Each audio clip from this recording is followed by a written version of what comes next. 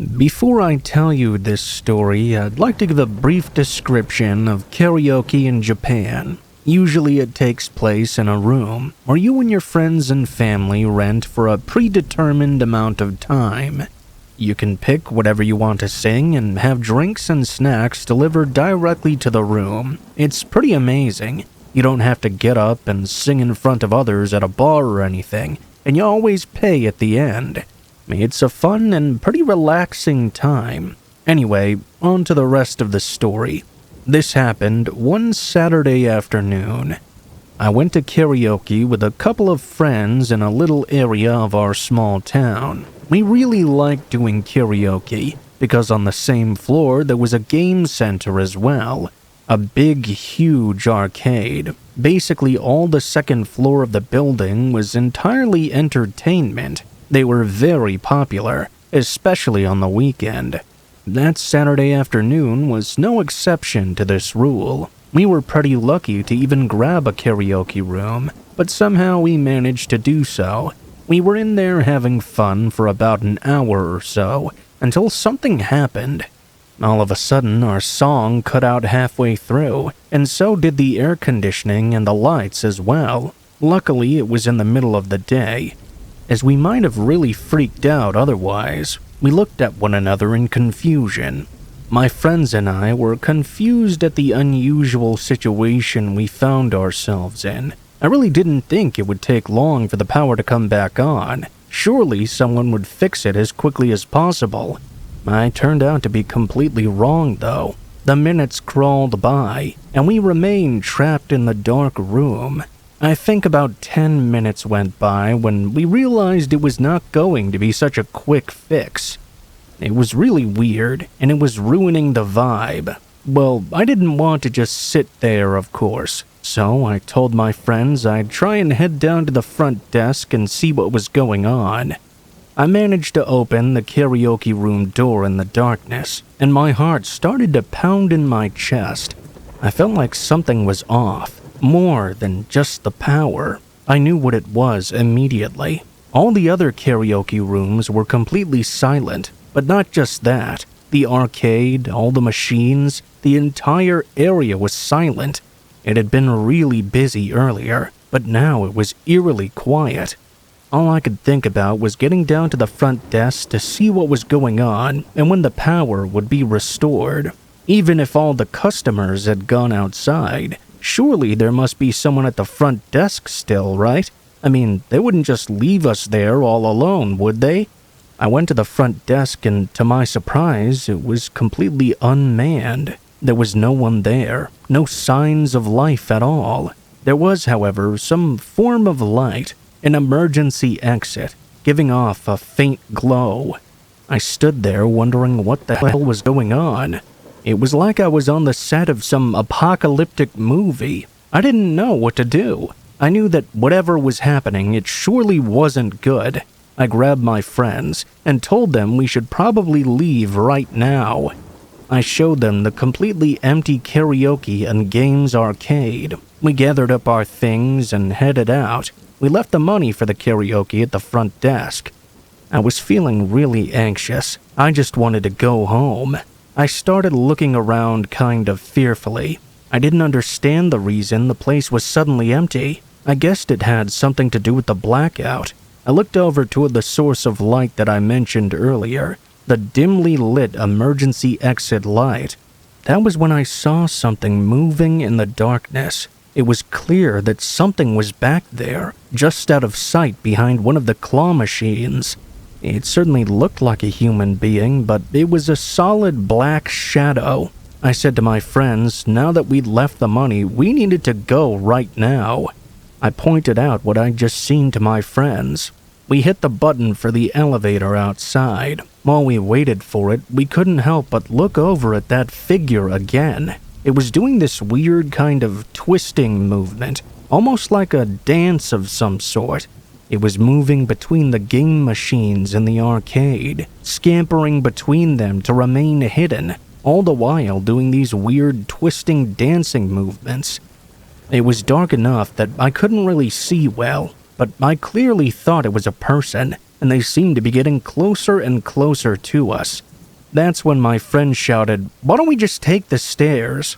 I don't know why the thought of taking them had never crossed our minds. I mean, we were in the middle of a power outage. Why would we think of taking the elevator?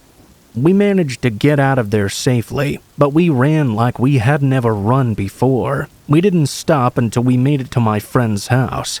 Thankfully, she lived pretty close by. When we calmed down a little bit, we sat around, talking about all kinds of things. We tried to find an explanation as to what had just occurred, but we really couldn't come up with anything logical. What reason would everyone have to leave at the same time? It felt like we'd suffered some simultaneous nightmare, a shared memory of some horrible dream. We never did figure it out, but we did summon the courage to go back to the karaoke place one day. Nothing else happened though. We asked if they remembered the recent power outage, but the staff member I spoke to said that he was the only one on duty that day, and he didn't seem to recall anything of the sort. It was really weird. The power outage certainly happened, but that's about the only thing that I'm certain of, to be honest. I have no idea what that dancing shadow man was, and I have no interest in finding out really. It was like we were all just spirited away that day or something.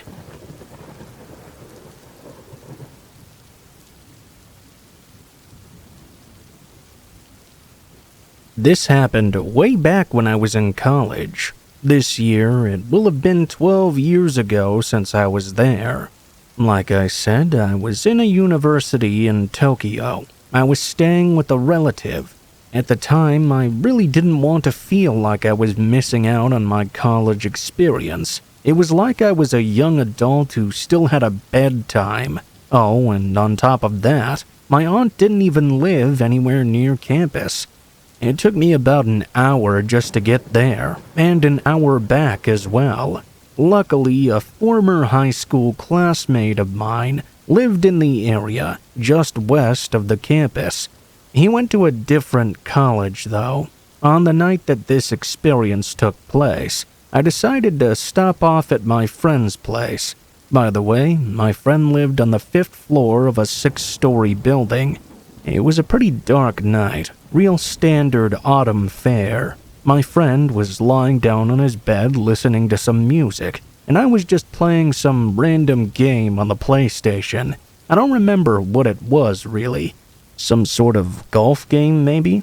All of a sudden, though, there was a really dull click, and all the lights and power went out simultaneously. At the time, I really didn't get freaked out or anything. I thought we must have overloaded the circuit, or someone in the building had caused an outage. I asked my friend where the breaker was, so we could figure things out. It wasn't just one thing that went out, but everything. The circuit breaker wasn't actually in my friend's apartment. It was outside in the hall in this sheltered box thing. We stepped out and flipped all the switches. Everything came back on at once. There I was, back to gaming, but not even 5 minutes later, the power suddenly cut out again. Well, now it seemed very weird. I don't think my friend and I were using too much energy. I went out to my friend's balcony and took a look down to see if any of the other apartments below were also out of power. I could see that a few lights were on down there, so it clearly wasn't an issue affecting the entire building. Certainly not a blackout. Whatever was happening was solely affecting my friend's place. I called my friend out to the balcony to see what he thought of the situation. As we were talking out there, we suddenly heard a knock at the door. My friend was a really popular guy. I guess his place gave a kind of hangout spot kind of vibe. When we heard the door, we just mumbled something like, someone else came over, huh? He went to answer it. I was a little suspicious, though. I thought maybe someone might be messing with us. Maybe someone was doing a little ding-dong ditch, so to speak. We called it ding-dong dash here. He went to the door, and it seemed there was no one there. Quite strange. I asked him if maybe he had a friend who was playing a prank on him or something. You know, the lights going out, the ding-dong ditching. With that in mind, I went and flipped the switches on the breaker once more. It was annoying and strange. but I had locked into staying over at my friend's house at that point.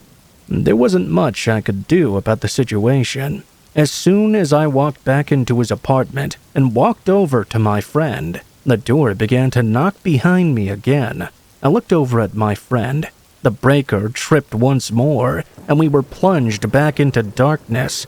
While we were in the dark, the person began to pound on the door. I raced over to it. At that point, I wanted to catch whoever was messing with us in the act. I threw open the door, only to find that there was no one out there. I stepped out into the communal hallway to look around. I was looking for any signs of movement, even a shadow, maybe the elevator going up or down, but there was no one there. I couldn't hear a single thing. Even though there was no one around, I didn't feel like being in that hallway. It was freaking me out. I headed back into my friend's apartment, and my friend said to me, "Something is wrong, isn't it?" As if to answer his question, immediately the pounding on the door began again. I won't lie, like I imagine some people do when they recount experiences like this. My friend and I hugged each other in fear. I'm not embarrassed to say I even cried a little. It was scary. I could feel his body trembling. Reluctantly, we got back up and opened the door to confront whoever was messing with us, only to once again find the hallway empty. My friend suddenly got this idea in his head that we were being disturbed by the paranormal. I went with him into the kitchen. Neither of us wanted to be alone or far apart from one another. There in the dark, he started shaking salt all over the place. I could hear it scattering all around. He even covered himself in it and dashed some on me as well. He was really worked up at that point. We went out onto the balcony, and he was just putting salt into the palm of his hand and eating it. He encouraged me to do the same. I didn't think that we were being messed with by some spirit, though. I was pretty sure we were being messed with by a very real human being. Why someone would do that to him, I'm not sure. Maybe we were being too noisy or something. Maybe it was one of his neighbors who didn't like him. Maybe it really was one of his friends playing a prank on him that went a little too far and they didn't want to own up to it. Or maybe it was a total stranger, someone who just wanted to give someone a scare.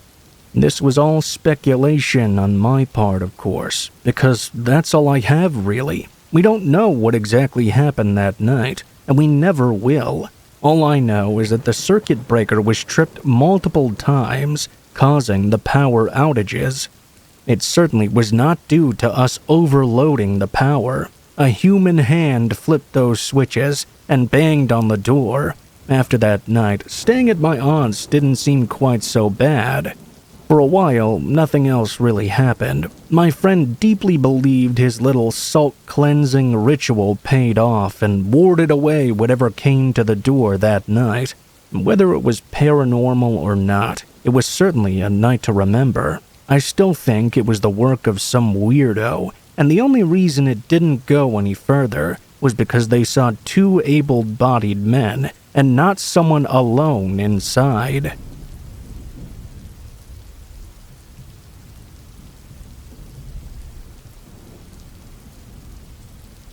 This happened when I worked for a relatively small company. I worked in a quiet little office and I was new. I was pretty eager to impress. I had something big on the next day. I think it was a presentation or something maybe. I wanted to stay late and do a little overtime in order to be properly prepared for the presentation the following morning.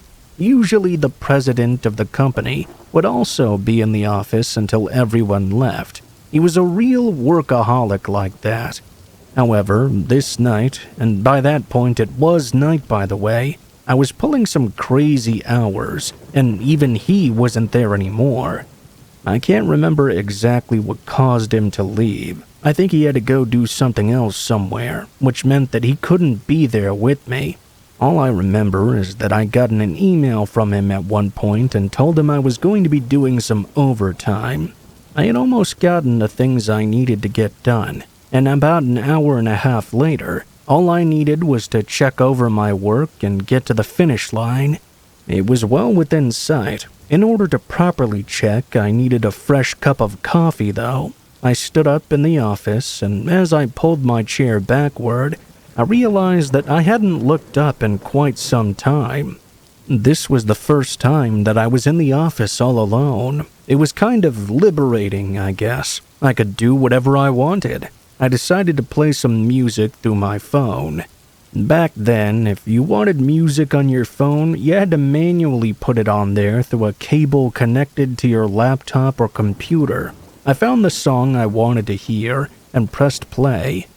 Not 10 seconds into the song, though, I heard 3 knocks in quick succession against the entrance door to the office. I grabbed my phone and shut off the music.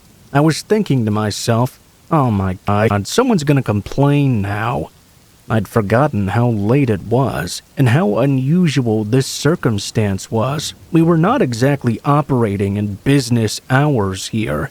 What I mean by that is I failed to grasp that there would be no reason for someone to be knocking on the office door at this time.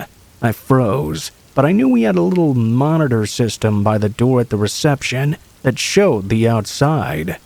I wandered over to take a look at who was knocking, but it seemed that no one was out there.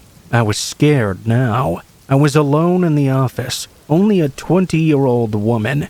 If this was going to be a break-in or something, I don't think I could do anything to stop them.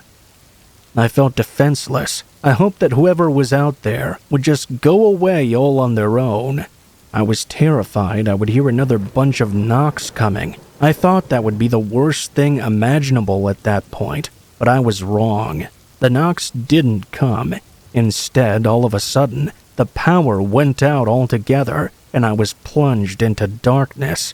I couldn't help but feel even more scared. I traced my way back to my desk using only my hands to guide me. I found my mobile phone and called my boss. I was shaking with fear. I didn't want someone to break in and find me in the dark. Now that I had my phone, I just wanted to get the hell out of there. I didn't care about that final proofread anymore. I went to get up from my office chair, but I felt a dead weight against my left leg. I thought I'd just wrapped it around my handbag or my umbrella, but as the feeling became more clear, I knew that wasn't what I was feeling. There was a hand grasped around my leg. They were gripping on tight. I looked down and aimed the dim light from my phone's home screen toward my legs. I swear I could see a woman's arm grabbing me. I screamed and screamed. I kicked frantically, and I saw a head turn in that darkness. I thought that the owner of those hands was about to confront me directly. I knew deep down that I certainly didn't want to look into this person's eyes. I managed to kick them hard enough to make them let go, and took off running through the formation of empty desks in the dark, slamming against them. I had too much adrenaline in my body to care about the pain, though. As I stopped by the door, I suddenly remembered all the banging I'd heard earlier. I froze in place. I slumped in the corner for a few moments until I heard the sound of a chair moving in the back of the office near my desk area. That was it for me. I got out of there as soon as I could. My boss had missed my call earlier, so he actually called me back to check in, as he hadn't been able to reach me. He said he'd called the office multiple times and my phone was busy. I guess that in the melee, I must have knocked my phone off the hook. I knew why he was worried. Now, I don't know what exactly happened that night. I don't know what to think when I think back on the way those hands grabbed against my leg. Was it just a hallucination from overworking, or was there really a human being in there with me? I have no idea what the banging sound was either, or if it was even connected. I hope not, because if it was, then I imagine that whoever was clinging onto my legs must have had a partner or something. Either way, it was the scariest thing that ever happened to me.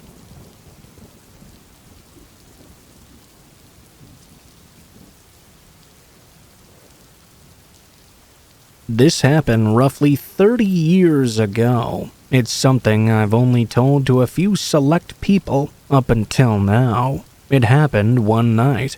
Me and my girlfriend at the time drove down to the beach after work. I went to pick her up and we headed straight down there. However, when we arrived, the beach was already pitch black. I mean, we should have known better not to go so late, but for some reason, we both really wanted to go that night. It was roughly about 10 p.m. by the time we arrived and got out of the car. We were talking, eating some McDonald's we had stopped to get on the way there, and looking out at the darkness. At least we could see the waves rolling against the beach, and that was worth the drive, I supposed. I couldn't stay out too long, though, as I had work early the next morning. My girlfriend didn't respond when I asked if she might have been annoyed at me for saying that I had to leave so soon. I looked over at her to see what was wrong, and I noticed that she seemed to be transfixed on something out at sea. "What's wrong?" I asked her. She didn't answer, so I looked at the direction she was looking in. I could see a strong beam of light swaying across the waves far from the shoreline. "Is that a squid fishing boat or something?" "I don't know," I said to her. "I don't think so. The light doesn't seem right." "Hey, don't you think that's getting closer?" I looked out at sea, and I agreed that whatever this bright light was, it definitely seemed to be getting closer and closer. It was shaking as it moved along the waves, and it looked as though it was heading right for shore. "Maybe it's a fireball," she said. Fireballs are like will-o'-the-wisps, by the way, a kind of paranormal phenomenon said to take place in Japan, like a little orb or something, a very bright ball of fire that appears at night. I thought that if it was one of those, then it wouldn't be shining quite so brightly as this. "Then, do you think that's a UFO?" She said it so excitedly that I was kind of taken aback. I didn't know until that point that she had an interest in the paranormal at all. I looked over at this mysterious light, ever increasing in brightness and slowly getting closer. She was right. It wasn't the flickering kind of dim light you'd expect from a fireball. It was like a strong, bright searchlight shining through the waves. I heard myself absent-mindedly agreeing with her. Yeah, I guess it could be a UFO. At that point, the light was only about 200 meters away from us. The beach we'd driven to was a very secluded one, and the shore wasn't that far away from where you could park your car. As what we thought was a UFO approached, I noted that I wasn't feeling scared just yet. I was just thinking to myself, wow, this is a once-in-a-lifetime kind of deal, huh? That was when my girlfriend suddenly called out to me. "Hey, that light's going on to the shoreline now." Yeah, it was. I was snapped out of my state of awe. I began to panic as I saw the light go over the waves and arrive at the shore. I knew that whatever this was, it was going to illuminate the sand on the beach. Next, the gravity of the situation set in for me. I didn't know quite what I was seeing, but I figured we'd better get out of here right now. I started the ignition and pulled a U-turn, then drove out of the beach area at breakneck speed. As I drove, my girlfriend continued to stare at the mysterious light source. At that point, I heard her call out in a frightened voice, "It's shining right where we were just parked!" I was really panicking now. I was driving for my life. I felt like a rally driver. At one point, I even drifted back out onto the sand. Finally, we made it back onto the main roads, which were well lit. A sense of security we'd lost down by the shore slowly came back to us. I pulled over, and I remember I had goosebumps all over my arms. When I took my hands off the steering wheel, I noticed they were drenched in sweat. We spent the rest of the journey in a hushed silence. I think neither of us knew what to really say to comfort the other. If she was anything like me, then she was replaying that over and over in her head. What was that weird, mysterious light advancing on us? It was heading straight for us, and moreover, it seemed to linger at where we'd just parked as we were escaping. It was like whatever this was coming for us specifically. I dropped her off at her place, and when I got back to mine, I laid down on my bed, wondering if that even really just happened, or if it was some kind of dream or misunderstanding. I met my girlfriend the following day, and I asked her outright, "That wasn't a dream, was it?" "No, of course not. I was there with you." The previous night, she had been so sure it was a UFO, but now she was questioning herself and seemed much more skeptical. I didn't know what it was myself. I didn't have any form of answer for her. Whatever the mysterious chasing light was, we never saw it again. One thing I can tell you is that I ended up marrying that girlfriend. About 20 years on from that night at the beach, the memory of that strange, bright light had faded away completely until one night. We were watching a TV show about Japanese national abduction cases. For those unaware, there are a large number of missing persons cases, many of which are tied to North Korea. Approximately 470 people have been abducted by them according to the Japanese government. As of November 2021, abduction to North Korea could not be ruled out for a further 873 individuals. During the TV show, they showed a map of all the locations where they believed the people had been captured and taken away. What did we see on that map? None other than the secluded beach we'd driven down to that night. I looked over at my wife. She was still staring at the TV, stunned. We did not encounter a UFO that night. We likely encountered a North Korean raid ship coming to shore. They easily could have seen us pull in and park in that area. I felt a chill race down my spine. I realized we could have ended up in North Korea, the same as those kidnapped victims, if I didn't drive off exactly when I did.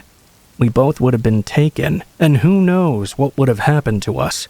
To this day, whenever North Korea appears in the news, I think to myself how lucky I am to live the peaceful life I have with my wife now. The realization that it wasn't something paranormal, but people with the most evil intentions, was hands down the scariest moment of my life.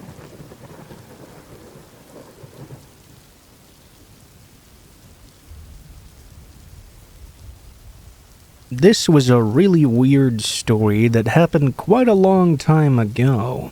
When I was younger, me and my friends tried to start a heavy metal band. We lived in rural Kentucky, where most of the older folks around only listened to country music. All of our parents were heavily anti-anything that wasn't country, and wouldn't let us practice when they were home. We had to do it when they weren't there. Well, even if we didn't use an amp, they would somehow seem to be able to hear it and get all pissy about it. So you could see our dilemma. One night, our lead singer Jeff came to us with an idea. He lived in a rural area and told us he had been out driving and stumbled across an old abandoned house out in the country. It had a big yard and was far away from anyone else. It was the perfect place for us to go out and practice in. I thought it was a bit weird, but everyone else seemed to like the idea. We packed up everything in his pickup truck and went out driving the next day. I lived in town, so these country drives were not something I went through a lot. I was sitting in the back seat with two of the other guys and some of our equipment. We drove out for over an hour, down the roads and through the hills, until we were further out in the woods than I'd ever been in my entire life. We finally came upon the old house. It was a big 2-story home that you could clearly tell was abandoned. It had a huge yard and porch, and was pretty cool actually. We started practicing, and it was probably the best session we ever had. We had so much fun, and kept practicing until late into the afternoon and evening. None of us really wanted to be stuck hanging out there after dark, though. Well, that was any one of us except for Jeff.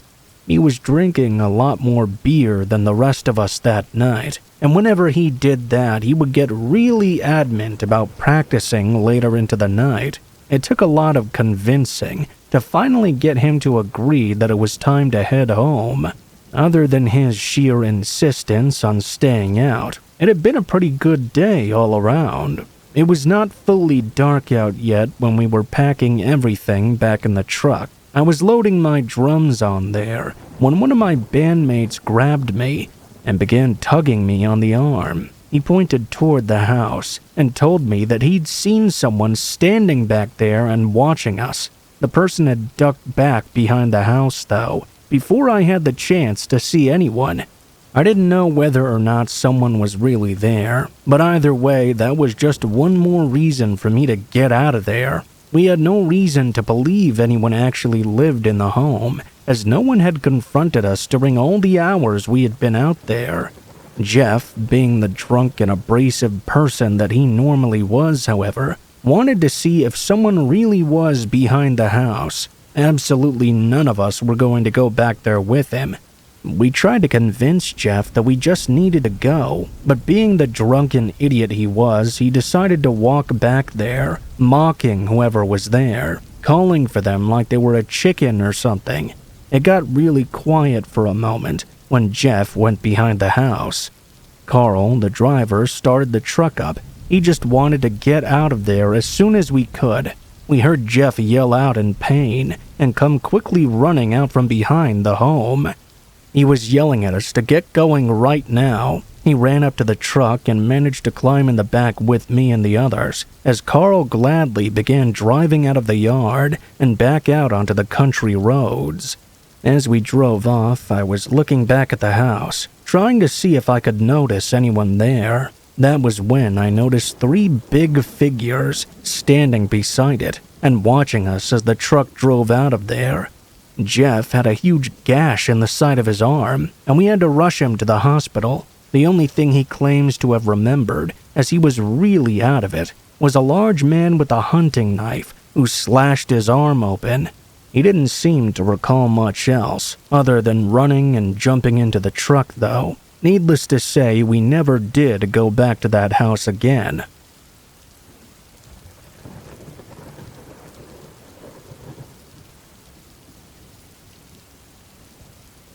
I grew up in the country and remember it fondly, although it's not all perfect, like a lot of people might want you to think it is. My great-uncle, for interest, was this church-going World War I vet that everyone respected. A lot of people respected him even more for the big fields of weed he grew and then sold to just about everyone around. Plus, there was a lot of fighting and even gun violence that went on out there. Most of it was not reported or paid attention to. Even when it was, you didn't hear about it as much. I would drive up to my great-uncle's house normally every weekend. When he was getting older, he needed a lot of help taking care of his farm. I didn't get involved with the whole weed operation, though, just with the other stuff. I didn't even know about the other stuff until I was older, but when I was around 14, I was allowed to drive the old pickup truck out there and help them out. I would normally then drive back home on Saturday night. I think when I was about 15, I got a late start home. I wanted to get home soon because there was something on late TV that I really wanted to watch. I wouldn't have been able to do so at my uncle's place because they didn't have a television. I would get home in time. That wasn't even something I was worried about. However, I didn't have a lot of practice driving after dark. We all lived out in the hills, but it took a while to get from one place to another. It was rare to run into other cars out on those roads. During the day, mind you, much less at night. I wasn't really paying a lot of attention as I listened to some music on the radio. At some point, though, I nearly missed a car heading my way. We would have had a head-on collision if I hadn't pulled swiftly to the right side. As I kept driving, I noticed the car immediately turn around and begin to follow me. I was worried about the driver being pissed about the near collision. After a while, though, I wasn't so sure. He wasn't doing anything aggressive like tailgating me or anything like that. He was just following me from a moderate distance. As the road turned up the side of the hill, there was no barrier on the outside of the road. That was when the car began to get aggressive. He drove right up against the back of my truck and began to bump into me several times. We weren't going extremely fast, but the road was narrow, and the slightest mistake could send me plummeting down the side of that hill. I tried speeding up every time he tried to bump me, but I could only do it so much without risking driving right off the side. It occurred to me that this was exactly what he was trying to make happen. That, of course, scared the hell out of me. I tried to focus on my driving. I did a pretty decent job focusing and calming down. However, right as I did, I heard a gunshot come from right behind me. It was an unmistakable sound. I knew someone in the car behind me was firing at me. I think whoever fired thought it would cause me to speed up or lose control. Fear at hearing it, however, did the exact opposite. I slammed on the brakes on my truck. The car then had to hit their own brakes and tried to turn to avoid hitting me. This car that had just been trying to drive me off the road ended up careening right off the side themselves. I didn't know what to do. I was a terrified 15-year-old boy. Rather than do anything at all, I just drove home. I wasn't going to go back and check on someone who was just trying to drive me off the road and shooting at me. The most I could do was make a call to the police when I got home about an accident out on that hill. No one was seriously injured. The car ended up slamming into a tree, I guess. It was in the papers, and I found out who it was that was following me. Some pretty dangerous guys. I was terrified for a long time that they might have known who I was and tried to retaliate. I saw them several times in town and at school, though, and they never did anything. I guess I was lucky, and they had no idea who I was. I made really sure to get home before dark after that.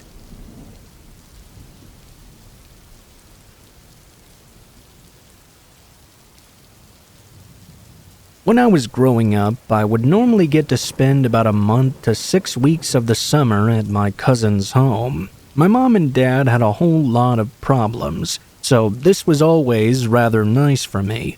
My aunt and uncle weren't like them at all. They didn't drink a lot, and they always had plenty of things for us to do. It was always the high point of my year, getting to spend some time with some people who actually acted like my family and like they loved me. My family lived in the suburbs of a nearby city. It was about a 4-hour drive out to the country area where my cousin's family lived. I can still picture their house in my mind even all these decades later. They lived about an hour outside of their own town. I even loved the ride to and from their town because the countryside was so beautiful. My cousin Clay and I would always ride in the bed of the truck with our root beer and candy, looking out across the trees and fields as we drove along.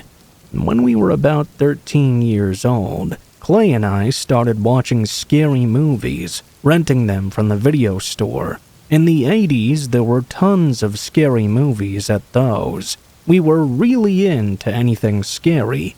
My uncle and a friend of his thought that horror movies weren't really all that scary, though. They would tell us we didn't know the first thing about being scared. One night we were watching a movie, and my uncle and his friend asked if we were brave enough to go for a ride in the back of the truck at night. We had done this before, and we actually both found it pretty frightening. We enjoyed that sort of thing, though, so we agreed to go for a ride with the two of them. Nothing scary happened for the longest time, of course. I mean, generally, we were as scared as two 13-year-old kids would be in such a situation. But of course, we were also having a good time. That was until the strangest thing happened. Both my cousin and I were sitting against the left wall of the bed of the truck. We were looking at the inside part of the road, which led out to the deeper forest. As the truck drove on, we both saw this white, almost inhuman-looking being that was standing right by the side of the road. As the truck went past it, it tried to reach out and grabbed at the vehicle. We watched its hand graze the side. Both Clay and I were terrified and began pounding on the front window. Clay's dad was about to pull the truck over to see what was wrong, but Clay told him to drive faster. I was looking behind us to see if I could see the thing there, but I couldn't see anything. After he stopped the truck and got out to see what was wrong, Both Clay and I told him we had seen some creature and begged him to get back in and go on. The two men instead took a flashlight out of the cab and walked back to take a chance at finding what the two of us had seen. For the short time they were away, Clay and I were so scared, we were sitting with our backs to the cab of the truck. We barely moved, as we kept expecting to see the creature again. It seems like my uncle and his friend were gone for a long time, but eventually they came back. They didn't see anything back there, and told us we were just imagining things. We had no idea how the two of us would have imagined seeing the exact same thing, though. The rest of the ride was pretty terrifying until we got home. When we told our aunt what happened, she accused her husband of setting the whole thing up. Although, of course, he denied this. If he had it set up, he's not admitted it to me or Clay to this very day. Whatever it was really scared the crap out of both of us, but more so while we waited in the cab for my uncle to return.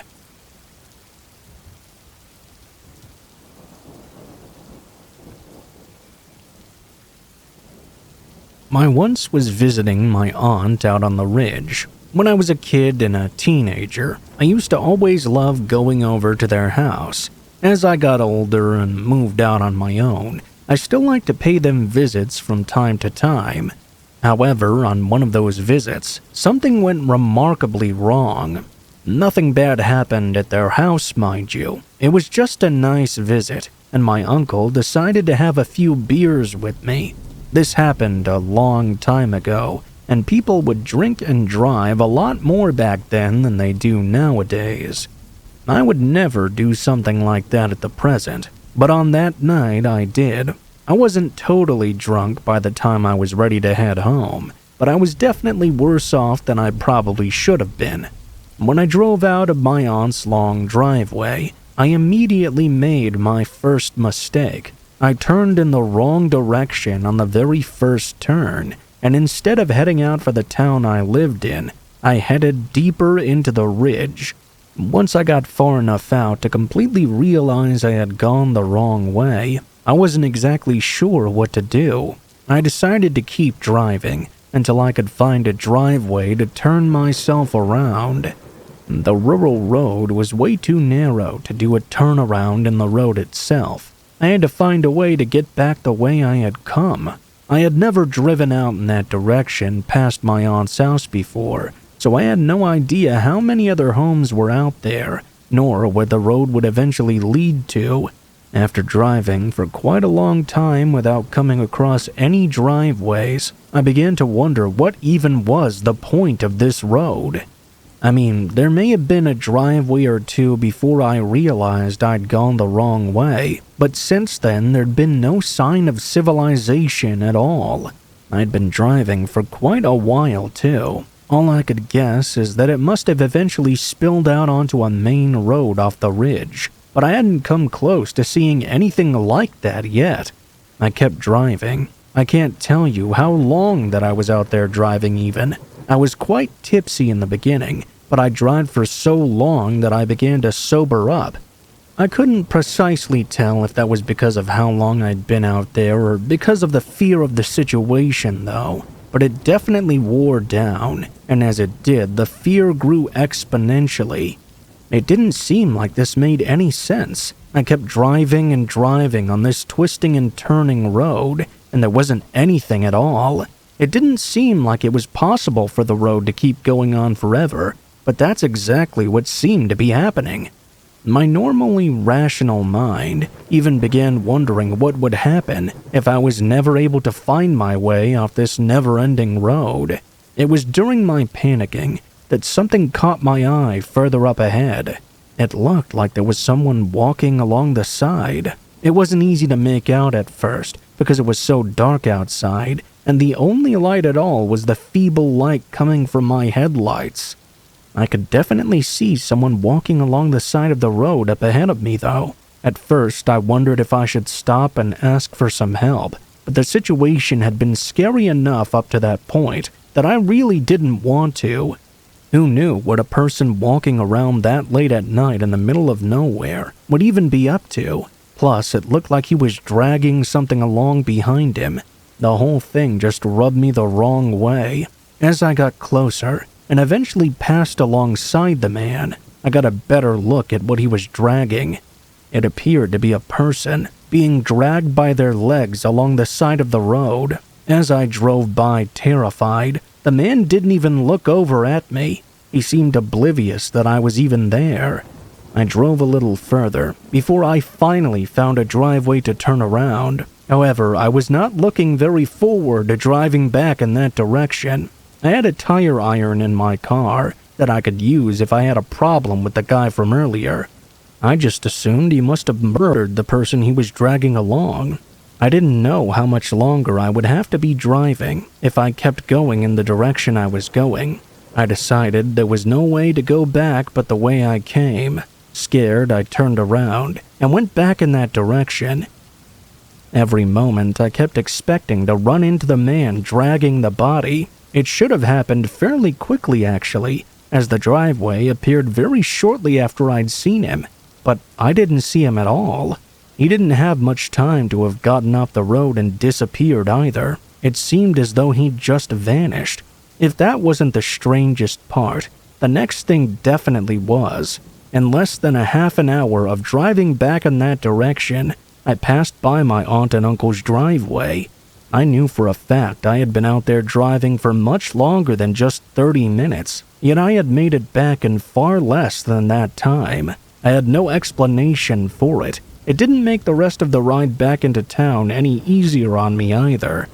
By the time I got back home, I was able to fall asleep pretty easily, exhausted from the strange and terrifying events of the night. I've told this story to a few people over the years. Some people have believed me and some haven't, but those who didn't have never offered an explanation for what happened that night, and neither can I.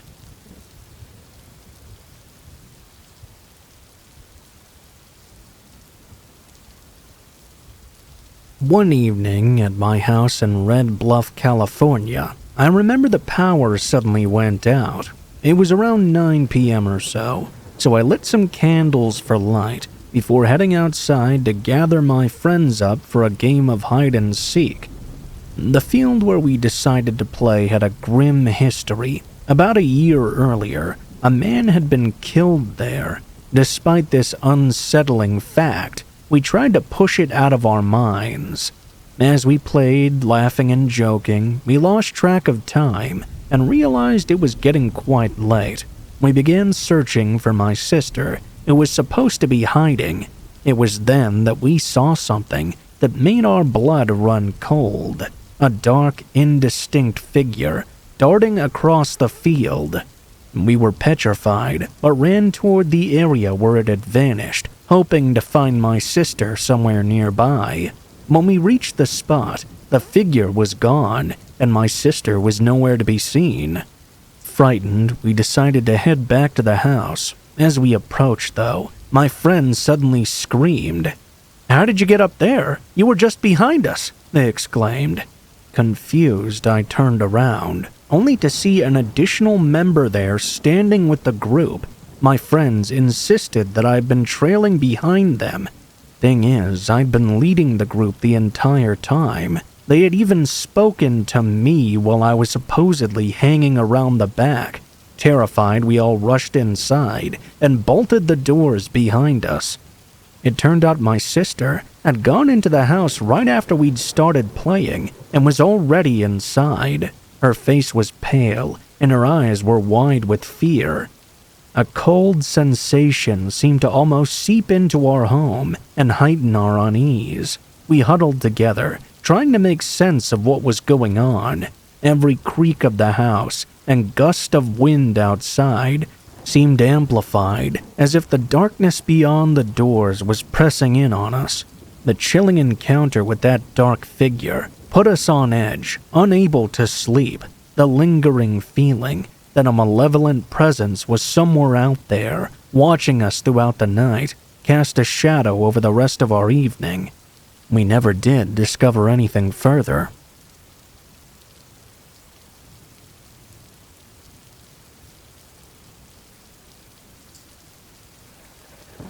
Let me start by saying the story I'm about to share happened almost exactly 4 years ago, and there are a lot of things I do not remember.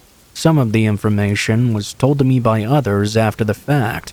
That being said, everything is 100% true and really did happen to me. I apologize ahead of time, as this will be quite lengthy. In 2020, during the pandemic, I had just moved into a really cool old second-floor apartment in my town square. It was the first time I think I'd ever lived completely alone in my entire life. I was truly in love with the place. One day in late July, I left to go shopping and locked up my apartment, something my mother had practically pounded into me from my childhood. I never left my doors and windows unlocked. When I got home from shopping, I noticed a few things weren't where I thought I had left them. I mentioned this to my cousin Michelle. I told her I thought someone might have been in my place while I was gone. After discussing it with her, though, we came to the conclusion that I must have simply forgotten I had moved the items myself, and I didn't really think about it again. A couple of nights later, I was watching scary movies until about 2 o'clock in the morning when I decided to get ready for bed. I remember walking into my bathroom to change into my PJs and do my nightly routine. That's the last thing I remember until I woke up the next day. When I got out of bed, I immediately noticed something wrong with the clothes I had on. They were those PJ shorts that had the drawstrings around the waist. I always tied them to make them fit, but when I stood up, the drawstrings looked like they had broken. They were still tied, but were practically falling off of me. I told myself I must have moved around a lot in my sleep, and the string must have snapped or something. I headed to the bathroom for my morning routine. When I walked by my bathroom mirror, I turned to look at myself. It didn't seem like anything was wrong, but for some reason I felt really weird. Out of sorts, I guess you'd say. Even more so than usual. In fact, the longer I was awake, the stranger I started to feel. I was developing a severe headache, and my vision was extremely blurry. I went to grab my phone from my nightstand to check what time it was. I guess I'd forgotten to charge it before going to bed, because my phone was dead. I took my phone to the living room and found the charger. I plugged it in. I stood there waiting for my phone to come on. When it finally did, I was shocked to see it was 4 o'clock in the afternoon. This was highly unusual for me. No matter what time I go to bed, I usually wake up around 7 or 8 in the morning.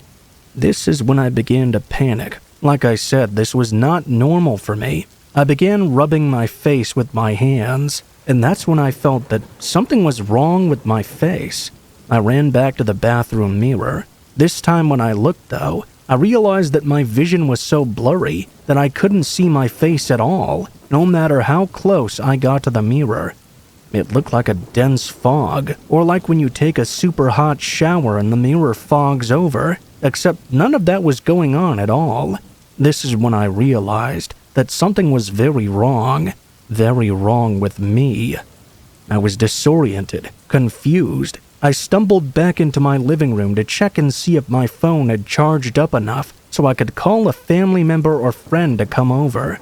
It was only at 5%, but I decided I'd just keep it plugged in and try to call Michelle or my son.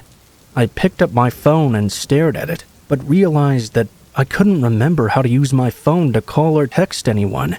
I knew that I should logically know how to use my own phone, but for some reason I found I didn't have the capability. I was getting scared, but most of all frustrated. I knew how to use this thing, but my brain refused to register. Soon after this, a flood of messages and missed calls came through. I was finally able to text a friend and told him I was having some sort of emergency. I needed them to contact my sister to get someone to my apartment ASAP. I was becoming more disoriented the longer I was awake. My sister had gotten a hold of my son, and he was on his way. I thought I should probably go downstairs to unlock the door to the stairway, but I was feeling so strange and off balance that I couldn't make my way down the steps. Eventually, I dragged my way down and unlocked the door. It was already unlocked though, and in my confusion, I'd actually locked it. I went back upstairs the way I went down, sitting and dragging my way back up. Soon, I received a call from my son, telling me the door was locked and he couldn't get inside. I had to repeat the entire process again. I opened the door, and my son, along with his girlfriend and my 7-month-old granddaughter, took one look at me, and his eyes widened in shock. "What happened to you?" I had no idea what he was talking about. I went back to my bathroom mirror, where my vision had recovered enough to see a horrific sight. There was a giant bump in the middle of my forehead the size of a tennis ball. My right eye was completely swollen shut, and I had one heck of a black eye. My left eye was partially swollen as well, and I had bruises all over me. Certainly explained why I'd slept for 14 hours straight. I informed my son of everything I'd done that I remembered since going to bed the night before. I left out the fact the drawstring on my shorts had been broken. Michelle showed up and told me I needed to go to the ER and get checked out, as we kept discovering numerous injuries on me, besides the ones that were clearly visible. I had bruises in the shape of large fingerprints on my upper arms, not my own, clearly. There were red marks around my wrists and both of my ankles, and I had rug burn-type injuries on my shins and knees. I was still very confused. I have no memory of what took place during those 14 hours. It's just nothingness, a black hole in my memory, even when I try to remember now. I was taken to our local hospital's ER. The nurse practitioner on call kept asking me what happened, even though I told her I had no idea. She asked if I was in a relationship with someone. I informed her that I was single and not seeing anyone at the time. She didn't believe me and called the police. I was confused, so I get why she didn't believe me. That was when she said to me, "If you don't remember what happened, there's not much I can do, but I can tell you with 100% certainty, you could not cause these injuries to yourself. Someone did this to you." The police never did come in to talk to me. I was discharged into the care of Michelle. I couldn't be left alone due to my condition, so it was arranged that I would stay the night with Michelle and my Aunt Kay. I was told if I got nauseated or started vomiting or my confusion or headache got worse, to call 911 immediately. That's exactly what ended up happening about 2 hours later. I was horribly dizzy and tried to eat something. At that point, I began hallucinating. At first, it was just auditory. I was sitting with my aunt on her bed watching TV, when all of a sudden I noticed the movie had completely different dialogue that I didn't remember being in this particular film. At that point, the characters in the movie began speaking directly to me. I don't remember what they were saying. I kept glancing between the TV and my aunt to see if the same thing was what she was experiencing. I was aware that I was hallucinating, but I had no control over it. At that point, the paranoia started, and then the vomiting, and my cousin called 911. When the ambulance showed up, the police also showed up and began talking to my cousin. When they asked me what hospital I wanted to go to, I told them the name. My cousin, who knew me very well, knew I would never ask to go to this particular place because of a previous experience. Because it was incredibly late at night, and the hospital I was taken to was 25 minutes away, no one in my family met me there, and the hospital did not even try to call my family for information. I don't remember what I did or what I said to anyone after that. It was all so confusing. I was hallucinating. It must have been really bad, as I was committed to the hospital's psych floor for a traumatic brain injury for 11 days. Still to this day, I have no idea what happened to me. I don't really want to remember, seeing as all the medical professionals and my own healthcare providers who saw my injuries say I have been attacked by someone. It's scary to think of all the possibilities. Was someone hiding in my house waiting for me that night without me knowing? Could it have been one of the people I saw walking around the town square earlier that day? Worse yet is the thought of wondering if it's someone I still have in my life now. I'm not sure which is worse, not knowing at all, or having the memories of it forever. If you've read this post, thank you. I've been very reluctant to share this story, but writing out all the details that I do remember has been very therapeutic in a way.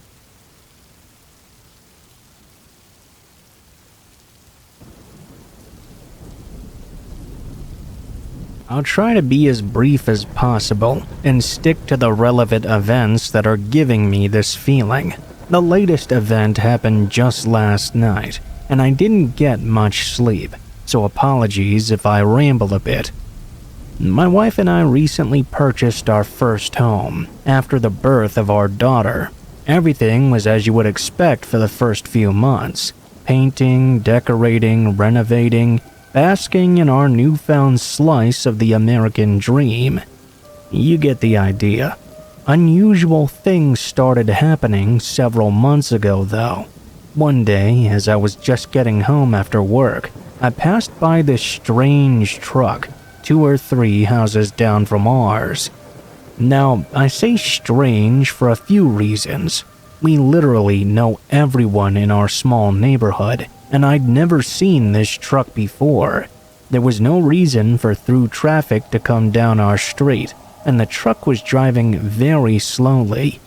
The sort of driving you'd get if you put the car in drive but didn't press on the gas at all.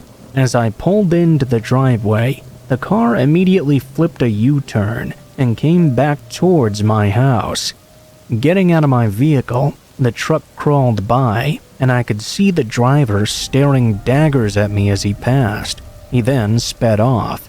I don't like to judge based on appearances, and I'd like to think I don't scare that easily, but something about this guy's eyes gave me a bad feeling.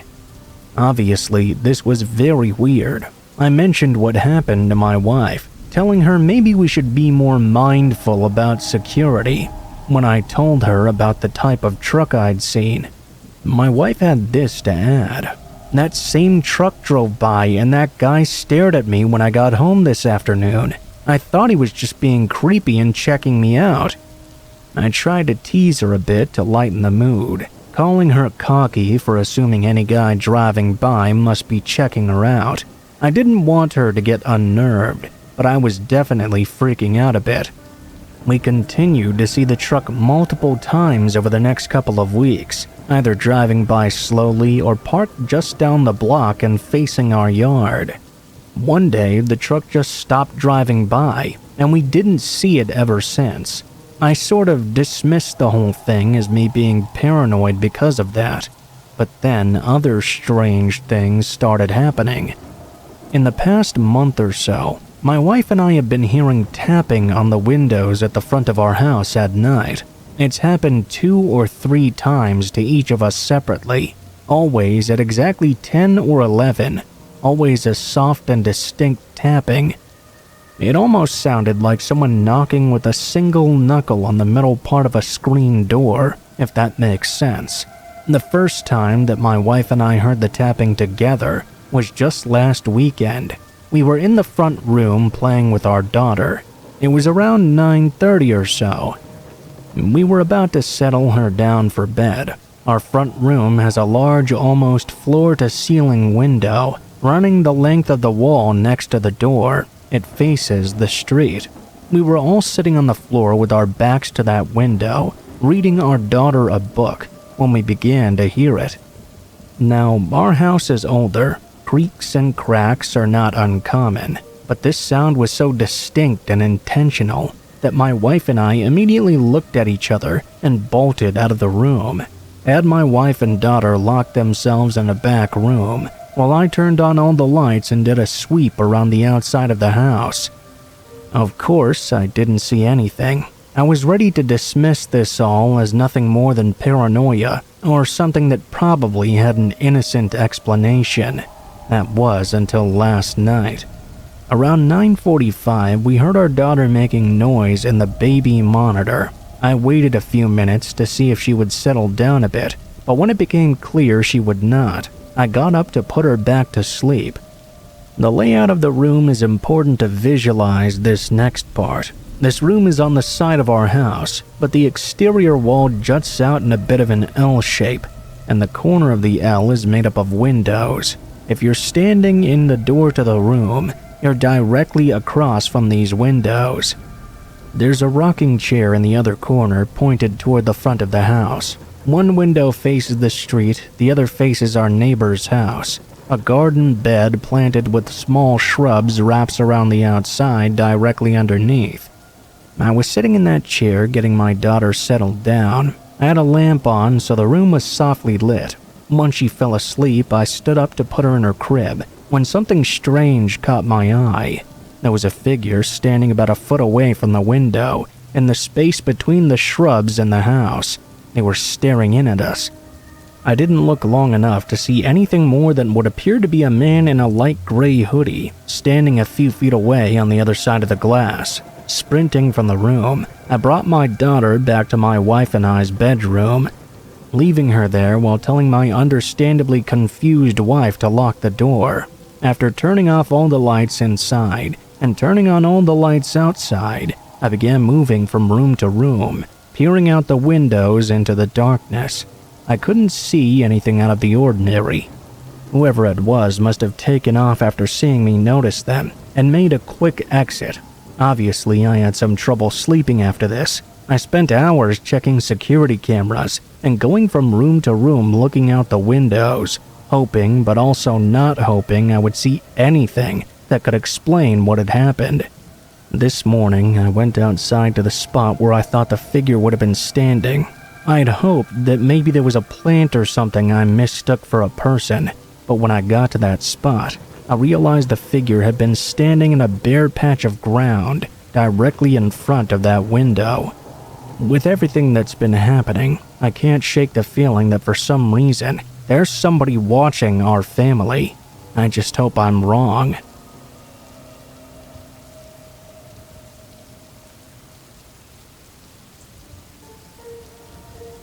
My name is Bree. This happened in 2016. I was 19 years old at the time. I was up late the night before into the early morning studying, and I hadn't had very much sleep. I had just woken up from a nap I'd taken to catch up, and I decided to hop in the shower to wake myself up a bit. And that's when I started to hear this weird scraping sound coming from somewhere outside. I stopped the shower and peered out from behind the curtain. I then made my way over to the window. I couldn't see anything out there, but I could still hear that scraping noise. I thought it may have been my neighbor working in a shed or something, so I ignored the disturbance and finished up my showering business before I continued. I should inform you that I have severe anxiety problems, and I often get a little bit paranoid. It doesn't help that I have a form of PTSD as well. Anyway, I was now back in my room. I took a seat on my bed and texted my boyfriend. I asked him what he wanted for dinner.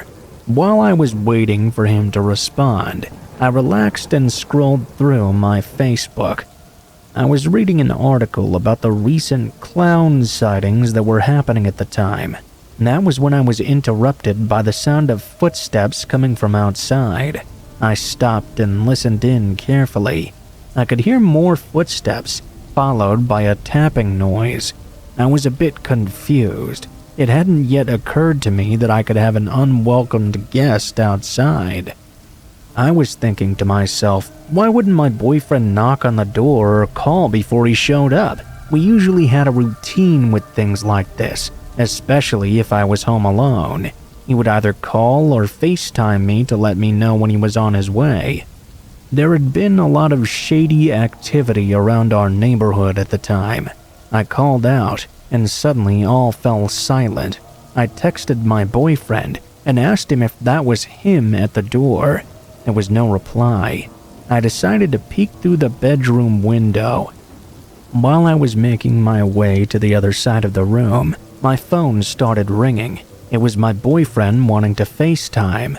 When I answered, he said he was 15 minutes away. As I was talking to him, I pulled back the curtains of my bedroom window, and that's when all the blood in my veins turned to ice. I found myself face to face with a clown.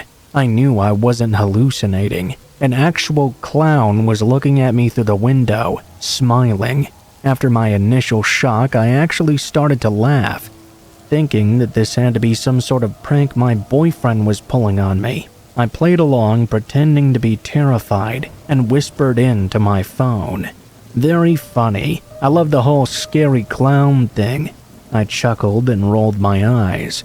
My boyfriend was very confused.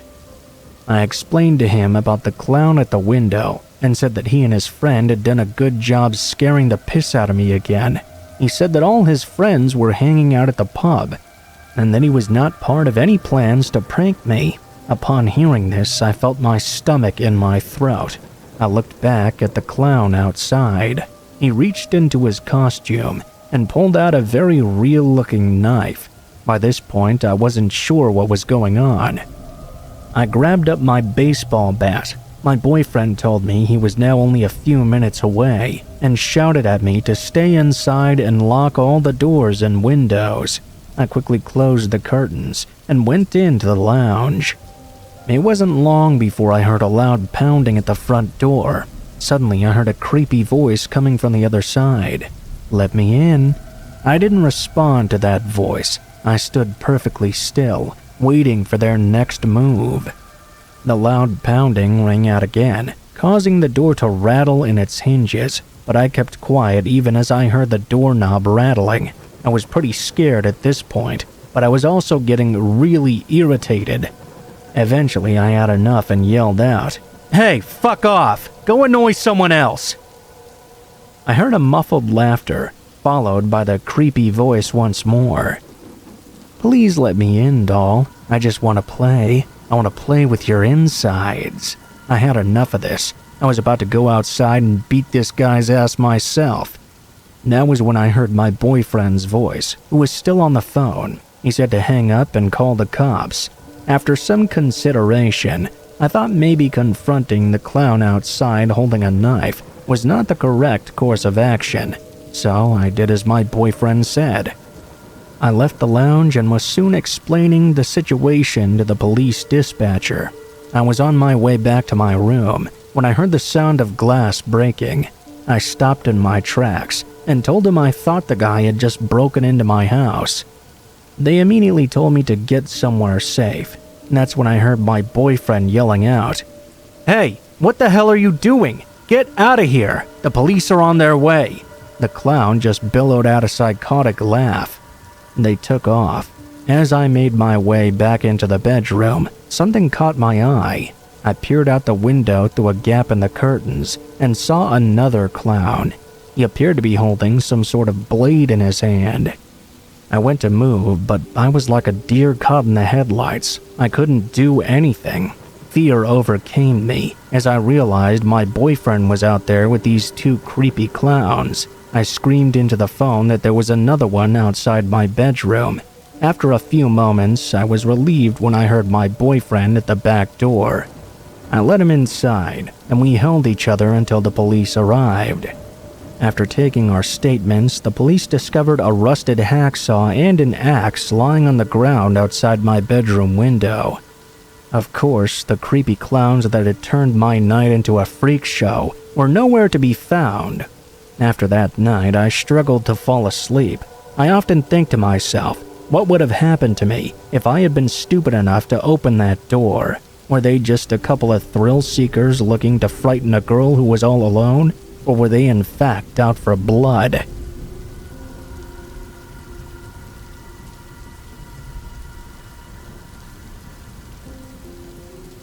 The following happened last summer, and I haven't told anyone about it yet for some reason.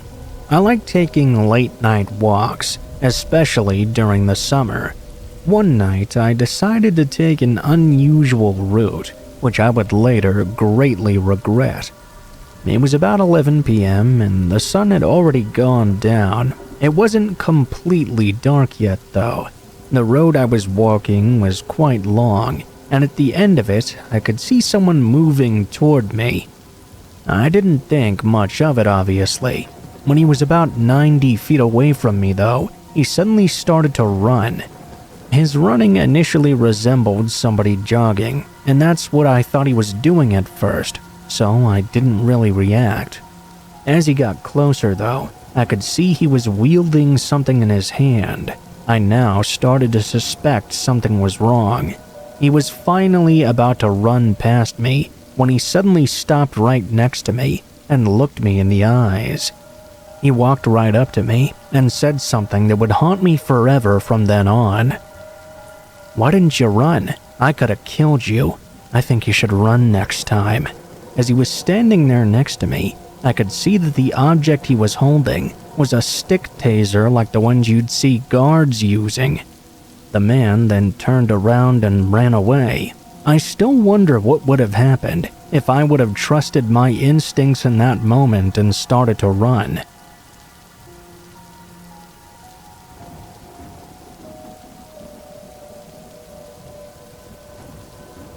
My family and I had a caravan in a holiday park in NSW.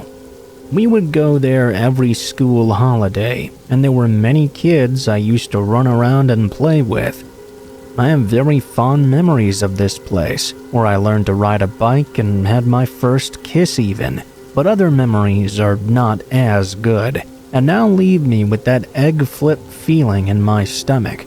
The people that owned the caravan park had a son. He was roughly 25 years old. I would have been around 5 or 6 at the time. He would drive around the park and collect everyone's rubbish on a tractor and do other odd jobs to help out his parents. Every once in a while he would pull up when I was playing out front and ask if I wanted to ride on the tractor. Being young and naive, of course I accepted and jumped right on. What child doesn't want to ride a tractor?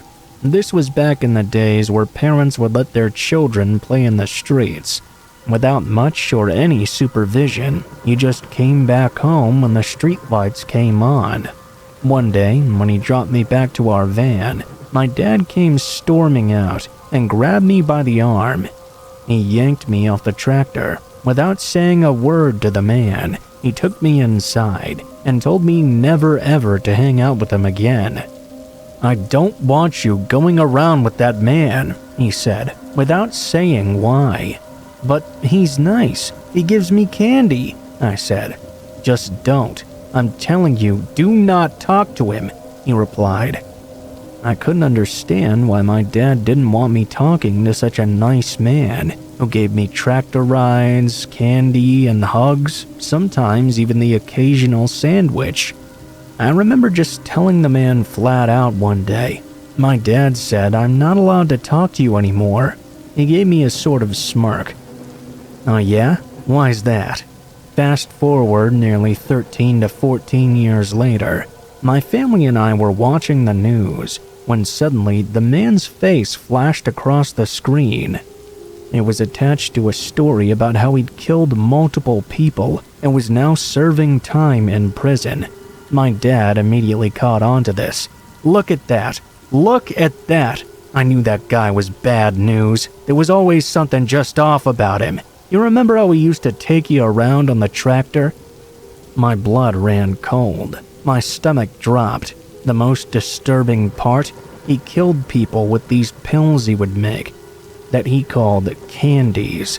Always listen to your parents. I would be dead by now if it weren't for them.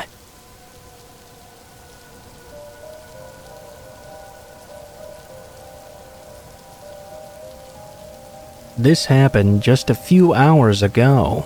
My house is on the very edge of town, just before a large wooded area. We do have some neighbors.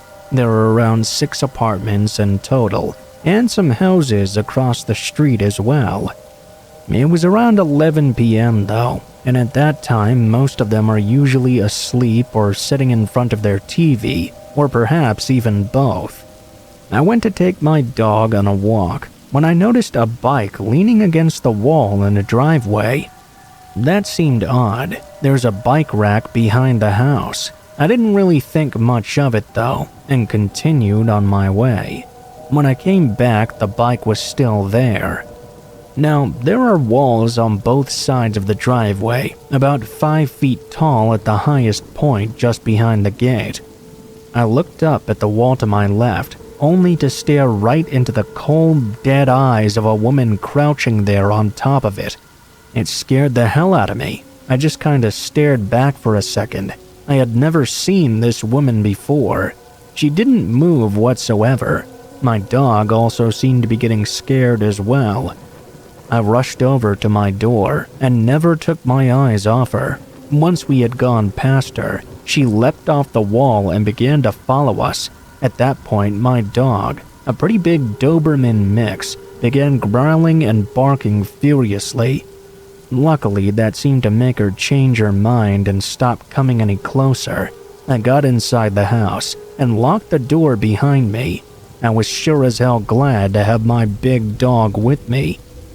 I don't know who that woman was or what she was up to, but the scariest part is, I realized that she had probably been waiting there even when I initially left.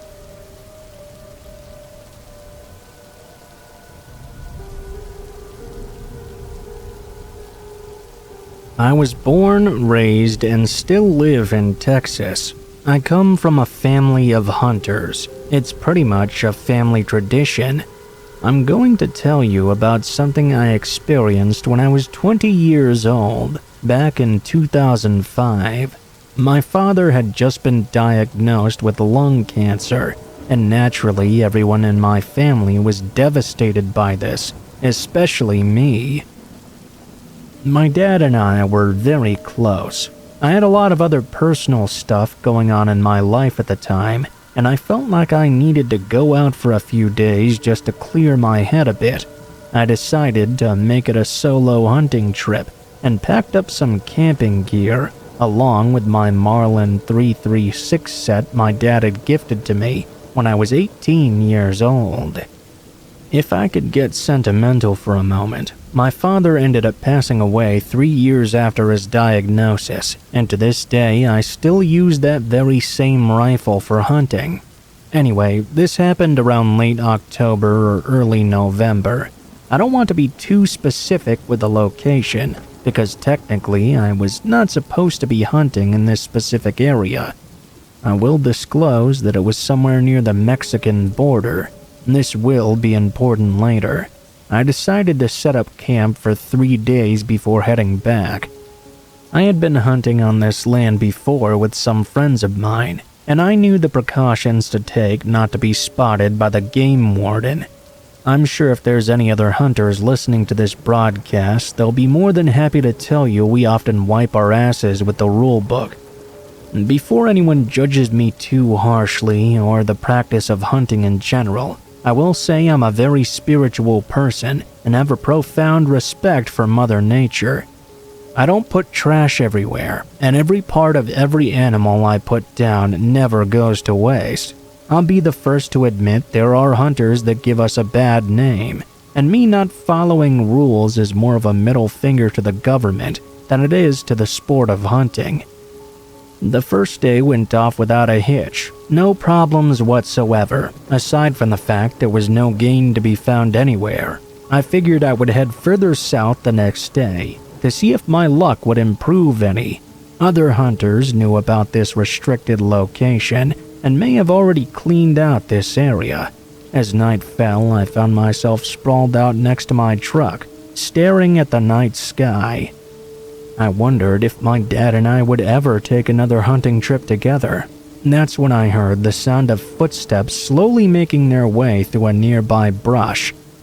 This was alarming for obvious reasons. Whoever this was, they had the drop on me. I knew better than to light up a campfire under these circumstances, but if this person was roaming around in the dark without a flashlight, they may have had some kind of night vision apparatus, giving them the advantage. I was very concerned. If you were looking at me through the trees in that particular moment, it would have appeared as though I was sleeping. I was in an odd position where I was resting on top of my sleeping bag with a blanket because I felt claustrophobic being fully immersed in a sleeping bag. This happened to be a good thing because it meant I was able to mobilize myself quickly. something told me I only had seconds to make a decision. I rolled sideways out of instinct, and as soon as I did so, I caught a glimpse of a muzzle flash coming from the tree line directly in front of me. I felt dirt fly in the air and hit my back from a bullet striking the ground where I had just been. I scrambled to my feet as more shots rang out from the trees. One of them shattered the passenger side window of my truck. I took cover behind the bed of my pickup and quickly drew the snub nose I had strapped to my ankle. After the gunfire ended, I laid down flat on the ground and returned fire in the direction of the trees from under the truck. I heard several sets of footsteps fleeing the area, but I held my position just in case my theory about night vision was correct. With only 2 rounds left in my revolver, I pretty much spent the rest of that night underneath my truck, pistol aimed at the darkness. I waited there until the sun came out and illuminated my surroundings. I very cautiously got out from beneath my vehicle and packed up my gear as quickly as I could. I hightailed it out of there. Later on, when I told a friend of mine about the incident, he said he wished I would have told him I was heading out that way. He said he would have warned me. The Mexican cartel had started using that area to smuggle contraband and people across the nearby border. This friend of mine was an immigrant from Mexico himself and had several family members mixed up in the cartel and coyote groups. Needless to say, I trusted his word. All things considered, I think I got off pretty easy. Had I been in my sleeping bag that night, no doubt that bullet would have nailed me. These days, I stick to designated hunting grounds. Some things are just not worth the risk.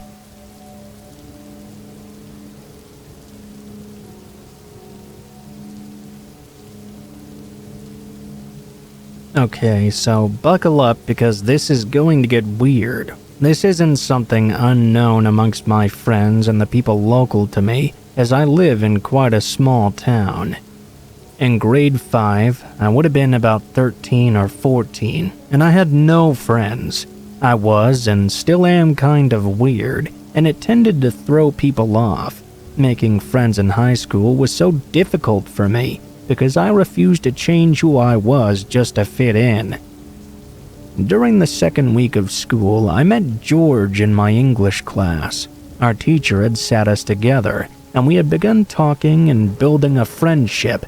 George seemed very nice, and we had a lot in common as well. He had come from a different elementary school. It was odd because people from his area commonly went to a different high school, although he insisted he wanted to go to this one because there were certain classes he wanted to take that the other school didn't offer.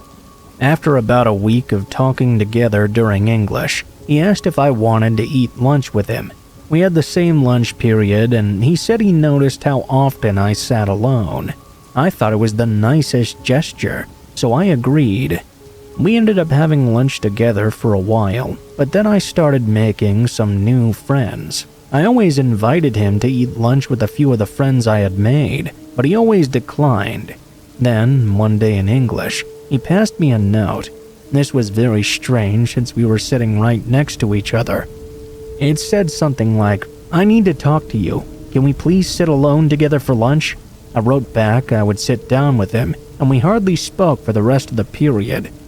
I started getting really weird vibes from him. So, lunchtime rolled around. I saw him sitting at the end of a row. I go to sit down and he says, "No, let's go outside to talk." I agreed. He looked really upset. I wanted to know what was going on. When we got outside, he led me over to sit on a curb in front of the school and started talking very aggressively. He told me it was unfair of me to make other friends when he was the one who'd befriended me first. He told me I had to eat lunch with him because when I was alone, he ate lunch with me. Now that he was alone, I was obligated to do the same. It was a very bizarre conversation. I explained that he could sit with me and my friends, and that way there would be no issues. He could even make some new friends himself. I had enough friendship to spread around, and he had nothing to be upset about. What he said next completely shocked me. I could see the anger in his eyes. He grabbed my arm real hard.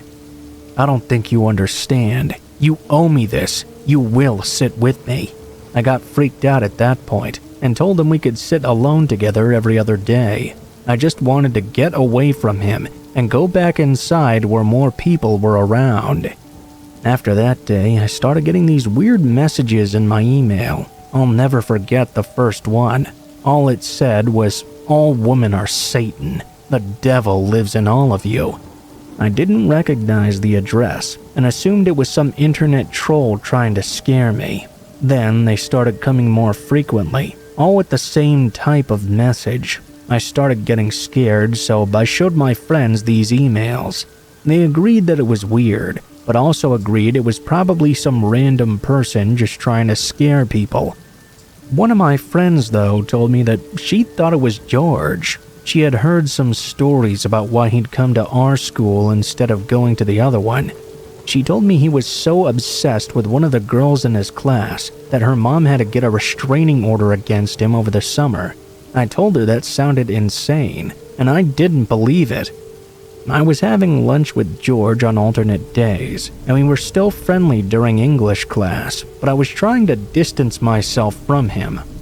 After Christmas break, our schedules changed for second semester. I was very happy about this, because I knew I'd have a different lunch period and we wouldn't have English together anymore. I could slowly disassociate myself from him. I was wrong. He started leaving notes in my locker, confessing his undying love and explaining that we were meant to take over the world together. The feelings were very much not mutual. I had to tell him that enough was enough. I explained he was overwhelming me, and I needed space from our friendship. He seemed to understand. He didn't get upset or yell. He just agreed to give me my space. In the meantime, the emails started getting much worse. They started threatening my life, telling me they knew where I lived and went to school. I went straight to my mom when this started happening. My mom called the police. The police informed the school. The school looked up the email in their records and found out it was indeed George sending those emails all along. He was suspended and wouldn't even look at me after. I was honestly so relieved. 1 year after we graduated high school, George and his mother went out for a drive. While she was driving, he stabbed her over 100 times.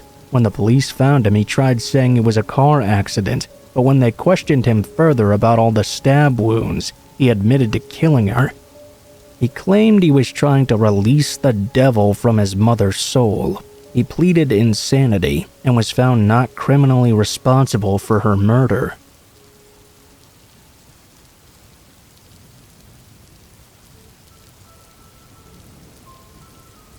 What is up, guys? Blue Spooky here. I know it's been quite a while since I did an outro. If you guys like this video, please be sure to like, share, comment, and subscribe if you feel so inclined. If you have any feedback about the video itself, please be sure to leave it in the comments below. I always do read the comments, although with me recording every day, I don't have as much time to respond to them anymore. If you guys have a story you would like to send in yourselves, please be sure to look in the description below the video. There will be links to my Facebook, Twitter, and Gmail accounts. You can go ahead and send me a message on any of those, and I'll try to get to your story as soon as possible.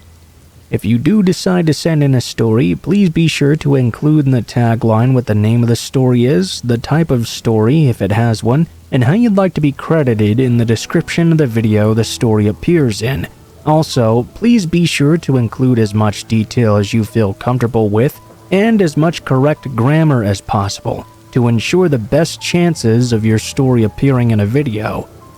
I think that's about it for this video here. Let me know if you guys have any thoughts about the channel or anything, and thank you guys so much for watching. I hope you guys have a great day.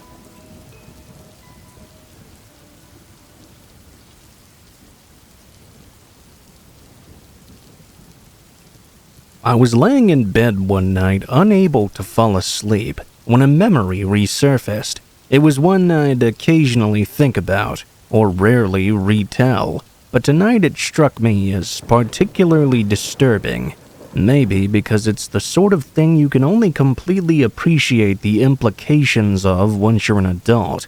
I'm not sure if it's the scariest story of all time, but it's true and I'll share it here nonetheless. I'm around 13 years old and getting ready for school one morning. My dad is off at work, and my mom is getting ready for hers, I think. Pretty much every day, I'd walk to school. It was only about a half a mile away from my home. I'm ready and head out the door, saying goodbye to my mother. I walk down the hill of my yard and down the curved street in the direction of school. At this point, I'm out of view of my house, but not too far away. I reach the point where my neighborhood ends, where I would cross the street towards the intersection of the school. Right before I was able to, this dingy-looking black minivan pulled up right in front of my path, poised in front of the road parallel to my neighborhood.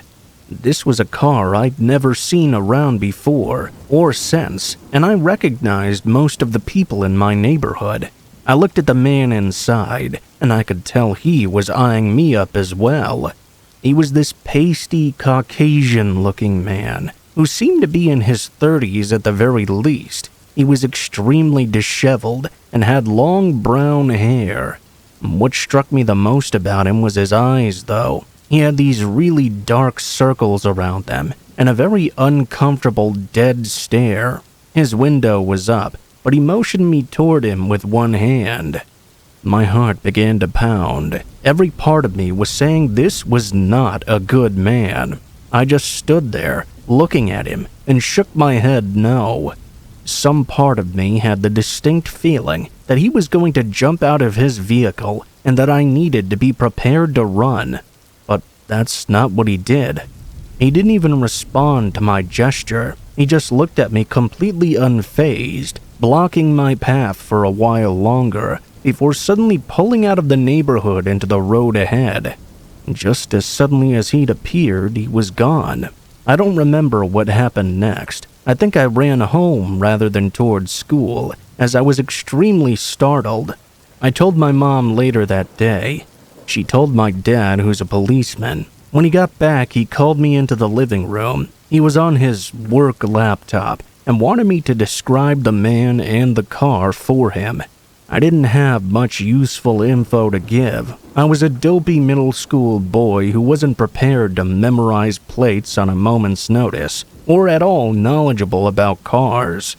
Unsurprisingly, my dad never really found out anything more about this man with such sparse details. The day came and went as just an odd thing that happened to me, and nobody had any reason to bring it up again. And every so often, though, I would remember that time of the creepy man stopping in front of me and beckoning me towards him in his dingy black van. Only recently, as the thought filled me with so much dread. I'm pretty sure that if I would have followed his instructions, I would have never been seen or heard from again. Just another middle schooler who gets swallowed up by the world and disappears. There were no witnesses around. It would just be an unsolved mystery in my forever grieving family. I shudder to think about what could have happened to me, as I now know what people like that are capable of, and death isn't nearly the worst thing they can do. Maybe it's all just in my head. Maybe he just wanted some directions or to ask me something, even though his window was closed and he looked extremely unwell to say the very least. The worst part is that I'll never know. All I know is that when I saw him, every part of me was screaming that something was wrong with this guy. Remembering how it felt just looking into his eyes fills me with despair. What's even worse is the idea that either before or after this happened to me, he might have done it to another kid who didn't have the smarts to shake their head no.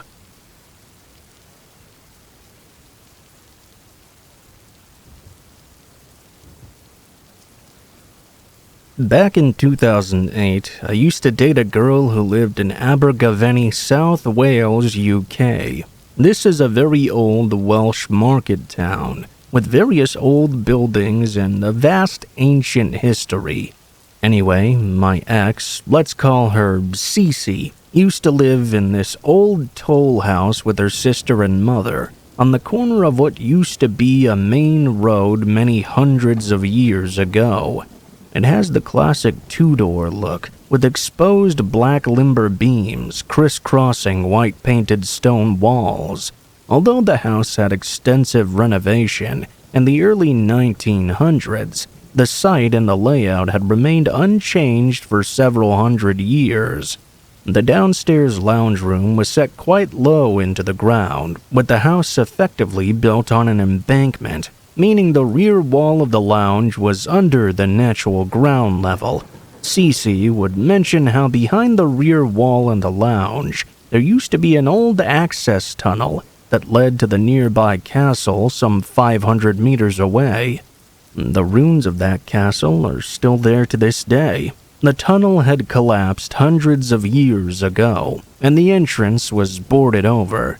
This rear wall even had the remains of the tunnel's stone entryway archway as a feature, but was blocked off beyond a single layer of masonry. It was common in medieval times for monks at monasteries and castles to use these access tunnels to travel in and out of the grounds and out of the townships. Anyway, the collapsed tunnel behind the lounge room always used to intrigue me. It had a cold draft no matter what time of the day it was, which I never really thought much of. That was until strange things began to happen. The first curious event that occurred was when I wasn't actually there. I was on the phone with Cece one evening, chatting away about our days at school and any other rubbish 15 or 16-year-olds would talk about. Suddenly, mid-sentence, I heard this whooshing sound and an extremely loud bang. Cece let out a tiny yelp on the other end of the phone. There was silence, and I asked if she was okay. Eventually, after 5 seconds of that deafening silence, she responded shakily, "Yeah, my books just started flying off the shelves from across the room at me." She brushed it off as if it was nothing. "Wait, what?" I asked her. She replied, "Yeah, it happens all the time. My house is very haunted." She was so casual about it, and I found that a bit comforting, honestly, considering I was going to be staying there that coming weekend. It also made me wonder, though, this is normal for her? Nothing happened for some time. One evening, about 2 months later, though, we were sat there watching TV in the lounge downstairs when I heard someone shuffling around upstairs. "How long has your sister been home?" I asked, to which she replied, "Nobody's home. Nobody is. She just texted me. They're all out." I looked up at the ceiling above, as we could clearly hear shuffling footsteps on the upstairs level, creaking the floorboards. The footsteps were muffled and soft, like someone who was creeping around. We were both very creeped out. We snuck upstairs to check and make sure that no one had broken in via the rear window. A burglar had done so quite recently. We found absolutely no one there, and every door and window was properly sealed. We went into Cece's bedroom and closed the door behind us, leaving it only slightly ajar. We sat there in quiet, waiting to see if we would hear those footsteps again. After several minutes of sitting in this eerily quiet and uneasy atmosphere, we decided to head back downstairs. We were hearing nothing, and there didn't seem to be anyone up there. The next thing that happened is something I'll never forget, though. As I approached the bedroom door, I reached out to the handle to gently push it open. The door was only open a sliver, and not on the latch. As my hand was pushing it open, the door suddenly slammed right in my face, like someone had shoulder barged it from the opposite side. Instinctively, I tried to turn the door handle to open the door, but I could feel the force of someone turning it against me. The knob turned with some resistance eventually, as though someone were holding on to the other side. As I pushed it open, it snapped back closed with some force. The only way I can describe it, as though it was actually a person on the other side, trying to keep us in that room. holding the doorknob as hard as they could and leaning all of their body weight into the door itself. I could even hear the old timber door creaking under the pressure of something pushing it from the other side. Suddenly, after a few seconds of this, the resistance disappeared. I turned the doorknob and the door swung open completely free. Absolutely no one on the other side. There was no way a person could have done that and hidden somewhere in the house that quickly. We rushed from room to room, but we couldn't find anyone hiding. All the windows were closed, all the doors were still locked from the inside. It suddenly occurred to me that while I was trying to open the door before it slammed shut, the sliver of light that should have been passing through the ajar door was not there. It was pitch black, as if the dead of night was on the landing, or something very dark and translucent was blocking the light from coming through that gap in the door. And that thought still creeps me out to this day. From then on, things literally started to go bump in the night regularly. I remember one night I was in the guest room and got up for a piss at around 3 a.m. The toilets were downstairs. As I was heading to the base of the stairs, I heard a loud thump from the lounge room. I stared into the pitch black beyond the old crooked doorway leading into the lounge room. I could tell the thump was coming from the rear wall, like someone's fist softly knocking a hollow plasterboard, as if someone or something was behind the hollow wall where the collapsed tunnel's entrance was. I stood there frozen in shock as the thumps continued over and over. My eyes were watering with fear like I've never experienced before. I bolted upstairs and woke up Cece. We sat on her bedroom floor together, listening to the thumping go on for 30 minutes or so. Gradually, it grew softer and softer, until disappearing altogether. I'm sure other events happened that I wasn't there for, or that I didn't notice at the time. Her mom used to drink a lot and regale us with vague stories of moaning she heard from behind the lounge room wall most nights. I remember I even saw Cece's bedroom door open behind her on the webcam on its own, and her mirror getting thrown off her wall and smashing to the ground. Whatever was in that house, it had a sad but sinister feeling to it. We broke up not so long afterwards, and I never went back there, but I did drive past that house recently, some 16 years later. It gave me chills like nothing else in a long time.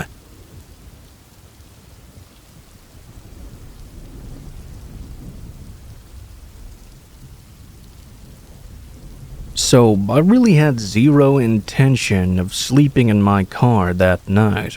I was out with some friends in downtown St. Louis, bar hopping and just enjoying the night, you know?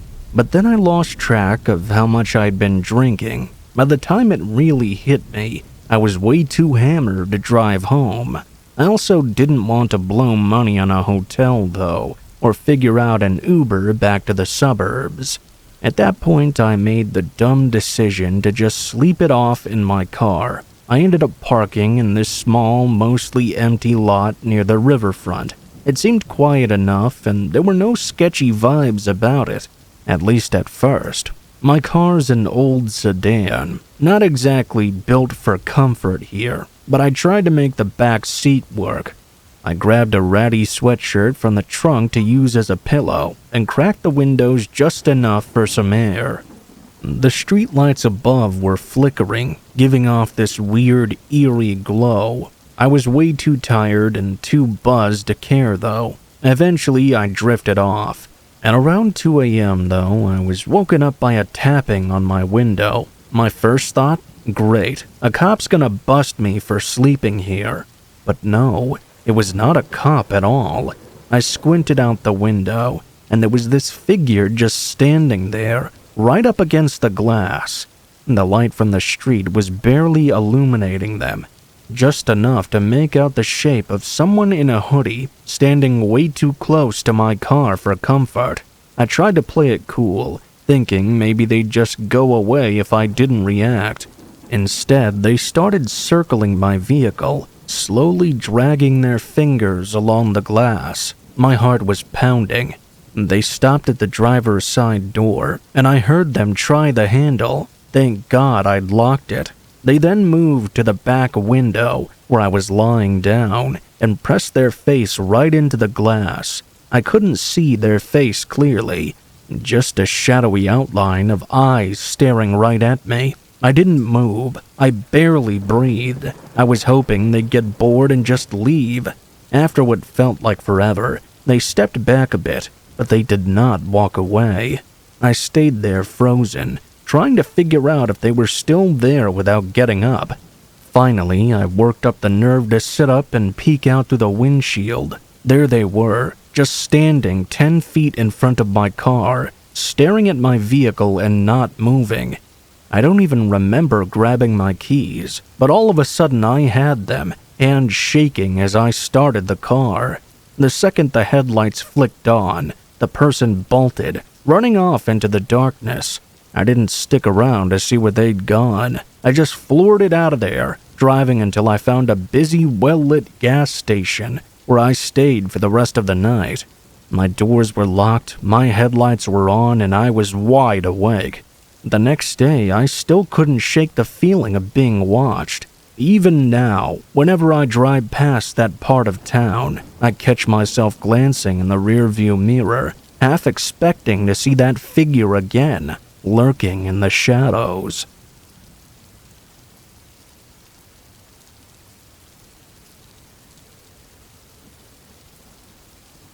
When I was in high school, I moved to a major city suburb. While the majority of this area was suburban in appearance, there were still some rural features as well. One thing I hated about this area was that it did not have the best lighting.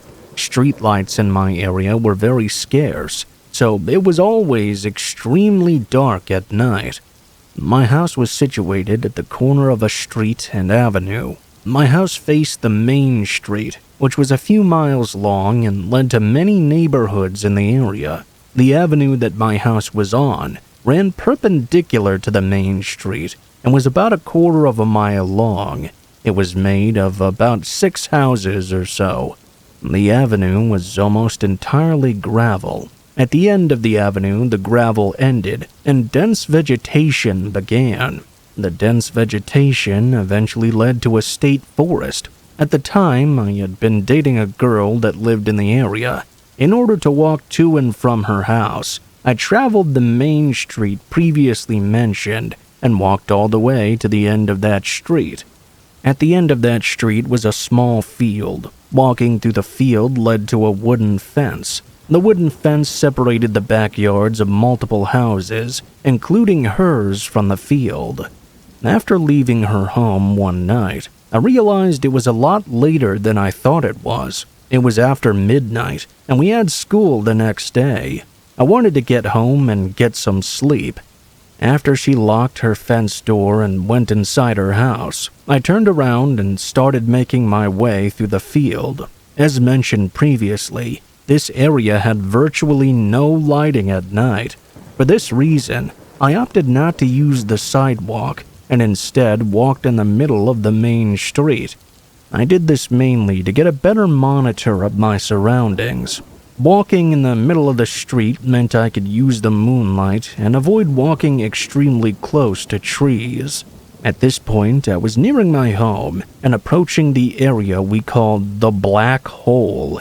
We called this area, the remaining half a mile to my house, the Black Hole, because it was the darkest stretch of the journey home. There were no streetlights at all, and it was completely surrounded by trees on all sides, pitch black. After entering the Black Hole, I began to hear this strange sound. It was too far to make out clearly, and I thought it may just be an animal. I didn't think too much of it, and continued walking. I could see a car approaching in the distance, so I momentarily made my way to the sidewalk and waited for the car to pass by. After I made my way back into the middle of the street, I began to hear the sound again.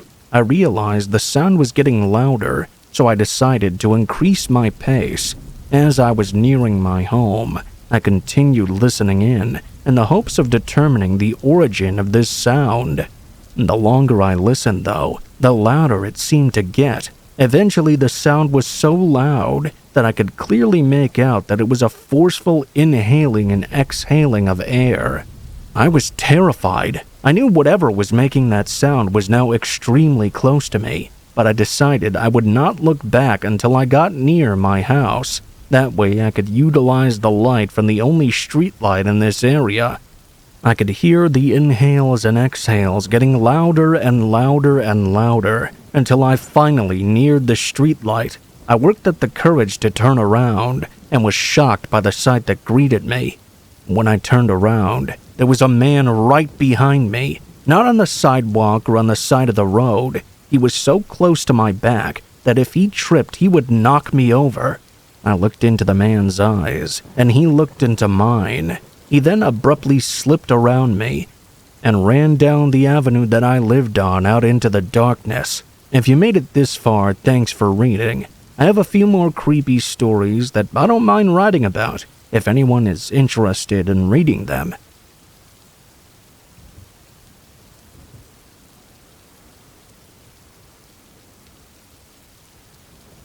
Back in 2022, me and my dad decided to hike up Mount St. Helens. We hike together all the time, so this is really nothing new. In fact, I'm going back for another hike up the same mountain tomorrow. One thing was different than the rest of the hikes this time, though. Mount St. Helens is a little over 4 miles up, with about 1 to 2 miles through a wooded area before you start hiking up the rocky open parts. Just as we exited the wooded part and started hiking up the first set of rocks, we heard a voice call out to us. The voice screamed, "Dad!" It sounded exactly like my brother. We had come with my brother because we were on a trip in the area, but this was one of the activities we had planned where he did not want to come with us. My brother is out of shape, very unathletic, and hates hiking. Once we heard this voice, me and my dad turned to each other to make sure we weren't hearing things. Sure enough, we both heard it. Without a doubt in our minds, we instantly agreed it sounded exactly like my brother. Since we were 1 to 2 miles in now, we knew it was almost definite that he had not come this far with us.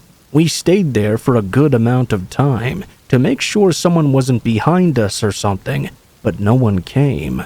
No one passed us coming down for a good amount of time either, so it couldn't be that. To make matters worse, a fog rolled into this area while we were watching for people, so we took no chances and just continued the hike up. We made it to the top and came back down with no more problems. Once we got down, we asked my brother if he'd come up with us, and all he said was that he never did. This experience has left a strange mark on our brains that me and my dad will never forget. We completed the entire hike again the next day with no problems, but when we passed that area, there were always people around unlike last time. As we were walking through the forest on the way back, I kept having this distinct feeling of being watched. I never saw anything, so I don't know what this was all about.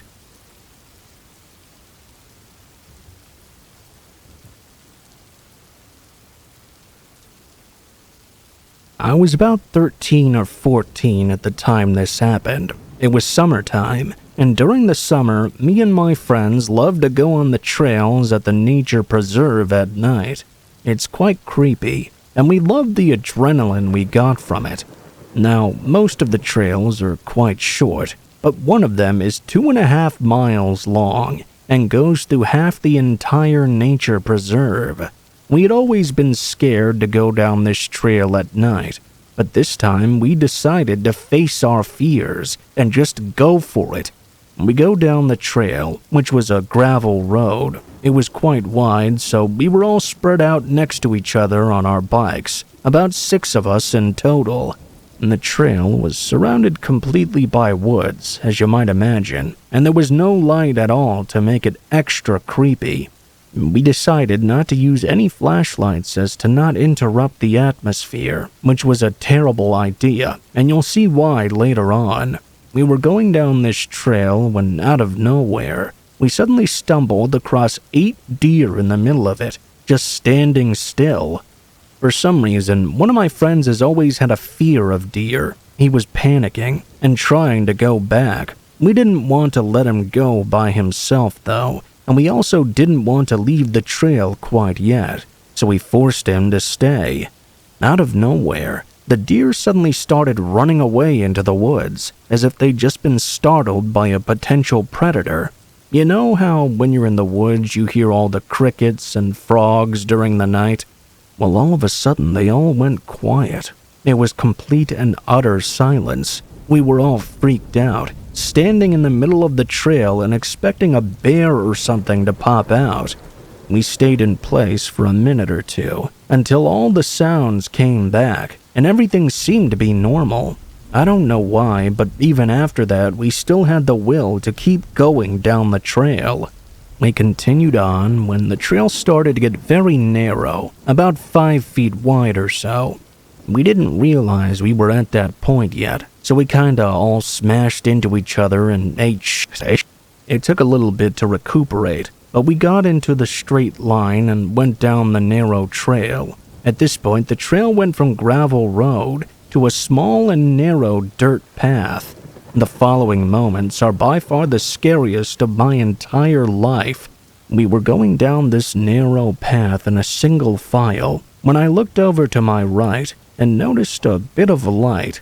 We were next to a road off in the distance, meaning we were nearing the end of the trail. Now, I was looking at this road, not paying attention to what was in front of me. At that point, I ran right into the person that was ahead of me. It was like a domino effect, and we all fell down.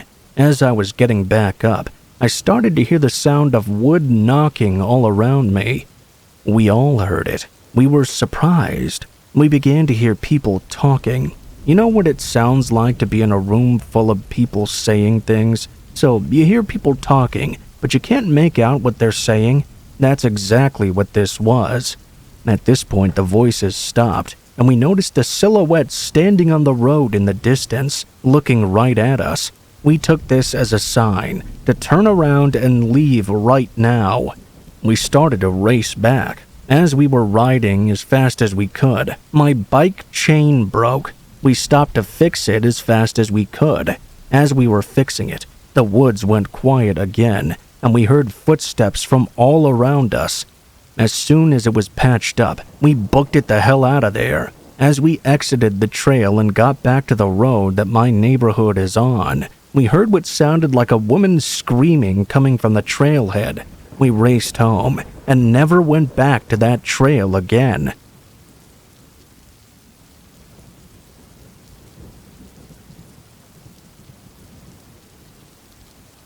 First of all, let me start this by saying that I'm no writer. I suck at writing, really, but I wanted someone to share my story. It was 2012, and I was dating this guy named Michael.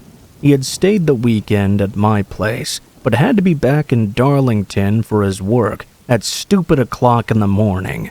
My dad, coming off his shift, told us that he would drive Michael home, only about an hour or so.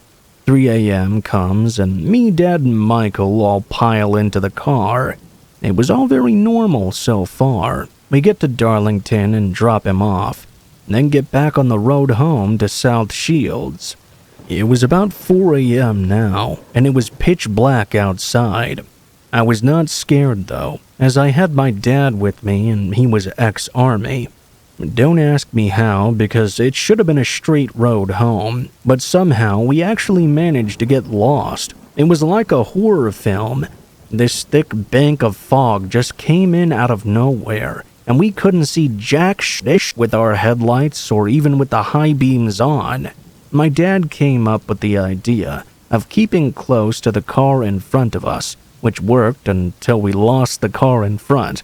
There we are at 4:30 a.m., roughly in the middle of bumfuck nowhere. We came across this tunnel as we were trying to find our way home. By this time, I was really stressed out. I begged my dad not to go down this dark and foreboding tunnel. but my dad, being my dad, drove down anyways. It was an incredibly short tunnel. The other side opened into a town of some sort that seemed to be very small. Hand on my heart, a bunch of people suddenly came out of the darkness and surrounded our car. They just stared at us. It was some real Children of the Corn type stuff. They just stood there, surrounding us and staring. My dad immediately started to back up, and the people behind us stumbled and got out of our way. My dad backed us out of that tunnel and slammed the gas out of there. It took us another hour to get home, but thankfully the sun was starting to come up by then. To this day, I don't really understand what happened. Why did all those people come out of the darkness in that tunnel and surround us? They didn't try to attack us or anything either. They just stared at us so coldly. But anyway, that's my story.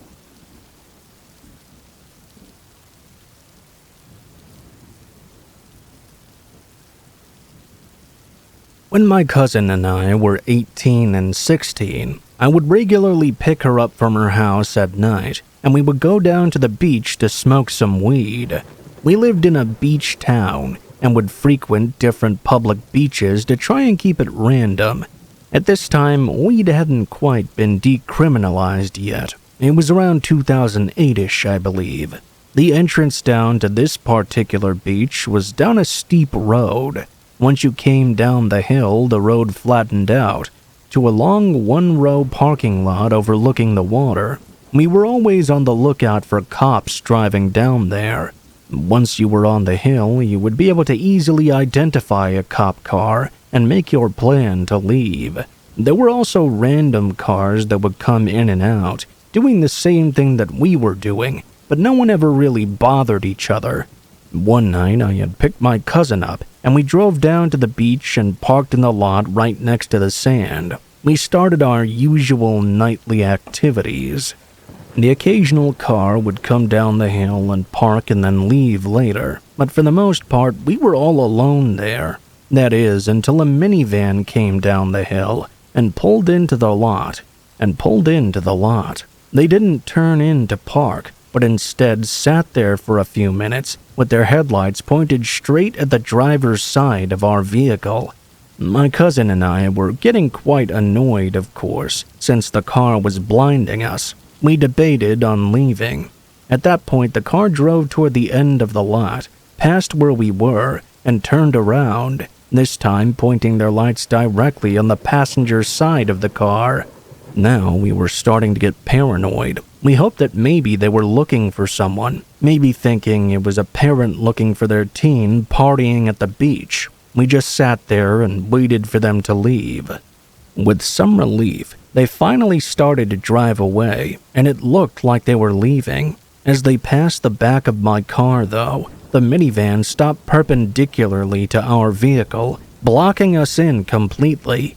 We kept trying to look into our mirrors to see who was inside this vehicle and what they were doing.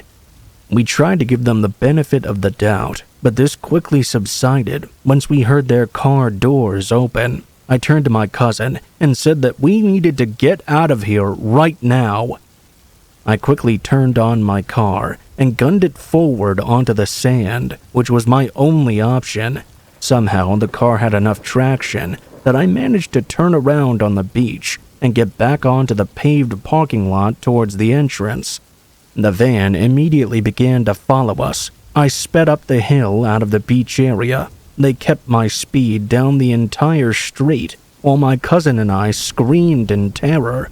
Fortunately, I grew up in the surrounding neighborhood and managed to lose them after some quick turns and prayers. We never saw the van again and stayed away from that beach for a while.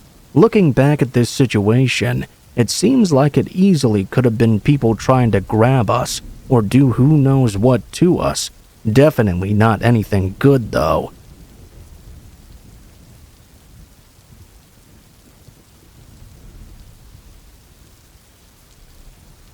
A few years back in 2020, me and my friend went into a sort of far part of a forest by his house in Colorado. If you want me to specify, it's Black Forest. Now, let me kind of give you a visual. It was my friend's house, then if you head deeper into the forest, you run into a little abandoned home, and after a little while you get to a sand canyon. It wasn't just me and him though, it was his sister, his dogs, and his sister's friend. We all headed into the forest, and I started to hear something that I couldn't really describe. The best way I can remember and describe the sound is as though someone was stepping on a twig nearby, but very, very quiet. We found ourselves at the sand canyon, overlooking a creek. We'd usually walk down, but today we decided to slide down. I was the first one to reach the bottom. After I fell onto the grass, my friend's sister said, "Hey, do you guys hear that?" "Hear what?" my friend said. "That clicking sound." We all responded no. We chalked it up to her dog maybe stepping on something. After that, my friend and his sister's friend slid down, and now it was just my friend's sister. As she was sitting down to slide, it got quiet enough for all four of us to hear these human-sounding clicks, for lack of a better word. The dogs broke the silence immediately as they began barking at something amongst the tree line. In one motion, me, my friend, and his sister's friend ran back onto the hill the sand canyon bordered and booked it straight back to the house. I didn't really hear anything chasing after us, which really made me feel a bit silly and makes me wonder about this next part. After we arrived back to his house, we all went to the table and began to talk about that strange experience. Everyone else chalked it up to various things, but I knew what I'd heard sounded distinctly like a human being moving around out there. After we ate dinner, the day progressed further, and we decided to sleep outside, right next to the forest. Now, this next part comes from my friend. He said it happened as I went inside to use the restroom. As they were about to connect the speaker, my friend's sister was playing with the flashlight. All of a sudden, though, she felt like she was hearing the clicks of the button a little off sync. She stopped for a second, and the clicking continued. My friends didn't waste any time. They jumped up and ran back in. I was about to put my shoes on when they all ran inside and told me the clicks from earlier had returned. We decided not to sleep outside that night and instead stay inside. Their story doesn't end there, unfortunately. Later that night, after I was done using the restroom, I was in a half-asleep state when I began to hear that noise again. That same mysterious clicking sound. This time, though, I thought my friend was doing it as a joke. I didn't think about it until the next morning, when I asked them if they'd done that as a prank last night. They were all confused when I asked, and told me they were all dead asleep. That was when we looked around the cabin and noticed that a window we had shut had been open during the night. Me and my friend kind of grew apart after 2021, and I've only been back into that house and that forest once since. Never heard those mysterious clicks ever again, though.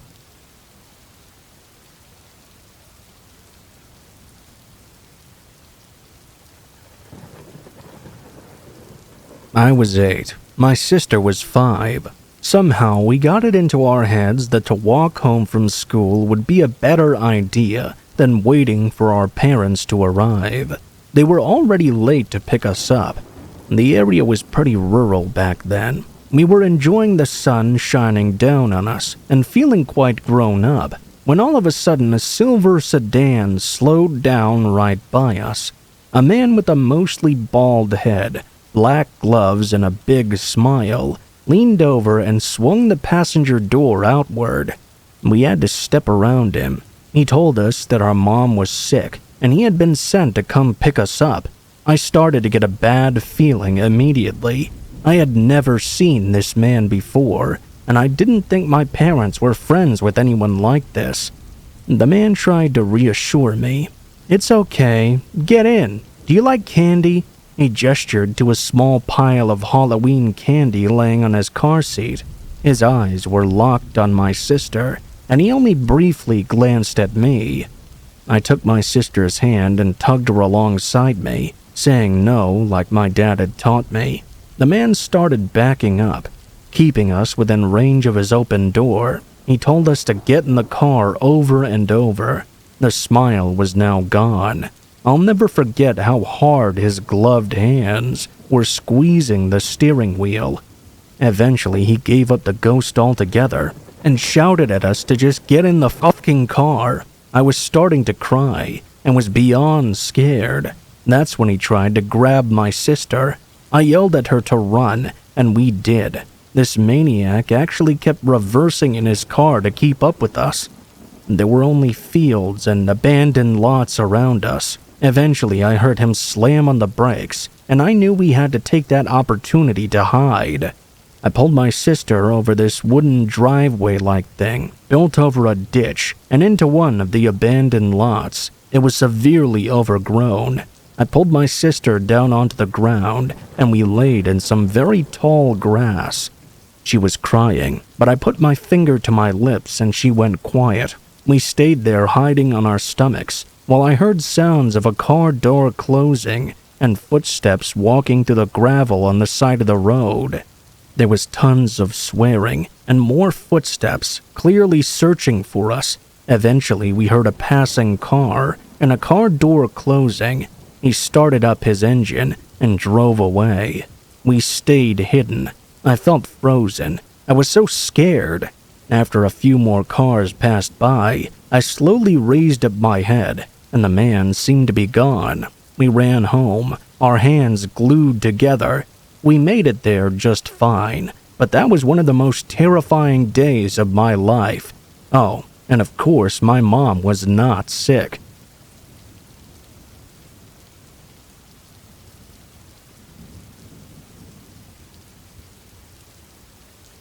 This happened about a year ago. I live in a safe Eastern European country where not much crime happens.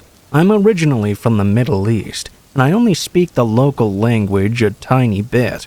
Me and my girlfriend, who is local, and another friend of ours from England who was just a tourist, decided to go for a picnic during the weekday to this one famous park. The park is a famous destination for picnics, but weekdays in the mornings it was mostly empty, beside the main area where people would occasionally barbecue, and some food carts would sell ice cream and snacks and the like. After we hung out in the park for a while, we decided to go. Our friend from UK saw some of the items on the food carts, and she was interested in trying it, since it was a new culture to her. She was talking with my girlfriend about the various foods, and I was trying to find some coins since the clerk was not accepting cards. I mostly paid by card, so we spent about 10 minutes like this. The vendor seemed a little bit too friendly though. He left the back of the food cart and came to our side to talk with us in his broken English.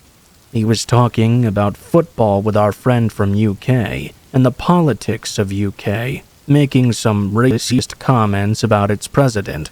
We bought our products. He was still talking though and started to touch the girls, started being weird and yelling racist things about various people. We wanted to move on, but he refused to let us end the conversation. He asked our guest where she was staying, and when she went back if she was taking a plane or bus. Our naive little friend was answering his questions truthfully. At this point, I decided to take over the conversation and told the girls that we should start moving now. I thanked the man for his hospitality and for the items as they looked delicious. I waved at him and so on because he was still talking and trying to walk with us. He was now about 20 to 30 meters away from his food cart. Eventually, he did say goodbye and leave though.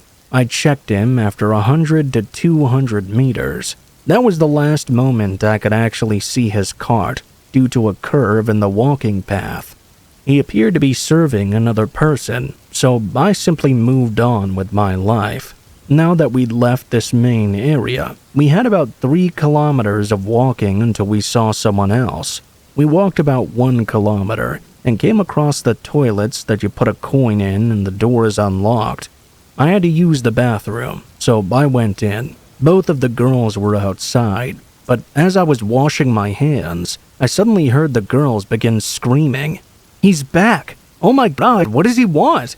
Suddenly, they started screaming even louder.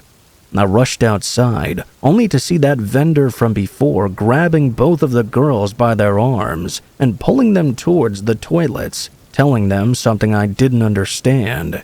This guy was about 50 to 60 and was relatively small. As soon as I got outside, I charged the man to take him down. He immediately started backing away, putting his hands up as if to show his surrender or that he was friendly. I stopped and pushed the girls behind me. I told them to walk fast and told the man he needed to leave right now.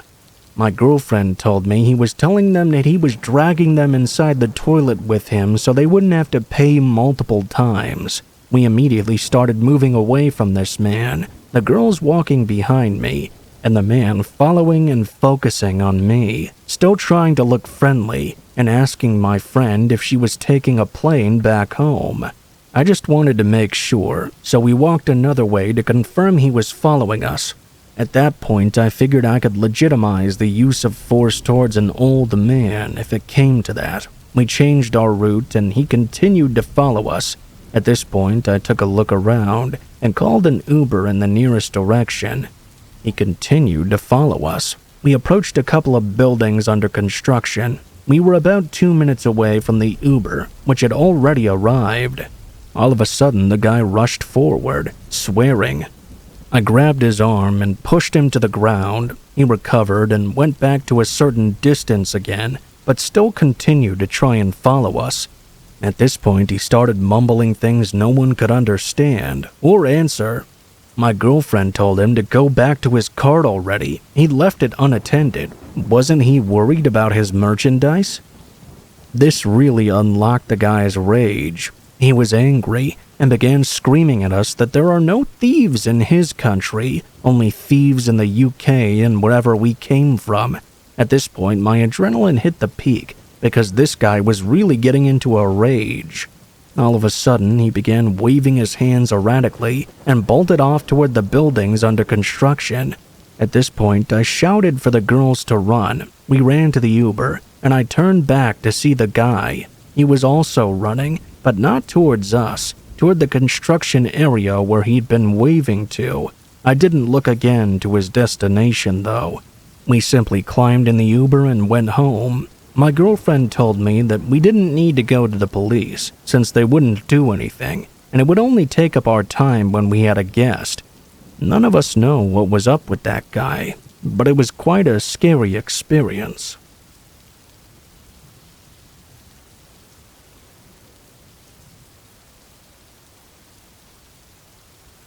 So my girlfriend and I arrive at a remote stretch of forest around dusk time. We could see two strange-looking men sitting on some rocks a bit far away, but we didn't really think much of it. We drove 2 to 3 miles further into the forest and set up camp at that point. 30 to 45 minutes later, it was completely dark by this point, when one of the two guys we'd seen earlier suddenly walked right up to our camp and yelled out to us. I responded, and he asked to walk through.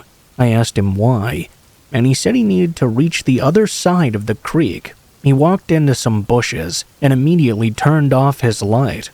I stood at the bank of the creek feeling suspicious about this man and watching him. He just stared back at me for 10 whole minutes. Eventually, he walked away in a different direction. At that point, we grabbed up everything we had, threw it into the car, and left. There was nothing in the direction he'd walked off to. No campsite, no trails, nothing. It was such weird behavior. I didn't even really think much about him showing up until he turned off his light and waited there in the bushes. That also left me wondering, where was the second guy? There were no other campers at this stretch of forest, and we didn't see any vehicles either. We were at the very last campsite on that road, and there was nothing past us.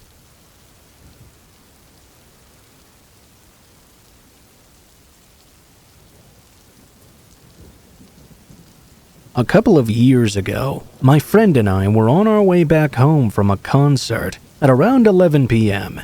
Because we were at a concert, we only had the necessities with us, and nothing to defend ourselves with, really. In the station, there were 5 people, 3 men and us 2 20-something-year-old women. The 2 first men were pretty normal, a businessman with a briefcase, and a homeless man minding his own business. The 3rd man, however, appeared highly intoxicated and was already shouting obscenities before we even entered the subway station. When we came down the stairs, the man noticed us immediately, and we definitely noticed him as well. He was wandering around in circles, muttering to himself with a huge liquor bottle that was 2/3 of the way empty. We sat down on a bench near the businessman to wait for the train to arrive. As we waited, nobody really talked much. It seemed we were all paying attention to what the man was saying, trying to make sense of it in case something were to happen. Eventually, we started to understand what he was actually saying. The man was screaming, talking about how he wanted to rip mine and my friends' faces off. At this point, my friend and I were panicking because this was the only train that took us where we needed to go. It was almost there when the man began going on and on about how he was going to kill us, rip our cheeks off, and fuck them. The train came after 3 minutes as the man began to approach us. We got on, and thankfully the man did not follow.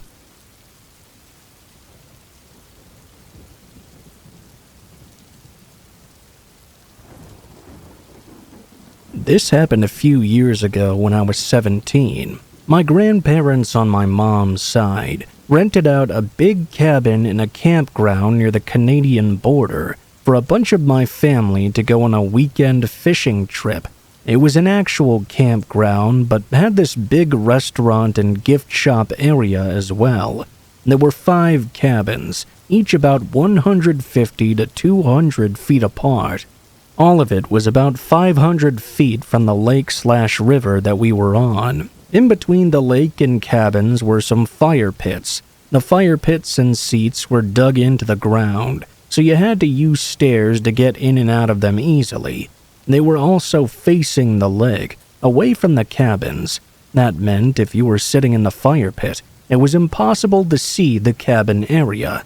The cabins were big, but with 14 people and being one of the only girls, I ended up on the futon in the living room. Saturday night, most of my family was gathered around the fire pit. I was just laying on my futon, and my 11-year-old cousin was sitting in the chair next to me, playing on his phone.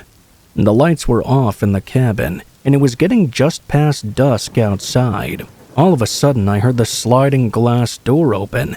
I looked up and could see a man stepping inside. I couldn't make out much about the man, as it was dark in the cabin, and the little light that was coming in from outside was backlighting the person. I couldn't really make out any features, just a silhouette. Still, that silhouette was enough for me to tell it was no member of my family, and it was clearly a man. My heart sank. The man stepped into the house and started picking up stuff off the table, looking at it and setting it back down. I sat up, and the man's head immediately snapped to look at me. "Sir," I said. The man didn't answer. He began to walk toward me. I just remember wishing my little cousin wasn't there with me to witness what might happen to me. The chair was facing away from the door he'd entered in, so I don't think the man even knew he was in there with me. The man paused as he reached me, and I scooched back on the futon. "Sir, what do you want?" He reached out for me. I froze. I couldn't think of anything other than my little cousin being traumatized if he ended up witnessing something awful. All of a sudden, a girl my age appeared at the open glass door. "Dad, this isn't our cabin." She sounded out of breath like she'd run over here. He didn't say anything. He immediately turned around and followed her outside. I made my cousin go out to the fire pit with me to join our family. He had his headphones on, so he didn't hear anything during that whole interaction. I'd like to think it was just a simple mistake. By the way the man was acting, though, I just don't understand why he wouldn't answer me when I spoke to him if it was a simple error.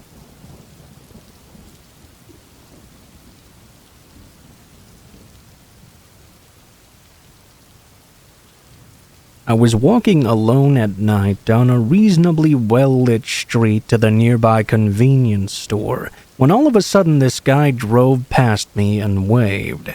I didn't recognize him, so I just kept on going. At that point, he actually pulled over and gestured me to come over to him.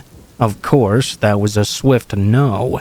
I kept walking. The man actually turned around, stopped at a nearby corner, and gestured me over again. Once again, I chose to ignore him and kept on going to the convenience store. Sure enough, he actually followed me all the way over to the store. This was my cue to start heading back home, because this guy was being a little too persistent for my comfort. I turned tail and started making for home immediately. The moment I made it to my cul-de-sac, the guy followed me in and circled around the corner and stopped, waiting for me. I just sort of freaked out and hid behind a car, hoping he'd think I went into a home. Eventually he turned around, and it looked as though he was going to leave the area. Instead, he actually wound up coming back into the cul-de-sac to circle around multiple times and searching for me. It's a good thing I didn't think it was safe to come out from my hiding spot yet, or he'd likely have seen me. Finally, he left the area again, for what appeared to be good this time. I hauled ass faster than I think I ever have back to my home. I used to walk around at night all the time when I was younger, and nothing like that had ever happened before then. Now I'm definitely a little more wary about such things.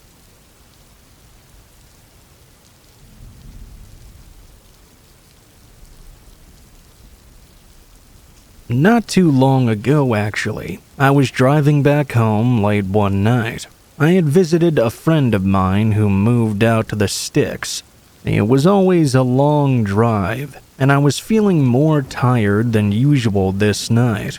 I decided to try out for the first time a shortcut she'd previously recommended to me. It was really dark out this night. The stars and the moon were hidden behind thick clouds. I took the shortcut my friend had suggested and headed down a narrow country road.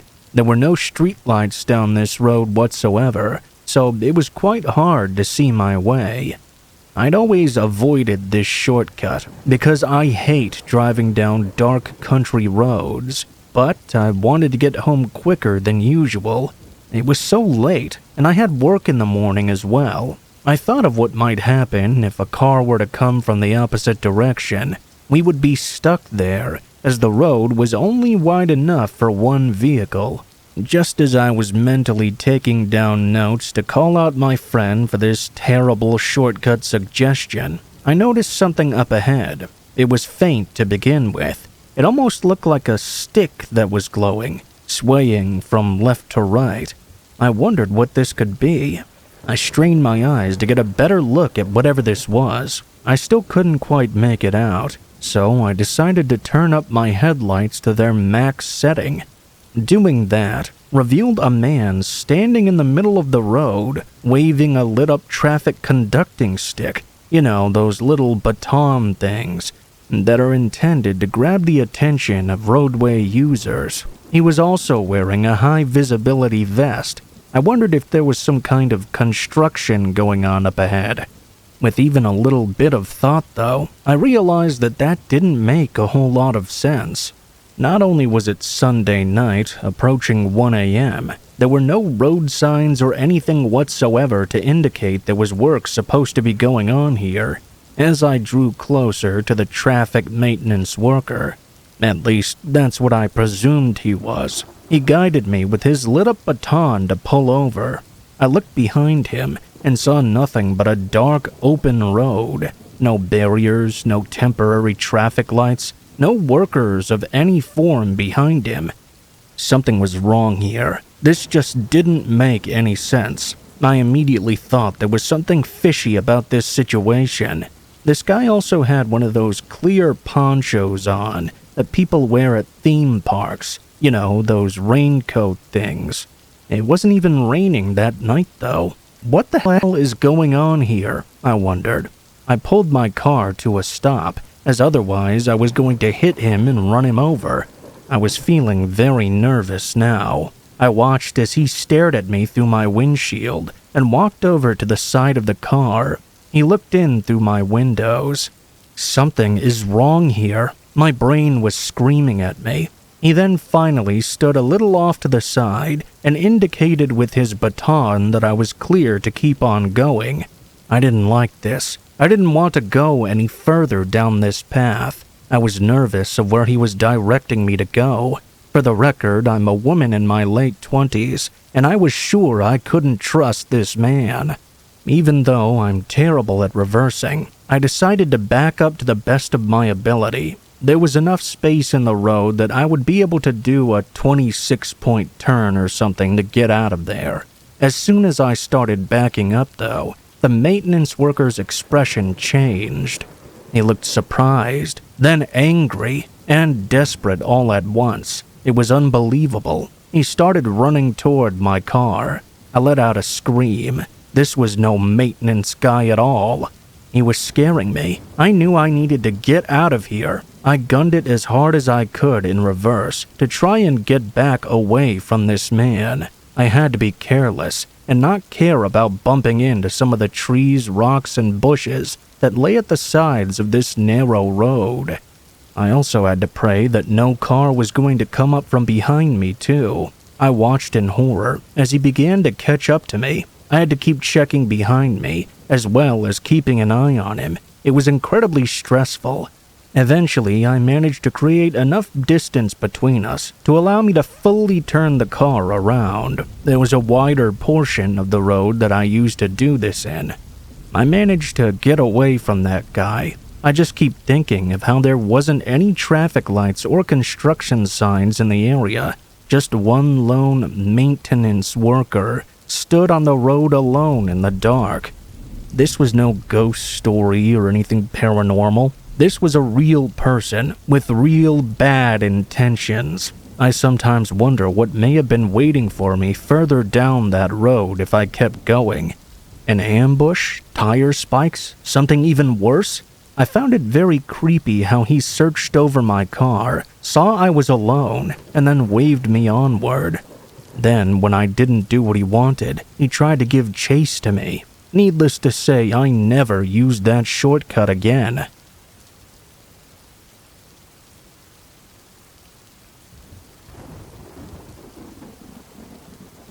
I've only ever had one experience that has truly frightened me. I guess some people have had a lot more experiences than me. I don't know if that makes them unlucky or me unlucky. This happened after I started living alone for the first time. I flew the nest, so to speak, and it felt so liberating to have my own place to call home. I rented an apartment, and across the road from the front of my apartment building was this large public park. During the day, it would be filled with mothers and children, playing and laughing on the playground or strolling through the green, luscious park area. It looked to me like a nice place to socialize for parents and children. One night, reasonably early into my new tenancy, I found myself at a real loss. I didn't really know what I wanted to do for the night. In the end, I decided on heading down to the local DVD rental store to pick up a movie to watch. I had the following day off, and it didn't matter to me that it was later than I'd usually start watching movies.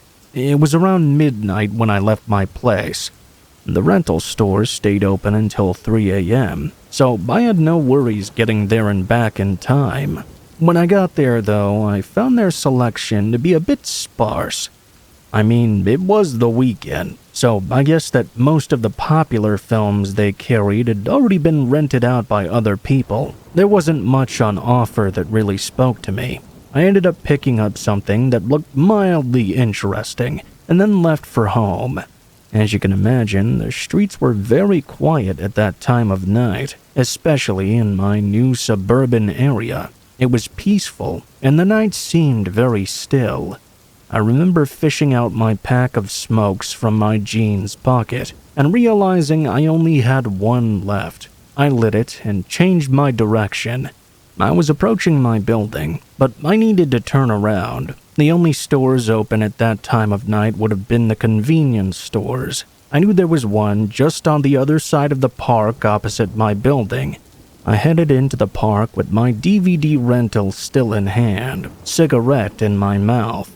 There were only 4 streetlights in the entire park, and on a dark night like this night, it made things very eerie.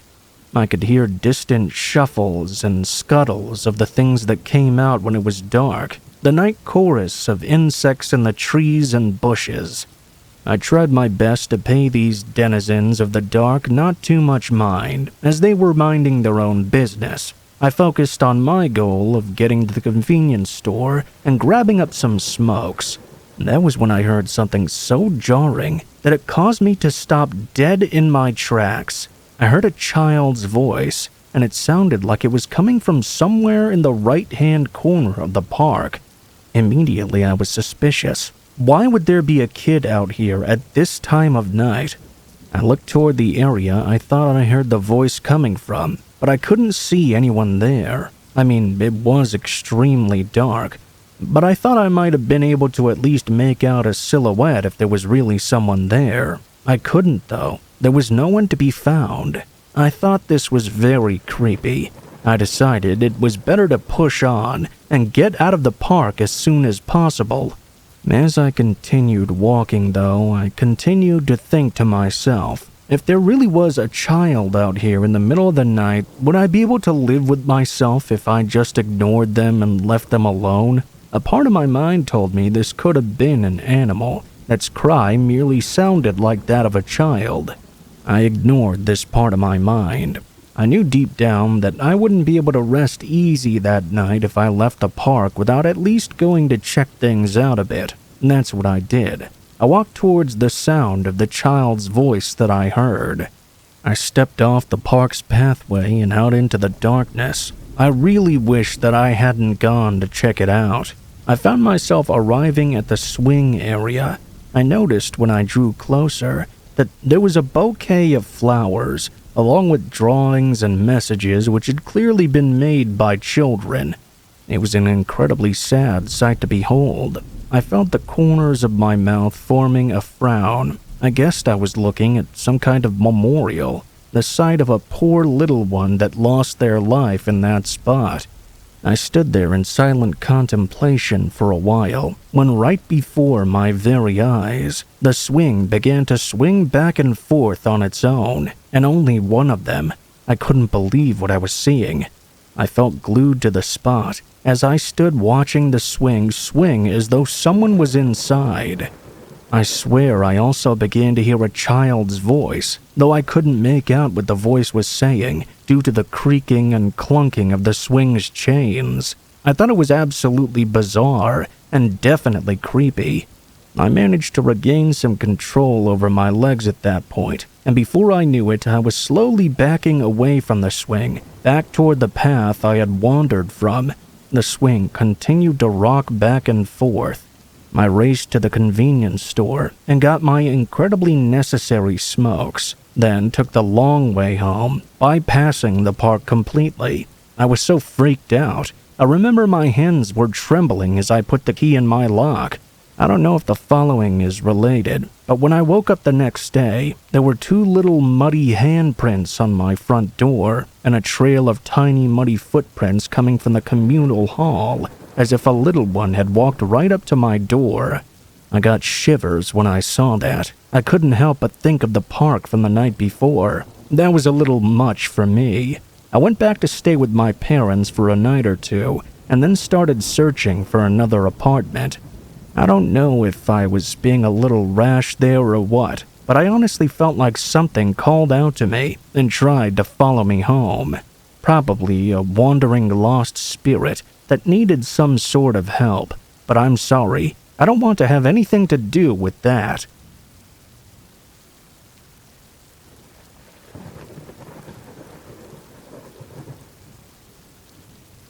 This happened when I was in kindergarten. I grew up with a sister, and at one point we got bought a set of Hina dolls by our grandparents. For context, Hina Matsuri, also known as the Doll Festival or Girls' Day, is an annual event celebrated in Japan on March the 3rd. It's a time for families to get together and pray for happiness and well-beings of their daughters. One of the main traditions of this festival is the display of Hina dolls, beautiful, intricately crafted dolls that vary in size. It's often considered an honor to have them bought for you, or to buy them for someone else. For example, grandparents buying for their children. We didn't have a really big set of dolls, though. Not like some of the grand ones you might see. We had quite a small and compact set. 2 dolls sat snugly in a case. When Hina Matsuri came along, my parents displayed the dolls in the living room, as is tradition.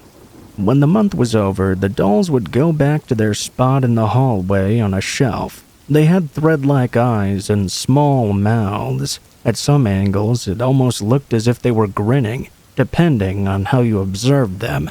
Overall, they were rather expressionless, though. If you've ever seen one, you'll know what I'm trying to describe. I've never really had much interest in the dolls myself, but I did admire their intricate details.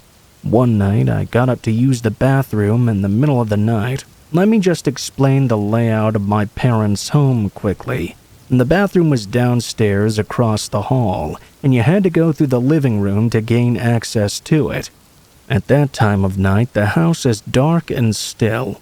Well, not exactly dark all the time. My mom had these sensor light things which provided a tiny bit of light. Just not all that much. My mom bought those after my sister and I clattered into the table one too many times trying to get to the bathroom. I skipped through the lounge and then into the hall, finally to the bathroom. There was a little turn you had to make at the exit of the lounge. Basically, you exit, turn right, and the bathroom is right at the end of the hall. When you leave the lounge, you have to turn your back on the shelf where the dolls are. I noticed when I came back from using the bathroom that the dolls were no longer facing the front. This is the point where I think no one will ever believe me, but I'm just gonna tell you exactly what I saw. It almost seemed as if the dolls were shaking their heads from side to side, and they didn't have their usual painted expressions. They had these weird smirks on their faces. It gave off a strange aura. I ran back to my bedroom and dove under the covers. I spent the whole night shivering. Seeing those dolls behaving so unnaturally really shook me up. I honestly 100% saw those dolls moving on their own, and I have no explanation for why or how that's even possible. No earthquakes were occurring or anything like that at the time. Thankfully, nothing happened for the rest of the night, apart from my lack of sleep from such a disturbing sight. The only thing that I can possibly describe as aftermath is the fact that I developed a strong dislike for those types of dolls. The dolls are still on display at my parents' house. I'm much older than I was when I saw them moving on their own, and their little faces smiling. I shouldn't be afraid of them anymore, but I know deep down I'll never touch those things. I know they're made of a hard material that surely cannot move on its own, and their mouths are painted on. They can't grin. It's been years since I saw what I saw that night. Sometimes I wonder if I was having a hallucination or something. Either way, I don't think I'll ever forget it. When I have a daughter of my own, I'm certainly not purchasing one of those dolls for them.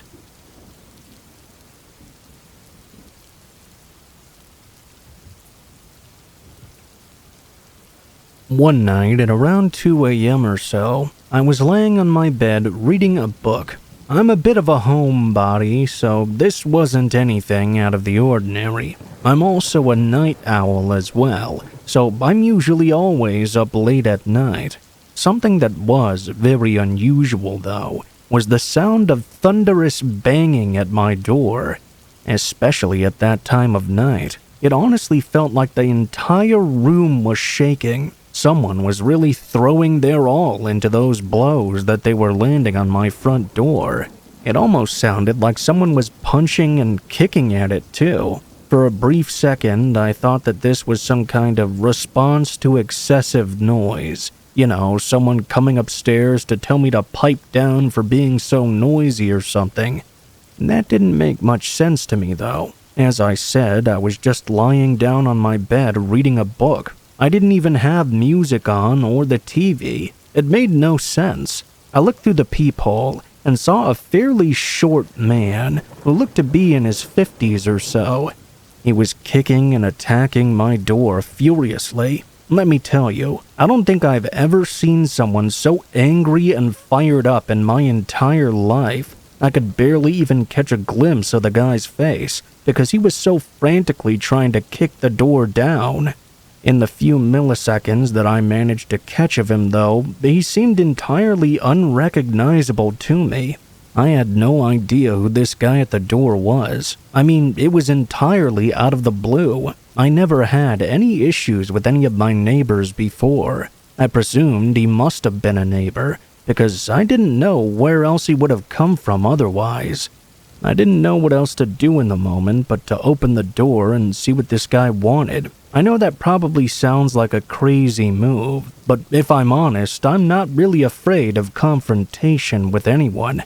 It seemed to me to be the best way to get this guy to stop what he was doing. I made sure to keep the chain on the door, though. I was wary of him. I think that keeping the door on the chain that night may have saved my life. Well, there's no thinking. It did save my life. As soon as I created a gap between the door and the door frame, a knife shot through and began to stab randomly at the air in my apartment. It missed me by only a couple of centimeters. It was a close call. Naturally, I stepped back in shock. I saw the guy outside was now trying to pull the door open. He was yanking the door handle with all his body weight and really testing the limits of the strength on the chain. As soon as I saw that he was preoccupied with the door, I rushed back over and tried to get the door to shut. Thankfully, he seemed to be much weaker than me, and I was able to regain control over the situation. I slammed the door shut hard. I was hoping it would trap some of the guy's fingers inside as well, but no such luck, unfortunately. As soon as the door was shut, I locked it and shouted from behind it, asking the man what the hell his deal was. He didn't say a word. He stood there with his back against the peephole, so I couldn't see his face. He called the elevator, with his back towards it the entire time. He silently boarded it, and with that he was gone. I don't know why, but that night I kind of wrote it off in my mind as a case of mistaken identity. Maybe he came to the wrong place to vent his anger. Maybe there was a neighbor around who did something to make him hold a grudge against them, and he picked the wrong apartment. I thought that would be the end of it.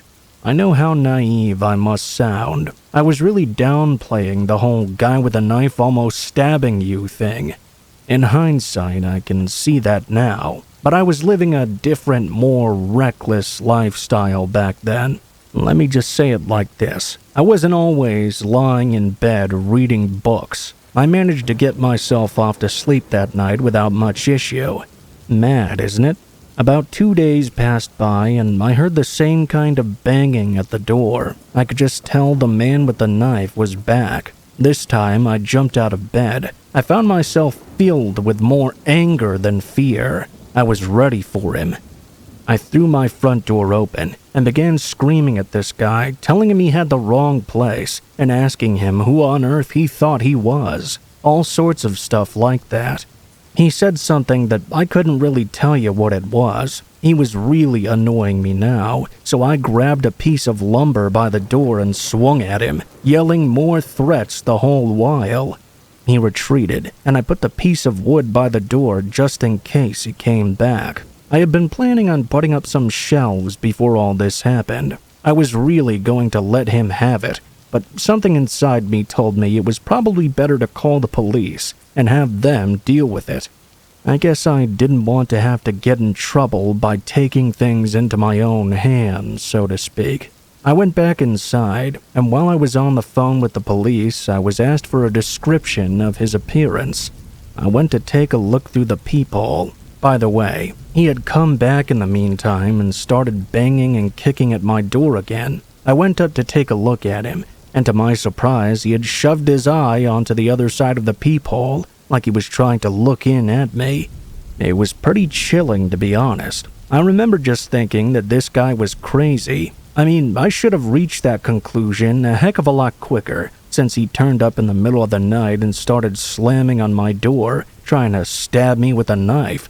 In the end, 5 or 6 police officers arrived at my place, but by the time they got there, the weirdo at the door was gone. The odd thing about it all was the fact that this happened in one of the colder months, and this guy didn't have a jacket or anything. He was only wearing a t-shirt and shorts. To me, that signifies he's someone who lives in the building. It's an 8-story building, by the way. A lot of people pass through the halls each day. I don't think I could accurately identify the guy. One good thing, I guess, is that the guy seems to have been put off from coming back. I think that's down to the large police presence that night. I think he won't return. I have no idea what upset that guy so much, though. When I was a university student, my friend and I decided to go check out a supposedly haunted location, just for some kicks. During summer vacation, we looked up a bunch of haunted spots on our phones and decided to pick one.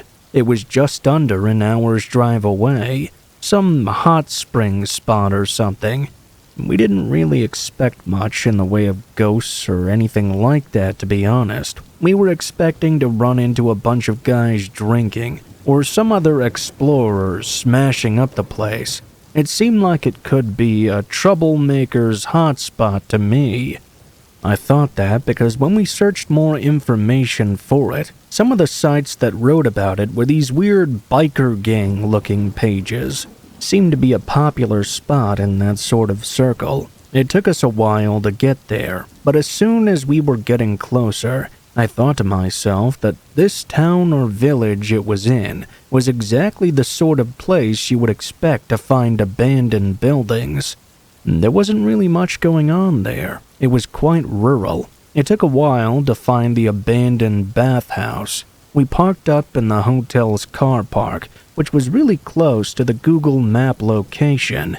It turns out the reason we had a hard time finding it at first was because it was incredibly overgrown. When we finally found the abandoned hot springs bathhouse and hotel, I immediately thought that I did not want to go in there. My friend at that point had already started to head into the decaying building though, so I didn't exactly have much of a choice except to follow him. He was driving the vehicle after all. As we entered, we saw the usual kind of things that you might expect in any abandoned building. Graffiti, broken glass, empty bottles, cans strewn all over the place. The entrance had a lobby kind of area, which was absolutely littered with trash and debris. We were walking around down there and found a map of the floor plan. We discovered that the guest bedrooms were on the 2 floors above us, so we decided to cut short our time on the bottom floor. We wanted to investigate as much as we could before anyone else showed up. As we traveled around the hotel area, I managed to grow more in confidence. I was more than happy to open each of the guest bedrooms and have a look inside. After a while, it started to get a little boring though. All of the rooms looked the same. I guess that's just the way it is with hotels, really. Every time we opened a door, there was the usual furniture looking right back at us. Some rooms even had bedding still. We got to the 6th room along the hallway, and when I went to open the door this time, I found that there was some resistance. It somehow felt heavier than the other doors. I managed to get it open a little after a struggle, and I noticed there were a bunch of mattresses piled up against the door on the floor. I could see them through the gap. I noticed that after I widened the gap a little more, there appeared to be something on these mattresses, something beneath the covers. It seemed strange to me that someone was able to pile these up by the door. Maybe they'd left through the window or some other way? Because if they didn't, I don't know how they'd be able to stack those mattresses without opening the door to leave themselves. Anyway, I told my friend about how I thought there was something behind the door, on those mattresses. We were both really interested to find out what kind of secrets Room 6 held. We kept on shoving the door, and we were able to open it little by little. We had shoved it enough at this point that all we had to do was lift up the blanket on the mattress and see what this dead weight was. Then shove it off and enter the room. We did a rock, paper, scissors for who would have to try to move the mattress away from the door. I ended up losing. I decided that I really didn't want to try and move or touch the covers with my own hands. I decided to look around for a stick or something long. My friend was really impatient, though. He didn't want to keep the door open. He was tired of dealing with the resistance. I wasn't able to find anything, so I ended up using my foot. I aimed and flicked my toes at the covers to try and hook them up so I could kick them away. I managed to catch the covers with my toe and flicked it up. For the briefest moment, my friend and I caught sight of something we shouldn't have seen. There was a hand under the covers. We were both frightened by the sight of it and ran out of the room and down the hall. Somehow, we didn't leave the building, though. We had a little discussion and decided to go back. We wanted to check if we were just seeing things or something. I fully expected the hand to be gone when we went back, like it was some sort of apparition. To my surprise, when my friend lifted off the covers, we saw a person under them. Technically not a person any longer, I suppose. He was no longer with us. It was clear we would not be able to do anything to help him, except to call the police and make a report about our findings. After speaking to the local police, we were given a stern lecture and official warnings about our little stint in urban exploration.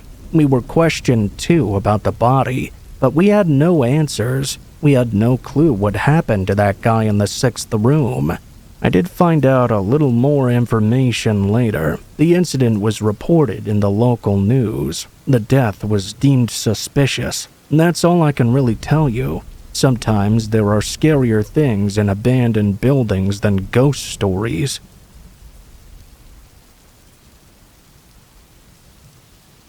A few years ago, I used to travel around Japan, taking photos. I was really into photography. I was particularly interested in taking shots of abandoned buildings. I found a service area along a highway that looked to me as if it had been long abandoned. I mean, there was no doubt that the building was at the very least closed. It was boarded up and looked to me like it had been closed down for years. Everything on the outside was weather-worn. No one was taking care of it. That's when I saw my opportunity. I remember it being a very foggy day. There was poor visibility on the roads, which actually helped my case if I wanted to sneak in and out without anyone calling the cops on me or the cops finding me themselves. I pulled into the service area and got out of my vehicle to take some photos of the exterior of the building. I loved the way it looked in the fog. This was out along mountain roads, by the way, so the fog was even more impressive as I was quite high up. I guess it would be called mist if it's in the mountains, but either way, I digress. After finishing taking some photos of the outside, I managed to gain access to the interior through a broken window. The service area was 2 stories high. I imagine the first floor might have been used for drinks and snacks or something, and the top floor might have been for restaurants and public toilets. Since I was on the first floor, I took some photos down there. After a while, I started to notice, though, there were some sounds coming from upstairs on the second floor. Occasionally, I have encountered homeless people living in abandoned buildings, so I wondered if that was the case this time as well. Other times, it would be a bunch of youths in the building, smashing up the place and doing who knows what. I was somewhat afraid that someone dangerous could be in there with me, so I called out to them, "Hello, is anybody up there?" I waited in silence in the dark, abandoned service area. I couldn't hear any more noises coming from the second floor for a little while. After about a minute passed, though, I heard the sound of someone dragging something while walking around up there. Well, at least that's what it sounded like to me. The noises from above echoed all around. The acoustics were incredible in there. I felt my brow get a little sweaty now. The picture as I saw it was one of a person refusing to respond and making me aware of their presence. Of course, I wondered if whoever was up there had even heard me or not, though. Maybe I just hadn't been loud enough. I walked over to the foot of the stairs, crunching on broken glass as I went. I shouted once more, "Hello? Is anyone here? I'm just taking a couple of photos. I mean you no harm. Do you mind if I come up there and take photos on the second floor? I promise I won't be long." I heard my own voice reverberate through the service area, and I knew that I'd been loud enough this time.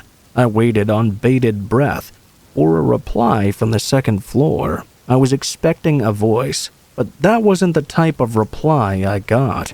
Instead, I heard what sounded like someone hitting something very heavy on the ground, like a metal bat or something. It was slow and steady, this intimidating banging sound on something metallic, just a banging ringing out over and over.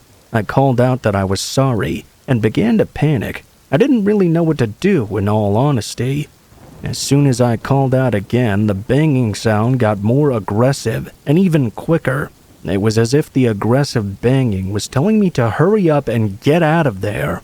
One thing I noticed, though, was the fact that this banging sounded as if it was getting closer to the top of the stairs. Where I heard it coming from before was somewhere near the back of the top floor, but now it was getting closer and closer. It was so loud that I could feel the vibration shaking down the stairwell as they approached. I didn't want to stick around to find out what this was. I took off running as fast as I could and literally leapt through the broken window I'd carefully climbed in through. I ran to my car without looking back. It was only when I started my engine that I noticed the palm of my hand was bleeding. I must have cut it getting through the window. My steering wheel was covered in my own blood, but I didn't let that slow me down. I wanted to get away. I really didn't know what was up there. I looked it up on the internet to see if there were any kind of blog postings about the place, and I was able to find a couple ghost hunter blogs about the service area. They claimed to have heard voices, banging sounds coming from the second floor, and various other things. I can attest to one of those for sure. One thing I'm a little cautious over, though, is attributing these noises to the paranormal. The blogs I read all seemed to believe there was for sure some kind of paranormal activity going on up there, but I feel like that wasn't the case. I can't quite put my finger on if it was a prank or if it was an evil person of some sort. Maybe it really was some kind of evil entity, something that made the rundown service area its home. I can't say for sure, but whatever it was pretty dang scary.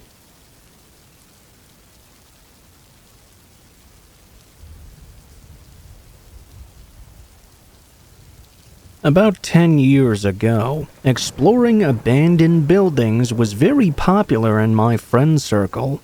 I lived on the outskirts of my prefecture. Homes and businesses were becoming derelict due to depopulation. These abandoned buildings were not maintained or managed by anybody. There were no security guards or anything like that. So, to the young boys that made up our friend group, these buildings made great places to explore. Now, when I say abandoned buildings, I'm not talking about abandoned schools or hospitals or anything big scale like that. Nothing that would catch the attention of any channels or streamers.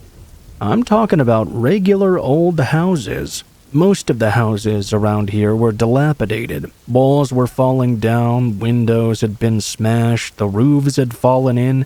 They were really great for easy in and out access, and that's exactly the kind of place we like to explore. We heard a rumor about one of the houses. Some kids used to talk about it at school.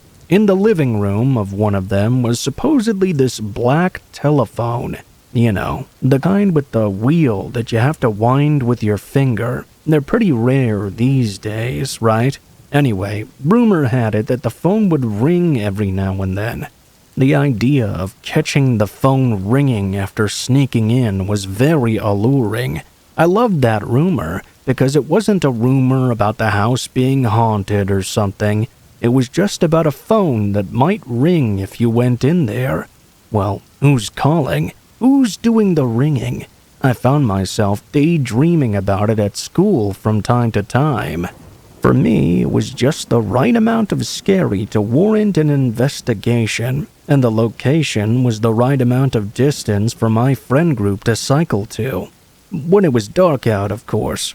There were 4 of us in total. We headed there a couple hours after school had finished up. The house with the black phone was located a little ways away from our residential area, somewhat up toward the mountains. As we approached the house, it was clear that it was severely overgrown with weeds, just like the kids at school said it would be. The plants grew tall and stretched all the way to the front door. A lot of people must have explored this house, though. There was a man-made pathway to the door through all the weeds and such. We went up to it and pushed it open. It was almost off its hinges. I felt my heart rate rising as we made our way into the living room in search of the mysterious black phone. We looked all around the living room. It was incredibly dusty in there. There was a stopped clock that hung on the wall, and the calendar was from years and years ago, the Showa era. The black phone was just below the calendar, on a little telephone table. A dust-encrusted notepad was next to it. We decided to take a look around the house before we did anything with the phone. I guess we were waiting to see if it would ring or not. There was nothing much else of interest in there. The rest of the rooms in the house were pretty empty. It was a pretty small home, too, so it didn't take much time to look the place over. After looking around for a while, we returned to the living room where the black phone was. We decided to wait around it and see if it would eventually ring. We stood around it, anxious and excited. After a while of nothing happening, though, we started to get a bit impatient. We were all agreeing with each other that it was likely nothing but an urban legend. At that point, we started for the door to leave, when all of a sudden, we heard the sharp trill of the telephone ringing out. It was so loud. The black phone was ringing. We all held our breath and froze in place. In that quiet, abandoned house as dusk approached, all that could be heard was the ominous sound of that telephone ringing, echoing throughout the entire space. We probably should have just left right then and there, but something urged me to pick up the phone. Before I could give it a second thought, I found myself approaching and extending my hand toward the receiver. I heard my friends gasp as I put it close to my ear and began to listen. This was the moment I had dreamed of. It was finally here. There was something there. I just couldn't make out what it was. It was as if something was trying to communicate, but it was through a weird buzzing noise. It didn't sound like a call coming from nearby. It sounded like a cell phone coming from somewhere far away, somewhere underground or something. I could hear a voice, though. The voice was creepy. We all passed the phone around and took turns listening in. There were constant sounds from the person on the other end. It was the strangest thing, and it was very frightening to me. One of my friends, who was having a turn listening to the phone, suddenly shouted no and dropped it, then ran out the door. We followed in pursuit. We were freaking out. We jumped on our bikes and pedaled like mad all over the mountain roads back down towards our town. The friend who shouted no and split never told us why he did. He said he heard something that he didn't want to hear, but what that secret that he knew was, he wished that no one else would know.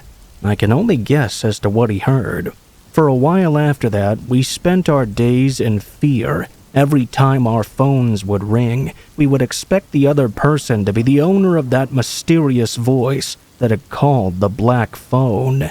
Even when I could see caller ID, I would still doubt that they would truly be on the other end of the phone. After 3 days, I began to feel a bit less worried. Then a week passed, and then a month, and nothing strange happened to myself or any of my friends. We were not cursed or anything like that. The house has since been demolished, but I think it stood dormant for about 20 years in total. Now it's gone, and it just lives on as a scary experience in our minds. Nothing much more. One thing that's plagued me after it all, though, was how did the phone in the abandoned house even ring? I find that so creepy. I mean, surely the phone line would have been disconnected after the 20 years of abandonment, right? Even if it was still working. Why would someone call that abandoned house anyway? Who was calling? And what were they saying? I think back on those days with fear in my mind, hovering just above the confusion of how it even could have been possible in the first place.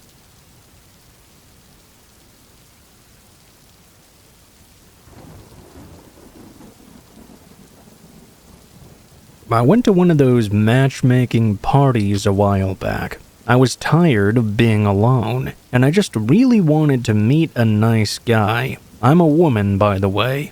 Now I realize that I was better off staying alone, and you'll soon find out why. I felt that it went kind of well, and I actually ended up being asked out by someone there. The guy wasn't exactly my type, if I'm being honest. I mean, he was pretty good looking, but he was also a little bit immature for me. He was on the younger side, too. I still decided to give him a try. He asked me out for a drive, and I thought that was a little more interesting than sitting in a coffee house sharing awkward silences. He came to pick me up in the morning. I got in his car, and we set off for our driving date. We planned on going to a little tourist location with some great views. We were going to have some lunch and then head home in the evening. It was a nice morning and afternoon, and he managed to convince me that he wasn't quite so immature as my first impressions portrayed him. All in all, it was actually quite a fun date. When it started getting dark out, we set about heading back to our hometown. It was when we were driving home that night, though, that I noticed a change in his behavior. He was starting to act strangely, and the vibes he was putting out were very much, "I don't want you to go home yet." I put up with his unexpected neediness, expecting him to change his attitude once he realized it was making me uncomfortable, but he only got more bossy and needy. The insecurity vibes I was getting were strong. The guy who had made me laugh earlier and who I was keen to have a second date with was gone completely, and now a controlling man was sat in the driver's seat. We had discussed earlier how we both had work the next morning.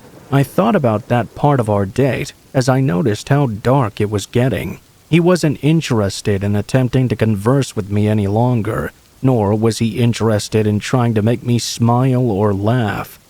With how late it was getting, I decided I needed to ditch him as soon as I was able to get out of the car. For the plan to work, I needed him to stop somewhere, though. Instead, we were continuing down dark country lanes where there wasn't any opportunity to stop at all. I bided my time, and when I saw the lights of a convenience store up ahead, I said aloud the sentence I'd been practicing in my mind for the last 15 minutes. "Hey, do you mind pulling over? I need to use the bathroom." He agreed, and I thought I'd get away from this weirdo. I expected him to pull over into the convenience store's parking lot, but instead he zoomed right past it. "Hey, why didn't you stop?" I said. He replied immediately, "I know a public restroom a bit closer to home." I hated that he could have easily stopped, but he didn't do so. It turned out he wasn't technically lying, but he drove us out to the middle of nowhere and stopped next to a lonesome public bathroom. I doubted there was even cell reception, but I checked my phone before getting out. I noticed I did have one bar. I figured I would be able to guide someone to come here to pick me up, or at least share my location. I got out of the car, stood up, and stooped down to pick up my handbag. I grabbed one handle and turned to walk to the bathroom when I felt some resistance, like my bag was stuck. I looked back and saw my date was holding the other handle of my bag, preventing me from taking it with me. I stood there stunned. I couldn't believe this. Could this guy get any worse? My eyes met his, and his face turned into a grimace. If you're just using the bathroom, then you don't need this. I had just dropped my phone into my handbag, so I couldn't even grab that. I froze. I didn't know what to do. I couldn't be left out in the middle of nowhere with no bag, no phone, and no coat. I wasn't really paying attention to what roads we'd been on, so I didn't know how long it would take me to get home. Reluctantly, I had to get back in the car. We set off, and I had to hide my fear from him. I didn't want him to think he had some sort of power over me. I didn't want to give him that victory. The next thing I tried was suggesting that it was really hot and I needed something to drink. I was surprised that he didn't need all that much convincing. I guess he was thirsty too. I mean, at this point, we'd been driving around and around for hours. As we approached a convenience store, he parked in the farthest spot away and said he would be right back. He darted out of the car, and I thought to myself, now's my chance. I tried to make a break for it as he ran into the store, but the door would not budge. He came back and had a big smile on his face. As soon as he opened his door, I shot across his seat and pushed my weight against it. This caused him to back off a bit. I told him that if he didn't leave me alone, I would be calling the police. One of the convenience store members stepped out at the perfect time to take some garbage bags out and was alerted by the exchange. When he realized that he was being watched, my date tutted at me and shook his head. He got into his car and sped away, leaving me there all on my own. I called a taxi and got myself home. I was shaken up but tried my best to hold it together until I was behind a closed door. Then it all came out. I was really upset. I later found out when I spoke to the police about him that he stalked his ex-girlfriend and had an official police caution just a month before we went on our driving date. It feels amazing to be saying that I got home in one piece because I truly don't know what that guy is capable of. Hopefully, I never run into him again.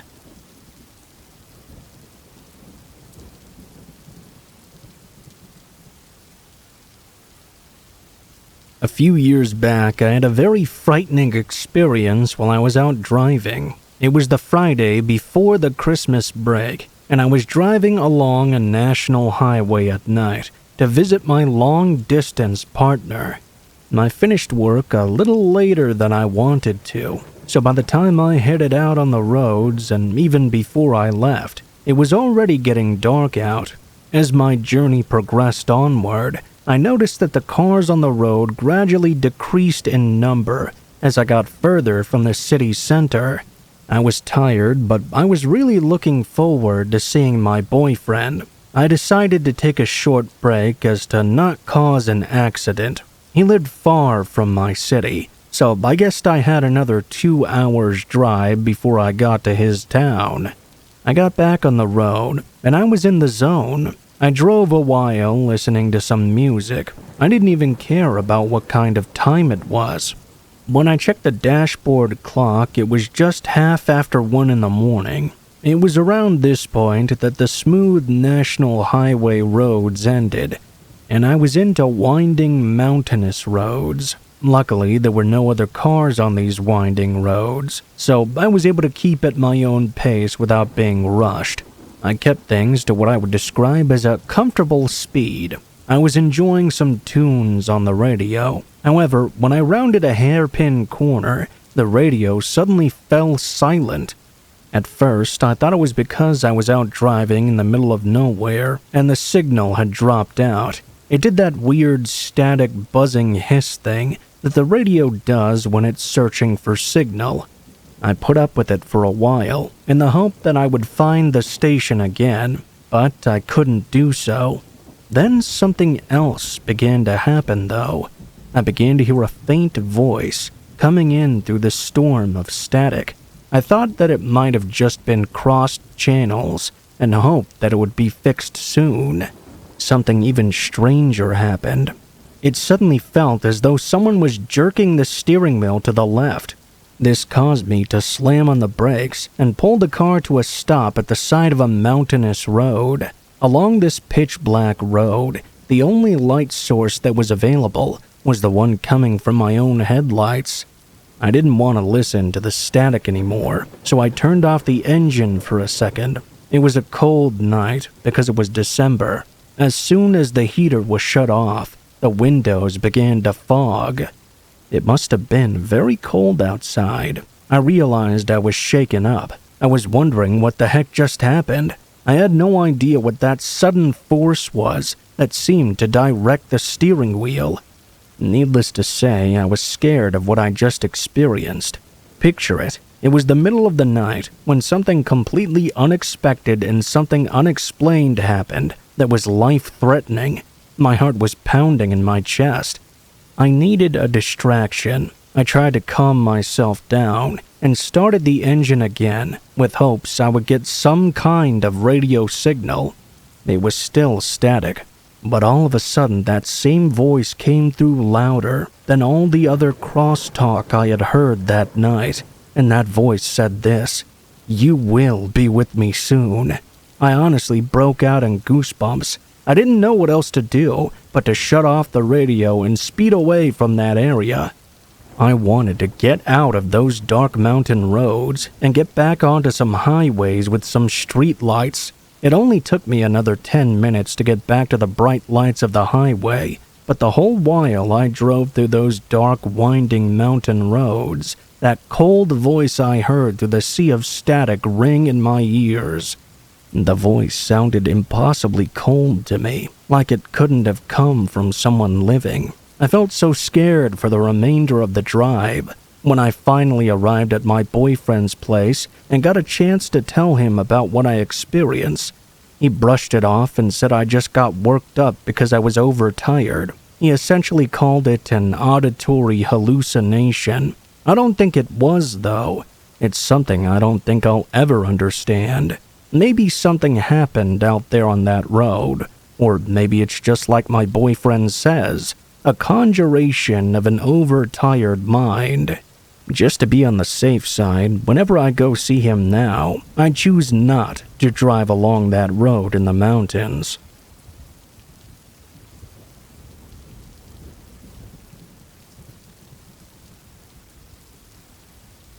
So, when I was 17, I had just gotten my first car. One day, I drove my brother and myself over to the dentist. While we were waiting in the lobby, I noticed someone had parked really badly right next to my vehicle. Since it was brand new, I was pretty paranoid about it getting scratched up or something.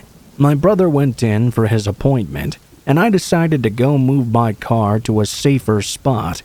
After I parked in that new spot, I was walking back to the office. Just before I could cross the parking lot to get inside, a minivan with super tinted windows, so tinted they had this weird bluish hue, pulled up close to me and almost hit me.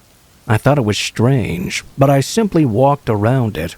As I was heading to the door, I noticed a reflection in the glass. I saw a guy getting out of the van and starting to follow me.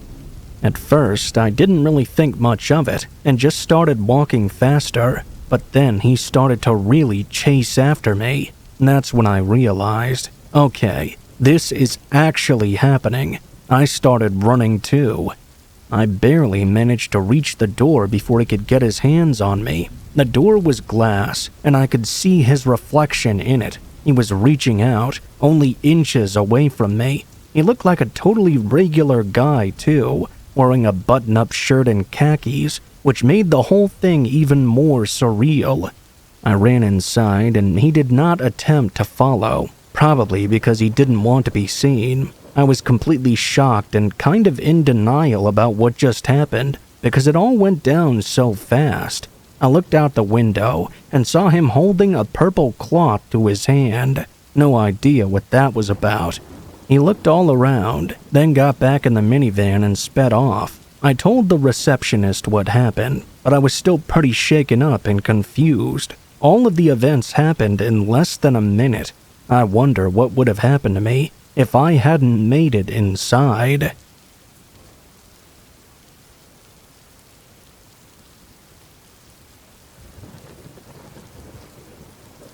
When I was 21, I worked as an assistant teacher. I had plans to visit friends in another state and intended to spend my summer there. Because of this, I subleased my apartment and stayed with my friends for a couple of weeks before I left. My parents lived in a rural area of Wisconsin, just south of Madison. I really loved to run. I would jog in a park near my parents' house after work.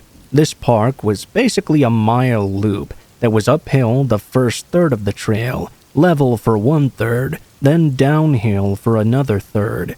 It was heavily wooded, and the upper portion was bordered by a rock quarry. In retrospect, it was probably a stupid idea to jog there all alone. There was a small gravel parking area at the entrance of the trail. I hit the trail after work one day, and on my way uphill, I suddenly started to feel a sense of panic.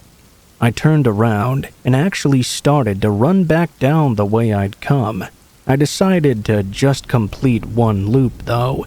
I told myself it was really hot, and I was just making an excuse to not exercise in the muggy heat of late spring. Even still, I couldn't shake this intense feeling that something was extremely wrong. As I was coming in the end of the loop, I could see the parking area. There was now a cargo van parked right next to my car. I could see someone in the van, but as I became visible through the trees, they were no longer in the front seat. My car was not locked because there was never anyone at this remote park on a weekday afternoon. There was ample space in the parking area, which made it extra strange that this mysterious cargo van had parked right next to me. I decided that I didn't want to risk it.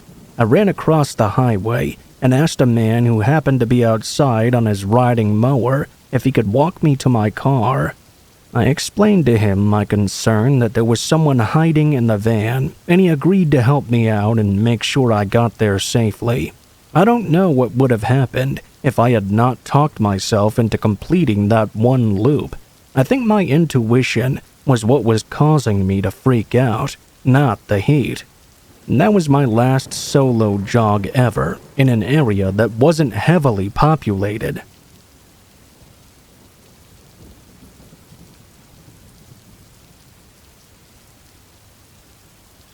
Hello everyone, I hope you're doing well. This first started happening 15 years ago and would take place over the next 13 years of my life. It started in the summertime, about 4 months after we had moved to a new house in a different state. I was 9 years old at the time and didn't really have any friends in the area. One day, I was out in the front yard helping my dad with some yard work. He would mow the front and back yards, and I would either pick dandelions out of the ground or water the plants at the front of the house. Not super helpful, I know, but I was 9 and was not allowed to do anything with the lawnmower, besides maybe pull the cord to start it. My dad had just finished the front yard and moved his way to the backyard while I stayed in the front to finish things up. I remember seeing a package in front of our door and going to pick it up, and that was when I first turned around and saw him. A man in his late 30s, with long dark hair tied in a ponytail, wearing a plain white t-shirt, black pajama pants, and no shoes or socks. He was standing right at the end of our street, with his arms crossed and staring directly at me. For context, my house is 4 houses down from the end of the street. At the end, there's a road that forms a T-shaped intersection. On the other side of this intersection from my house, there are 3 homes, with one lined up with the middle of my street and the other 2 houses sitting to the right of it. To the left of the house lined up with my street is an old steel treating factory that existed surrounding by houses in our neighborhood, and at the time was active 24/7. This man was standing in front of the house lined up with my street. He was standing right at the edge, in front of what I assumed must be his home. He would just stare at me. As soon as I saw him, I immediately froze and stared back at him, with a sudden uneasy feeling washing over me. The longer I looked at him, the weirder this began to seem. To my 9-year-old mind, this man was dressed very strangely. That was an immediate red flag already, but the creepiest thing was his face. He had absolutely no expression of any kind, just this dead, piercing stare, looking directly at me. For 2 minutes we stared at each other, with him not even blinking. Eventually, the uneasy feeling built up enough for me to walk myself down off the porch and over to the side of our house, never looking away from the man. When I made it out of sight, I ran to the backyard to tell my dad about that strange experience. I came up to him as he finished mowing the backyard and described what I had seen. He told me that he had seen this man the other day doing the same thing, except just staring straight down our street. Arms crossed, same outfit, just like how I'd seen him. After that, my dad told me he thought the man seemed off, and to stay far away from him. Unfortunately, that would not be the last time I saw that man. From that point on, I would see him much more often. I would be riding in the car with my family, or outside doing something in our yard or on our block, and look over, just to see him standing in the same spot, intensely staring. He wasn't there 24/7, but at least 3 days a week I would see him outside, sometimes for 5 or more hours at a time. If not staring at me, he would be staring at someone walking their dog or a car passing by. Once I tried to figure out his schedule so I wouldn't have to be around him as much. It felt too creepy though. He would start scanning his head, looking around for people to lock onto. Just really strange behavior. Now, some of you may be thinking, hey, he's just staring and not really doing anything. That's not that bad, right? Well, sadly, I would find out later that things were far worse than I could imagine. Fast forward about 9 years. I was 18 years old now, and looking to get a job to save up for my first vehicle. I hadn't really been able to save any money up to that point, and my parents weren't in any position to help me with purchasing one. I knew I had to try and find a job that would be easy for me to get to, and that would pay me enough to hopefully buy a cheap car quickly. Lo and behold, the steel treating factory next to the creepy man's house had a now hiring sign out front. I decided that a 2-minute walk to work had to be worth it, even if it meant walking by that man's house. I had seen this guy doing his routine for almost a decade at this point, and figured it wasn't going to be a problem. I applied and ended up getting the job. It was hard work, which consisted of heavy physical labor and keeping a constant pace. Nothing I hadn't expected, though. I started off fairly slowly, but ended up getting much better and able to do tasks much faster. About 3 months in, I was assigned to work on a machine I had not previously worked on, located in the loading dock. From the loading dock, I had a clear view of the wooden fence that separated the factory loading zone from the man's house, as well as his front driveway where he would normally stand. I couldn't see the man standing at his post this time, but I did notice a large hole in the fence, which seemed to have been made in some kind of accident. The fence was not broken cleanly. There were splinters and cracks where the hole had been made. I asked the floor worker who was with me if he knew anything about this. This actually got us into a much longer conversation about the man. Ronnie had been at the steel treating factory for over 15 years and had seen the man doing his strange routine more than once. According to Ronnie, the hole in the fence had been made by the man. He told the managers of the plant that it had been an accident with his truck, but that's not all. He went on to tell me that this neighbor man actually ran a daycare from his home, an unregistered business that led to the police being called on him more than once. This surprised me, as I had never seen police cars at his house before. After Ronnie told me this, something else occurred to me. When looking at the man's house, whenever his van wasn't sitting in the driveway, you could see one of those children's mini playgrounds with a slide and toys built into it, the kind toddlers would play with. This always struck me as odd, because never once in those 9 years up to that point had I ever seen anybody else come or go from his house, especially not any children. I never really dedicated much thought to it, though. After Ronnie told me this, I thought back to when I'd first seen him as a 9-year-old, and all the other times he'd stared at me growing up. I began wondering if he had secretly been plotting to try and get me over to his unofficial daycare. I couldn't really do anything about it, though, so I just filed the story into the back of my head as something I would not be surprised to find out was actually true. I left that job not long after. I saved the money I needed for the car and was able to make my way into a career field I had been hoping to make it into. Fast forward 3 years later, to one of the scariest things that's ever happened to me, and the reason for my posting this. At this point, I had moved away from home. I ended up having to move back with my parents for reasons I'm not getting into. I had also met my girlfriend, and we would spend some nights driving over to my parents' house to watch old movies or play games with my janky basement setup. By this point, my girlfriend was also aware of the creepy man, but paid him as much mind as anybody else did.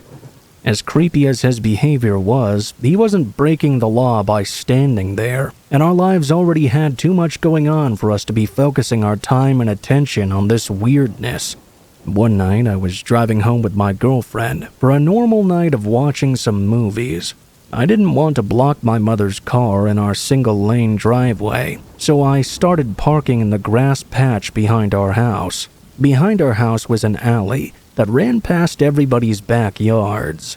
One day on the way home, I ended up going right past his area, taking us right past him with him standing and staring us down. I locked eyes with him very briefly as we drove past him. I turned to go into the alley behind my house.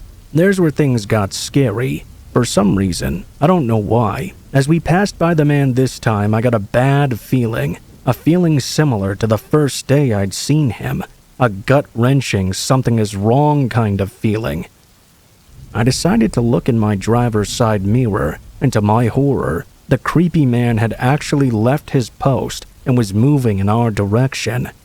I can honestly say that was the first time I had ever seen him not standing completely still. Here he was, moving towards me. As my thoughts began racing, I turned into the alleyway and went 4 houses down, turning into the grass patch behind the garage in our backyard. I told my girlfriend what I'd seen and how strange this was. I didn't want to freak her out. From the angle that my car was parked, I could turn around in my driver's seat and stare at the alleyway. I would be able to see if he was coming and see if he rounded the corner. My eyes widened and my heart started beating fast as I saw him walking down the alleyway right up to the edge of the wooden fence and pausing. After a few moments, he seemed to change his mind about something. He turned around and started walking back down the direction he'd come from. I waited about 2 minutes before getting out of my car and approaching the edge of the fence. I checked to see that he was gone. I've thought quite a bit about this since it happened 2 years ago. I don't know if he recognized me or the house I had pulled into, or why he chose that night to follow me and my girlfriend. I don't really care, to be honest. I moved out shortly after that happened, and I'm now living with my girlfriend, who today is my fiancée.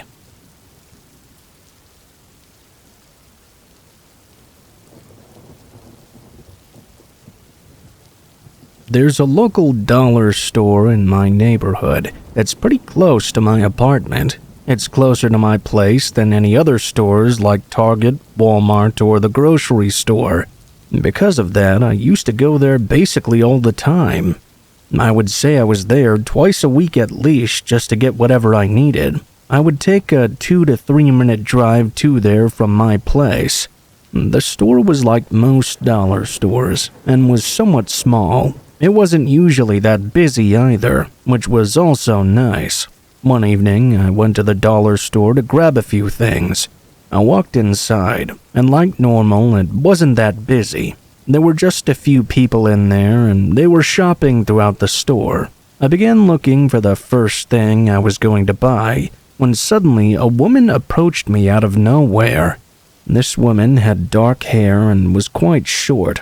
She was wearing glasses and a black coat. After approaching me, she said she saw me here all the time. I said that yes, I did shop here quite a bit. The woman then described the things I would usually buy and said how she always saw me get the off-brand Gatorade and one particular brand of chips that I really liked. This was kind of weird to me. I mean, how close had she been watching me to memorize all this stuff about me? Why did she even come over to say this in the first place? I said yes and tried to laugh it off. The conversation ended abruptly, with the woman saying she would see me later. I then walked away and continued with my shopping. I didn't see the lady until almost the end of my shopping trip. When I was almost done, I remember I was in an aisle when I happened to look up randomly. I saw the woman walking by, filming me with her phone. She was trying to hide it, but doing a terrible job. I could see her phone was pointed right at me. The woman didn't even look at me and walked past. She began to pretend to look at a product on a shelf about 20 feet away from me. Even though she was looking at some items and not in my direction, she kept her phone facing me the entire time. I was so confused. I thought about confronting her, but instead I decided to just check out and leave. When I started walking away, I saw the woman angle her phone to keep it on me. When I looked over, she quickly moved it away once more. I really wanted to confront her now, but I decided not to. As weird as this was, who knew what would happen if I confronted her directly? As long as something like this didn't happen again, then I wouldn't try to pay it too much mind. I headed up and paid for my items, then left the store. The woman didn't follow me or anything. She stayed inside when I left. After getting out of the dollar store, I headed back home. It was about 2 or 3 days later now. I had gone to the store again. I had sort of forgotten about that woman. This time that I shopped there, I don't remember noticing her at all. The next time I was there, she was right back again. This was roughly a week after our last interaction. It was a little bit later at night, and the dollar store was even more quiet than before. I did not see the lady as I walked in. I was going around the store getting some items I wanted to buy. When I was sort of near the front end of the store, though, I noticed something out of the front windows. The windows looked out to the parking lot, and you could see a good amount of it. There were maybe 3 or 4 cars in the entire lot, but I could see the same woman from before, standing next to my car. She appeared to be either filming it or taking photos of the outside. She also recorded my license plates. When I saw this, I decided to leave. I checked out and kept an eye on the woman the whole time. I watched her as she tried to open one of the doors to my car. Luckily, I'd locked it. As soon as I made it out of the doors, I saw the woman immediately duck behind another nearby car in the parking lot. When I reached my vehicle, I called out to her, asking her what the hell she was doing.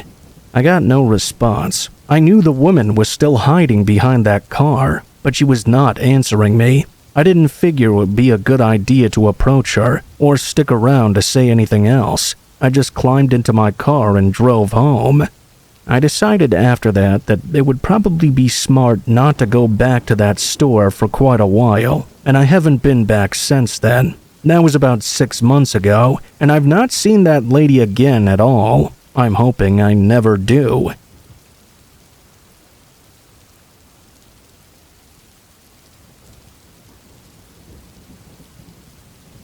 I work at the small perfume store in a large mall. This mall has literally hundreds of stores inside of it, and the store that I work at is one of the smaller ones. It only requires one employee at a time. We sell all kinds of perfumes, as well as a few skin products. Our store is open until the time the mall closes, which is 8 p.m. One time, I was working at the store until 8 o'clock. I would be all by myself for the shift. Normally, the store was pretty quiet. Sometimes, if the mall was really busy, we'd get a lot of customers, but usually there were not that many people in the store at once. I was sitting behind the counter, which faced directly to the entrance, and a large window on the other side of the entrance doors. The day went by as usual for the most part. We got some customers here and there, but it was mostly quiet. At around 5 or 6, though, something really strange happened. I remember that nobody was in the store at that particular time. I was just sitting behind the counter when I noticed this man walking past the store. He was wearing this really creepy-looking mask. Not quite a clown mask, but it looked sort of similar. He then turned and looked into the window right at me. He pressed his face up against the glass. It was quite creepy, but I figured it to be a joke and laughed it off. The man stayed at the window for an uncomfortable amount of time, over a minute. Then he finally stopped and walked a distance away. Before he passed by the store completely, though, he stopped again and looked in once more. He stared for a little while before turning and walking away. Extremely weird. Over the next hour or so, I got a few more customers, and we made a few sales. People would walk past the shop down the mall hallway all the time, but the later it got, the quieter it became. At around 7 o'clock, I saw the strange man yet again. He walked past the shop once more and did not stop. He did turn around to look at me as he passed by, though. It was very interesting, for a lack of a better word. I didn't really know what this guy was doing. Why was he just walking all around the mall? I figured he was probably messing with a lot of people, trying to get a reaction out of them. I didn't see the man for the rest of the time that we were open. At 8 o'clock, I went over to the entrance and closed our glass doors, then locked them up. After that, I just had to finish up by doing a few things. Then I could leave for the night. I went back to the counter and would be able to leave in probably 5 minutes. As I was behind the counter, though, I saw the man had returned. The same guy still wearing his creepy mask. He stopped right in front of the 2 doors and started to stare at me. Then he rushed up to them and tried to open them, but they were locked. After that, he started to walk away. I figured that he was leaving the mall. After all, it was now closed, and no stores would be open anymore. The man did not go out of my sight, though. Instead, when he reached the end, he turned around and walked back, then started pacing back and forth in front of the shop and looking in at me. Almost the entire time, I tried my best to ignore him. Soon, though, I was done with work, and I wanted to leave. Thing is, I couldn't exactly leave with this guy out there waiting for me. I was hoping he would just go away on his own, but he didn't after several more minutes. I was starting to get impatient. I hoped one of the mall security guards would see him and tell him he had to go. By now, he was probably one of the last people left, if not the very last one. He continued to stand around and look at me. Every so often, sometimes he would pace around a little more, but he would never move out of my line of sight. It was like he was just waiting for me to leave. He seemed to know that I was off now, but I wasn't going to leave with this guy out there. I didn't know who he was or what he was capable of. Before, I figured him to be harmless, but now I wasn't quite so sure. This went on for quite a while, when finally I saw one of the mall security guards come into my view in front of the store. He started speaking to the man. I couldn't really hear what was being said exactly. I could just really hear their voices. All I could really make out was their voices. Not long at all after they started speaking, the masked man walked away and out of sight. The security guard followed. There was not too much of an interaction. Most likely, the guard had just told him the mall was closed and he had to leave. Still, I waited a couple of minutes and made sure the guy didn't return. Then, I was finally able to leave the store. I walked the now empty hallways of the mall and out to my car in the parking lot. When I got outside and into the lot, I remember looking to my left. One of the first things I noticed was that the masked man was right there. He was just sort of standing, around 100 feet away. He was near another set of entrance doors, standing on the sidewalk out front. I hoped he would not look over and see me. I walked as fast as I could to get to my car, and I was able to get there okay. I quickly left. When I did, I saw the guy still waiting in the parking lot. I don't know if he was waiting for me to leave or what. Maybe he thought I was going to exit out those other doors. Either way, I'm glad I was able to get out safely and make it back home. After that, I never saw the guy again. I still sometimes wonder what his plans were.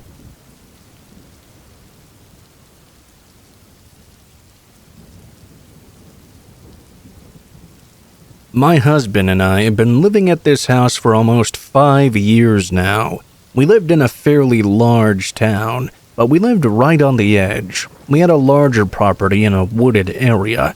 Our property had a cabin sort of vibe, with plenty of space for our 2 dogs, 2 German shepherds to run around. We had neighbors close to us, maybe only 500 feet away, but there were enough trees around to make it still feel secluded. On this rainy Thursday night, my husband had gone to play poker with some friends, as they occasionally did. It was at one of his buddies' houses that was about 10 minutes away. I was at home alone with the dogs, watching Netflix and enjoying some ice cream. After the episode ended, it sounded like there was a bit of a break in the rain, so I got up from the couch and let the dogs out to go to the bathroom in the backyard. I would normally go out with them and stand outside, but since it was raining lightly still, I just watched them through the window. The dogs do their business pretty quickly most of the time, but this time they were spending a lot of time sniffing and hovering around our old shed close to the woods in the backyard. My dogs began to bark at the shed and wouldn't stop doing so.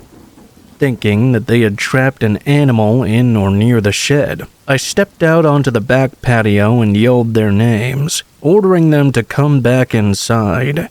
The dogs would not stop barking though. I went back inside, grabbed a rain jacket and a flashlight, and put some shoes on. I walked out toward the shed to check out the scene. As I got closer, I noticed a terrible smell filling my nostrils. It smelled like a dead animal. As I approached the shed, shining my flashlight toward it, I got within about 20 feet, when suddenly the door of the shed burst open, and this small, dirty-looking man jumped out. He couldn't have been much taller than 5 feet. His clothes were in rags, and his hair was a tangled mess. He smelled horrible. He had a shovel from our shed in hand, and took a couple of swings at my dogs, attempting to hit them. Thankfully, he missed. He locked eyes with me for a split second, then dropped the shovel and ran into the woods behind my home. After he disappeared into the woods, I ran back inside and called the cops, then called my husband, telling him to come home right away. The cops came very quickly and searched the wood area behind my house. They ended up finding the man, hiding in some brush close to my neighbor's home. My husband and I ended up finding out a couple of days later that it was a homeless man who had been squatting in people's sheds and garages around town. I'm thankful I had the dogs there with me that night, as I'm not sure what would have happened had I confronted the crazy man myself.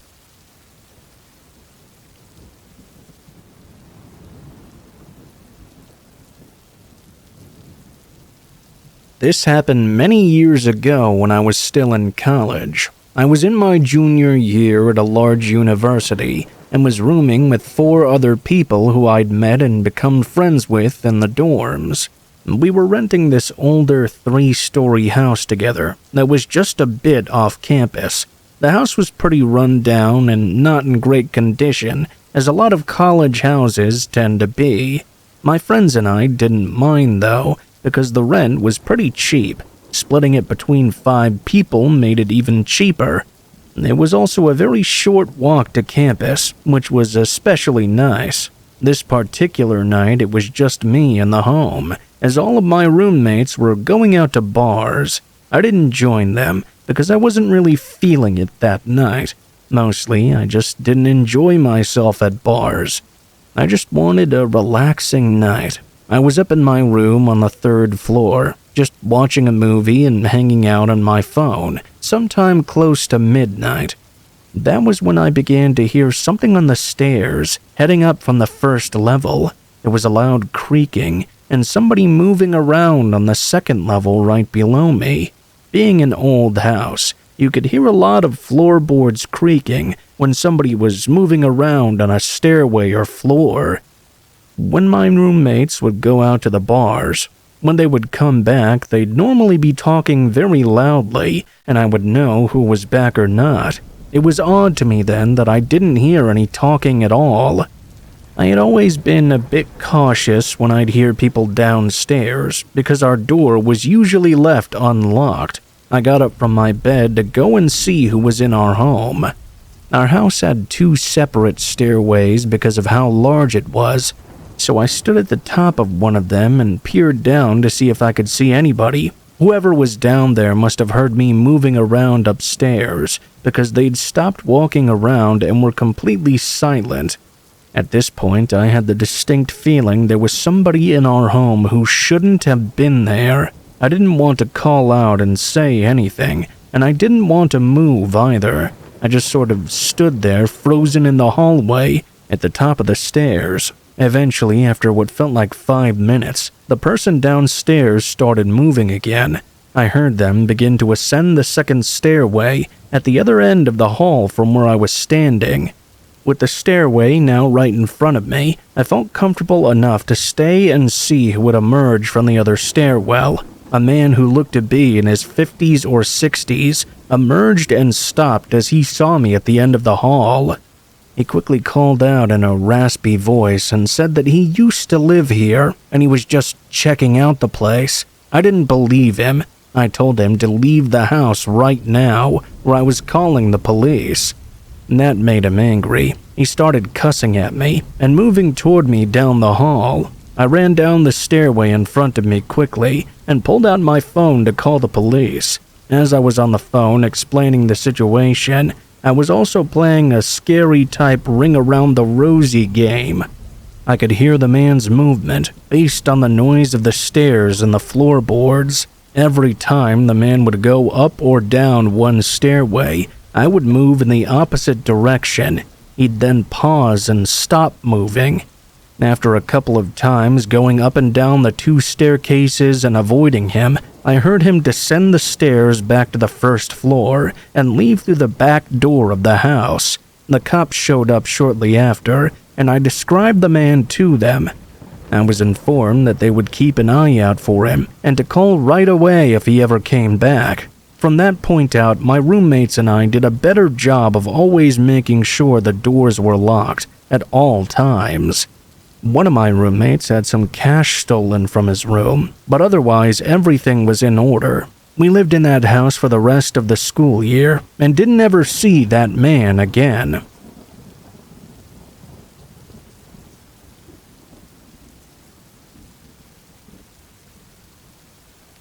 This was a pretty normal night for me. I was off work for the weekend and was planning on doing absolutely nothing productive for my entire 2 days off. I had some snacks and drinks set up on the table by my couch, and I was watching some silly movie to pass the time. It was storming outside, and it was actually a lot worse than it usually was around here. The lightning was extremely loud, like it was touching ground less than a mile away from me. I usually find comfort in rainy weather, but this was a bit much even for my tastes. What definitely wasn't comforting, though, was when I suddenly heard something impact my front door. It was only a single thud, which made me think that possibly the wind had blown something into it. I got up and checked outside, opening the door.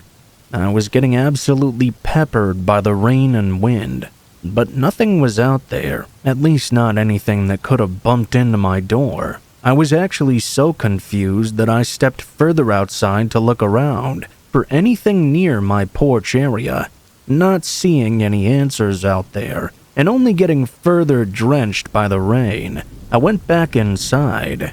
Whatever had caused this seemed like it was gone now. My shirt was completely soaked through, so before doing anything else, I went right upstairs and threw on a clean one.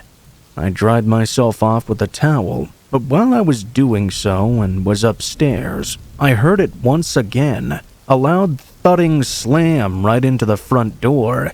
It made me jump in surprise and mumble under my breath.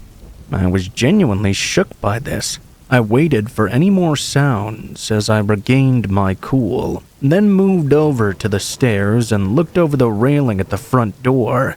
My eyes widened in surprise. The door was wide open. Rain was splashing inside. I quickly ran over and shut it as best I could, but the handle was all messed up. I still had no idea what had even happened. I honestly thought there had been a tornado or something. Of course, I quickly realized a far more horrifying thought. The puddle that formed inside the doorway had several muddy shoe prints smeared into it, and going across the floor as well. With the door loosely sitting in the frame, I left it and started to follow the path of mud and water through the hallway. I don't know why, but for some reason I felt like I was trapped in there with whoever was now inside. I realized after the fact that I should have just run away immediately, but in the moment I think the fear and adrenaline had me acting out of character. When I turned around the corner which led to the family room, a pair of old soaked boots were scattered on the floor. The shoe prints I was following suddenly ended. The lights were off in this room. I only had a small couch and a sofa chair in there. I knew whoever this was had to be hiding behind one of them. It was only then, as I stared into the pitch-black room, standing only a few feet away from an unknown person, that I realized I needed to get out of here ASAP. I quickly got my phone from the couch in the living room and ran outside into the storm. I found a tree to hide behind as I called 911. It took several minutes, but eventually they arrived. 4 officers charged into my home, and a minute later they came out dragging a man through the rain. They dragged him off into their car, and he looked absolutely crazy. I don't know how else to describe this man. His hair was long, and his eyes were sunken in. What's even more disturbing was that after they'd locked him away in their vehicle, I went back inside with an officer. They said they'd found him hiding underneath the couch. That whole time, I was staring into the dark room trying to find him. He was likely staring right back at me, able to easily see me. Even worse, they found a sledgehammer behind the couch he was hiding under. He obviously had used it to break in, but what else he was going to do with it is unknown. Hopefully he stays locked up for a long time. Otherwise, I'll be living paranoid for the rest of my life.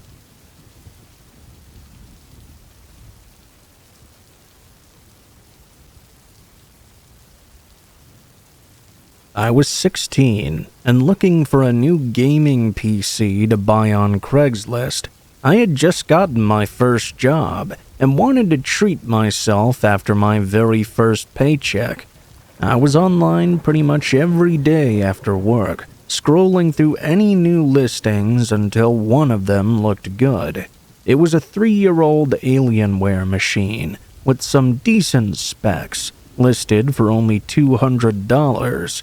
In the description, it said they had recently upgraded to a newer model PC, and so had no further use for this one. It still worked just fine, apparently. I sent the person an email, and he got back to me very quickly. We exchanged a few back and forth messages before agreeing to meet up the next day. He told me to meet him at a specific grocery store parking lot at 8 p.m. It was kind of far away though, so I suggested somewhere else that we could meet halfway. He made a bunch of excuses as to why he couldn't possibly do so. He said he was going to be busy all week and wouldn't be able to drive very far. If I wanted this PC that badly, I was going to have to come pick it up near him. Although finding it a little bit annoying, I still thought the deal was quite worth it, and agreed to pick it up in that spot. In the morning, I thought about it some more, and almost decided to call the whole thing off.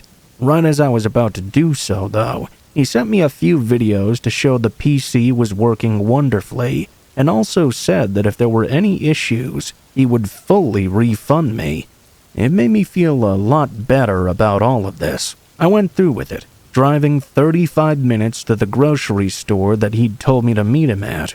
Right as I pulled into the parking lot, I observed a truck in the far back.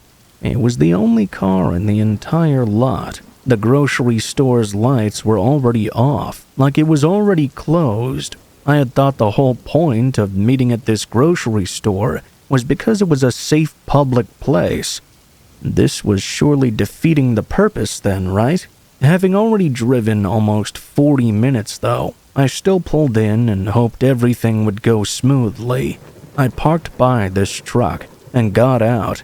The man sitting inside leaned over and looked out from his window. He didn't smile or greet me or anything. He just looked down like he was inspecting me. It was really uncomfortable feeling. He then got out as well. He appeared to be an older man, late 40s or 50s, and had dark brown hair that was thinning in the front. Just from a cursory glance at him, I could tell there was something wrong. I stood a few feet away trying to keep my distance as he walked around and opened the back door. Inside, I could see the computer just sitting there on the back seat. Not the one closest to us, though. It was the other seat further inside the truck. He pointed inside and said I could take it out myself.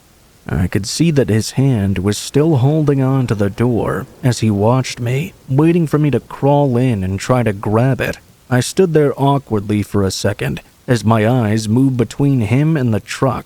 That was before I noticed a small detail that I hadn't realized. The handle on the inside of the door that he was holding was missing. It wouldn't take a genius to assume what was going on here. I started to back away from the man and hurried into my car. He yelled at me to come back, but I pulled out right away. The guy jumped into his truck, and instead of trying to follow me, he shot off in the other direction. There's absolutely no doubt in my mind that if I'd crawled into his back seat, he would have slammed the door behind me.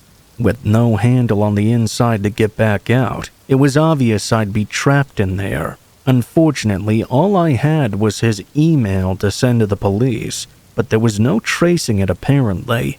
I just hope nobody else falls for this disturbing Craigslist scam. I've checked a few times since then to see if his suspicious ad was back up for the PC, hoping to set him up with the police or something. So far, I haven't seen anything, but he could just be using a different alias, trying to get somebody with a different item. My advice is to just stay far away from Craigslist altogether.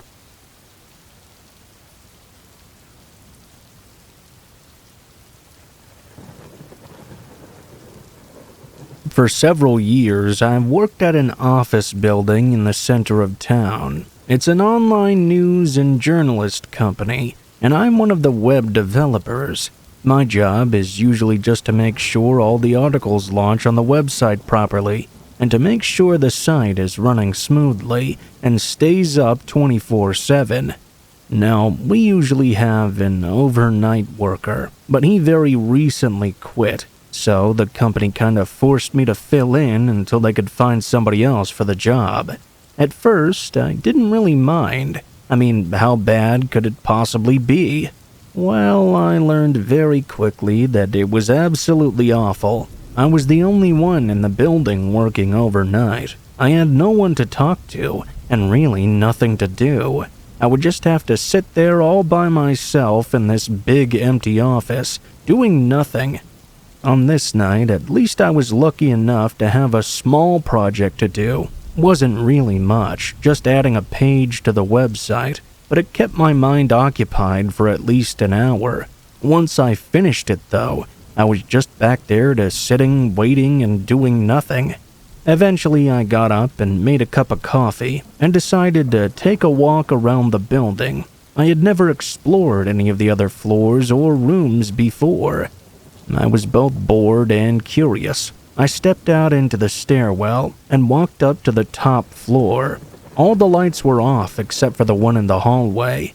I walked down and casually looked into a few rooms, but there wasn't anything interesting.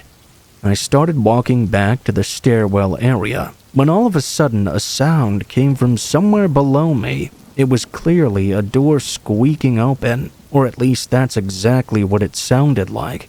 Thing is, I knew nobody else was supposed to be in the building with me. Instantly, a chill went through my body. I quickly calmed myself down, though. Maybe it was just a pipe in the walls, or the building making some other settling sound.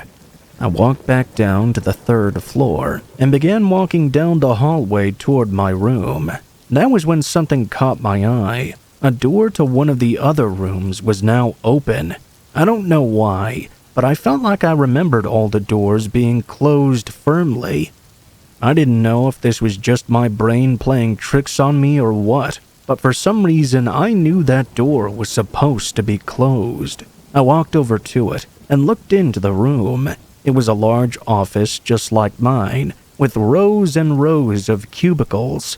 All the lights were off, so only the thin light from the hallway seeped into the room. "Hello? Is someone in there?" I called out. My voice echoed through the hollow room with no reply. Another chill ran through me. I closed the door and went back to my office. I sat at my desk and chugged my coffee, rubbing my eyes and trying to get my head together. I checked the time, just a bit past 2 a.m.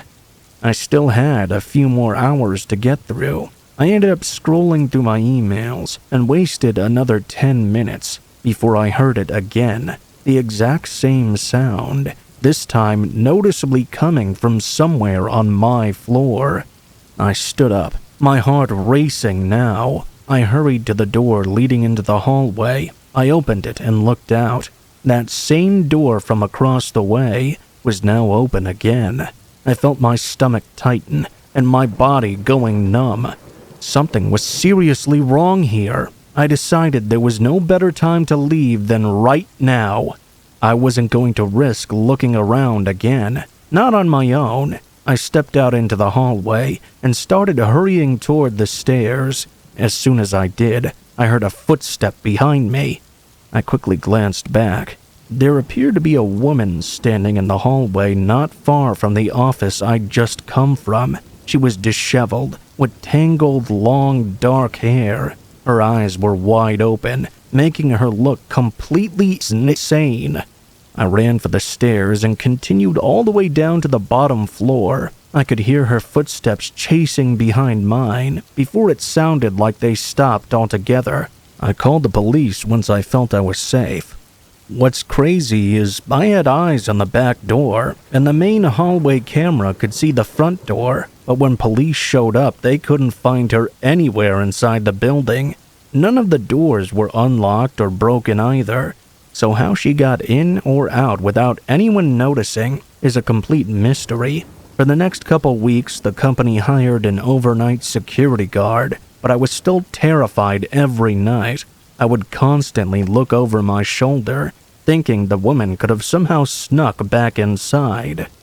With no way to find any further info on her, there's no saying what she was trying to do.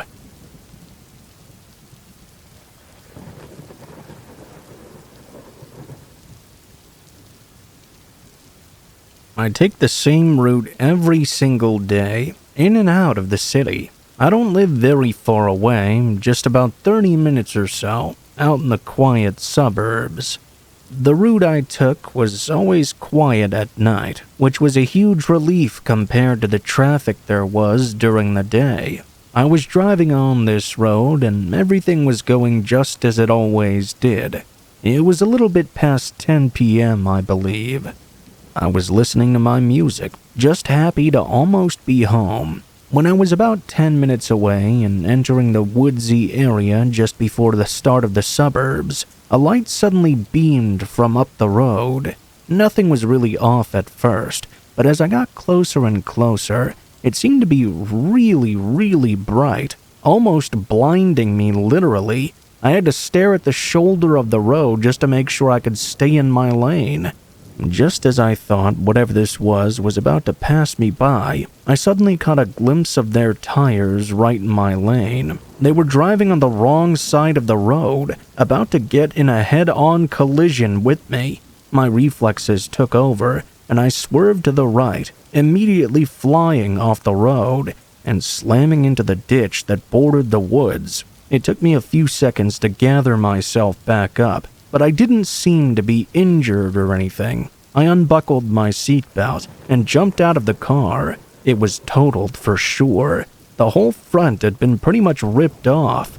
Honestly, just looking at it from the outside, I should have died in there. I remembered what happened and immediately got pissed off. I climbed out of the ditch and looked down the road, expecting to see their headlights fading out into the distance. Instead, I was surprised to see that they had stopped and pulled over not too far down the road.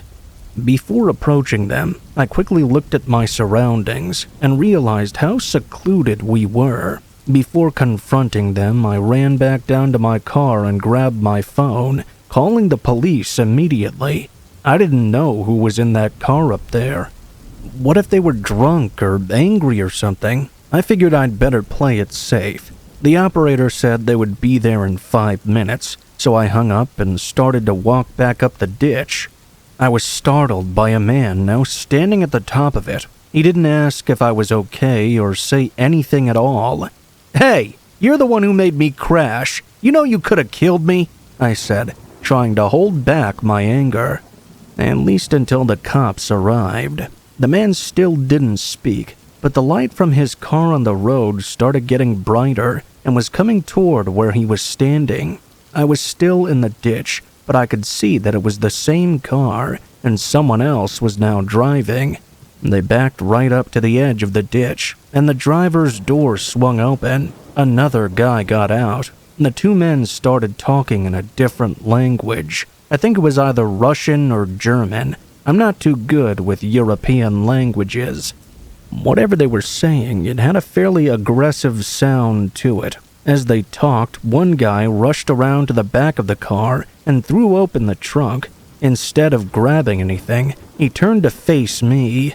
Both of them immediately came sprinting at me down into the ditch. It didn't take me more than a split second to put the pieces together. I turned around and sprinted out into the woods as the men ran around my car and continued chasing me. They were both large and heavier-looking men, so after a good minute of sprinting, I'd lost them. Now I was in the middle of the woods with absolutely no light to see where I was going. I didn't even know which direction was which. With no sounds of the men nearby, I aimlessly wandered throughout the trees. I wasn't trying to get back to the road while the men were still around, but I also didn't want to get completely lost so the police wouldn't be able to help me. After only a couple of minutes of walking, I could hear the sirens approaching in the distance. It was to my left, so I followed that sound, leading me straight to the road. I could see the cop car at the top of the ditch and two officers inspecting my vehicle. There were no signs of the men anywhere. I explained what happened, and they wrote down a report. The follow-up investigation was minimal, though, since there was only their description to go off of.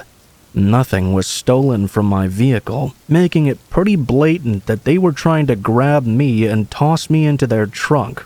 Whether they planned that before or after the crash is unclear. Maybe they made a mistake and were trying to cover it up, or it could have been just as they intended. There's no way to know for sure.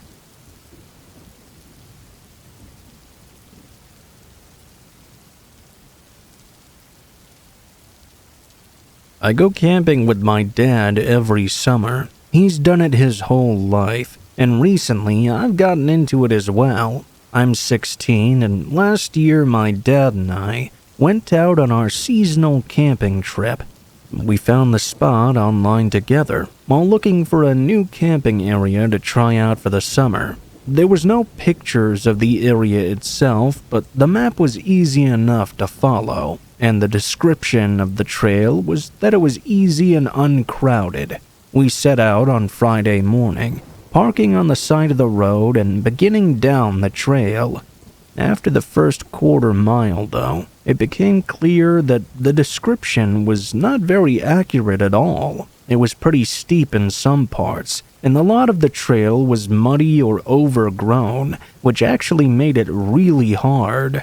Already being there, though, we just pushed through and eventually got to the campsite. It looked no different than the woods on the trail we had been walking on for the past 2 hours. There were trees everywhere and just a plot of overgrown grass to set our stuff up on.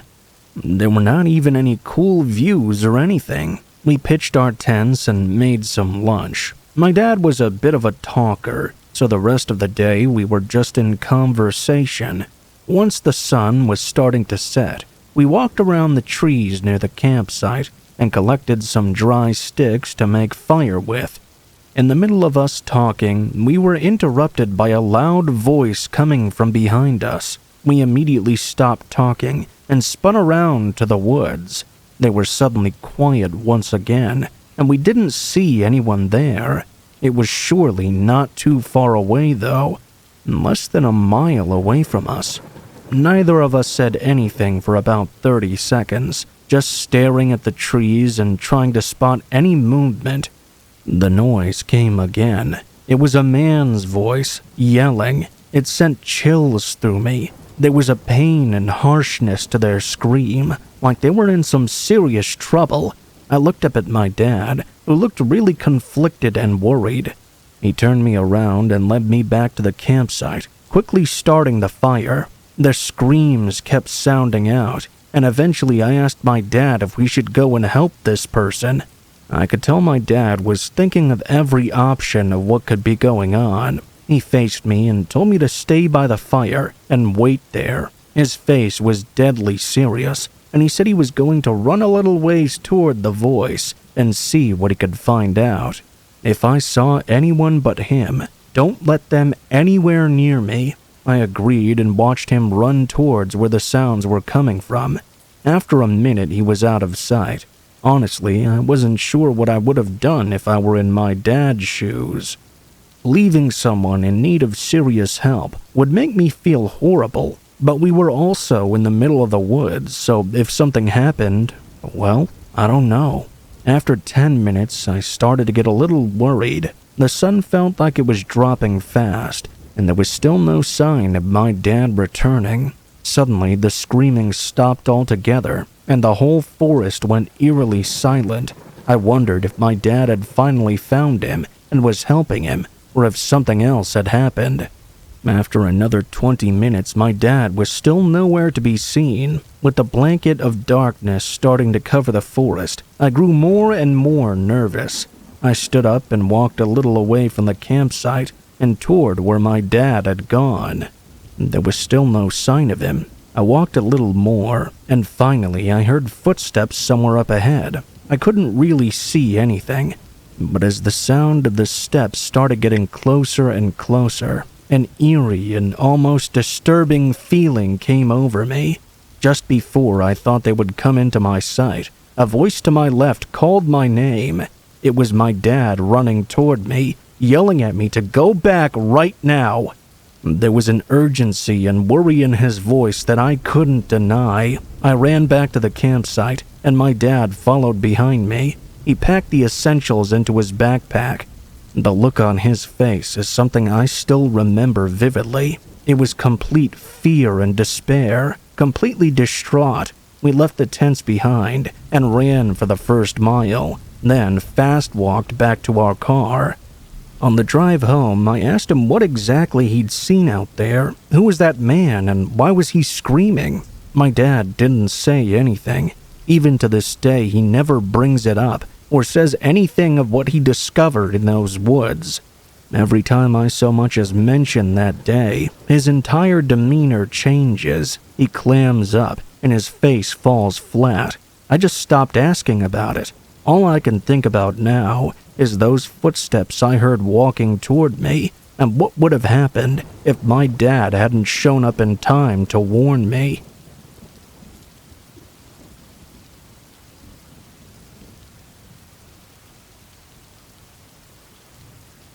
When I was 17 years old, I got my first job ever. It was to be a pizza delivery driver for a pizza place near where I lived. I lived with my parents and was still in high school at this time, so I would mostly work on weekends. Some weeknights as well, though. One time, I was working a Friday night, and we stayed open really late. I would work longer shifts on those nights. This was after I'd had the job for a few months now, and had pretty much gotten used to the way things were. When I got sent out for a delivery at about 11 p.m. or so, I left the pizza place. I remembered that I was seemingly followed. The roads were pretty quiet out with it being 11 o'clock at night. So, while I was driving to the address, probably just a few minutes into the drive, I noticed headlights behind me. I didn't really think much of it until I realized they were still there as I was approaching the address to make the delivery. When I got to the street for the delivery address, the car was still there. I pulled over to the side of the road in front of the house that I was delivering to. It was pretty much just a regular residential street. The car behind me continued down the road as I pulled over, and this made me feel a lot better. I got out and delivered the pizza. No issues there. I got back into my car afterwards and started to drive back to work. I turned around and headed back down the street, but when I got to the end of it, I saw those headlights behind me again, likely the same person. They ended up following me almost all the way back to the pizza place, except they randomly turned away within a few minutes of it. I was able to get back, but I found the whole thing to be very strange. I had no idea why anybody would be following me like that. I got sent out on another delivery a short time later. During this one, I was also followed again. I imagine by the same vehicle. This time just part of the way, though. I remember seeing those headlights behind me, starting to follow me. I didn't know what I was going to do. Within just a few minutes, though, the person had turned away. I made the rest of the delivery and went back without any further problems. The next delivery was completely fine, and I didn't notice anyone tailing me at all. The one after that, the car had returned, though. By now, it was well after midnight. This time, it was very similar to the first. The car followed me almost the entire way to the house and back, but not quite the whole way. Then I had my final delivery of the night. For this one, I did not see the car at all. I felt slightly better about that. I was back at the pizza place a short time later, and then I clocked out of work. I left my workplace and started driving back home. Unfortunately, once I was a few minutes into the drive home, the exact same car showed up again. When I saw it, I instantly had a terrible feeling. I didn't want it to follow me to my home. I remember that I tried calling my parents, but it was really late and they were both already asleep. I didn't know what else to do. The drive home took maybe 10 minutes at most, and the car followed me the whole way there. When I was approaching my street, I just turned onto it. My plan was to go around the block a few times and see if the car would keep following me. When I first turned, the car behind me did not. I was able to drive the rest of the way home and pull into the driveway. I kept looking around, careful to see if the car would return. But I didn't see it anywhere. I quickly went inside after that. I was not followed like that for the entire rest of the time I worked at the pizza place. I still don't know who was following me that day for so long, nor why they did it.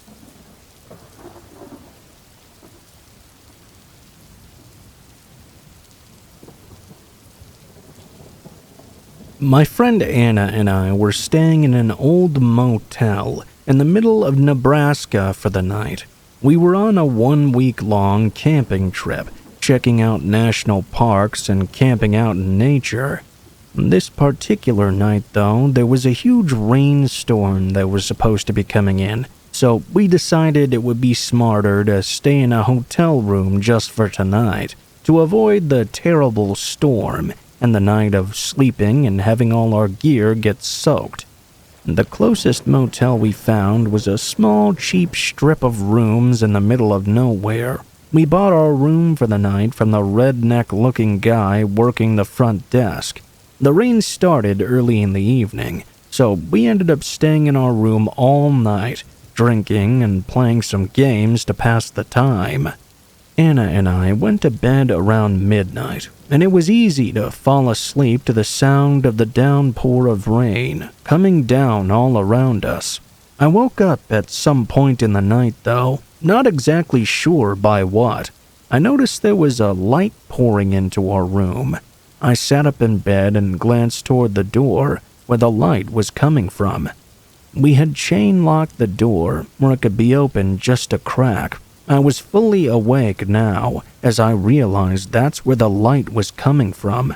The sliver of light shone all the way into the room, stretching across the floor to the foot of my bed.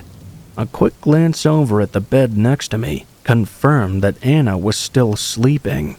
It was not her who had the door open. Now fully awake, I decided to get out of my bed and check out what was going on. Once I got past the foot of my bed, the doorway entered my view, and I was shocked by what I saw. The door was indeed open a crack, just as much as the chain would allow, and a person's arm was currently reaching through, fumbling around and trying to undo the chain, the only thing that was keeping the door from being completely opened. Instincts and adrenaline immediately took over. I ran toward the door and slammed my entire body weight against it. I forced the door closed onto the arm that was still reaching through the crack. I heard an extremely pained grunt on the other side, and the arm withdrew from the space. Whoever was on the other side took off running and vanished. Anna, who was awoken by all the commotion, called the police, alerting them that there was an attempted intruder at the motel we were staying at. It was close to 5 a.m. now, and even though it was fairly early, Anna and I agreed to pack up our things and hit the road. As we left our motel room, the police were already at the front desk, talking to the worker. We were approached by a friendly officer who asked if we were okay and if we'd seen who the culprit was. The man who was working the front desk also appeared and kept repeating that he didn't see anyone while he was working. Funnily enough, though, he seemed to be holding his right arm in a very ginger manner. Even when he wasn't holding it, pretending to cross his arms, it was hanging oddly at his side. Right before heading out, we informed the cops that we suspected it was the man working the front desk who had attempted to enter our room. They told us they would look into it, and that's the only information we were given before we drove off to continue our journey. Because we didn't stay there, I have no idea if they ever confirmed that the man working the front desk had been the one attempting to enter our room. It was comforting to me, though, that even if the man didn't face any legal actions for that night, I had broken his arm and severely injured him. Perhaps that would stop him from trying anything foolish like that ever again.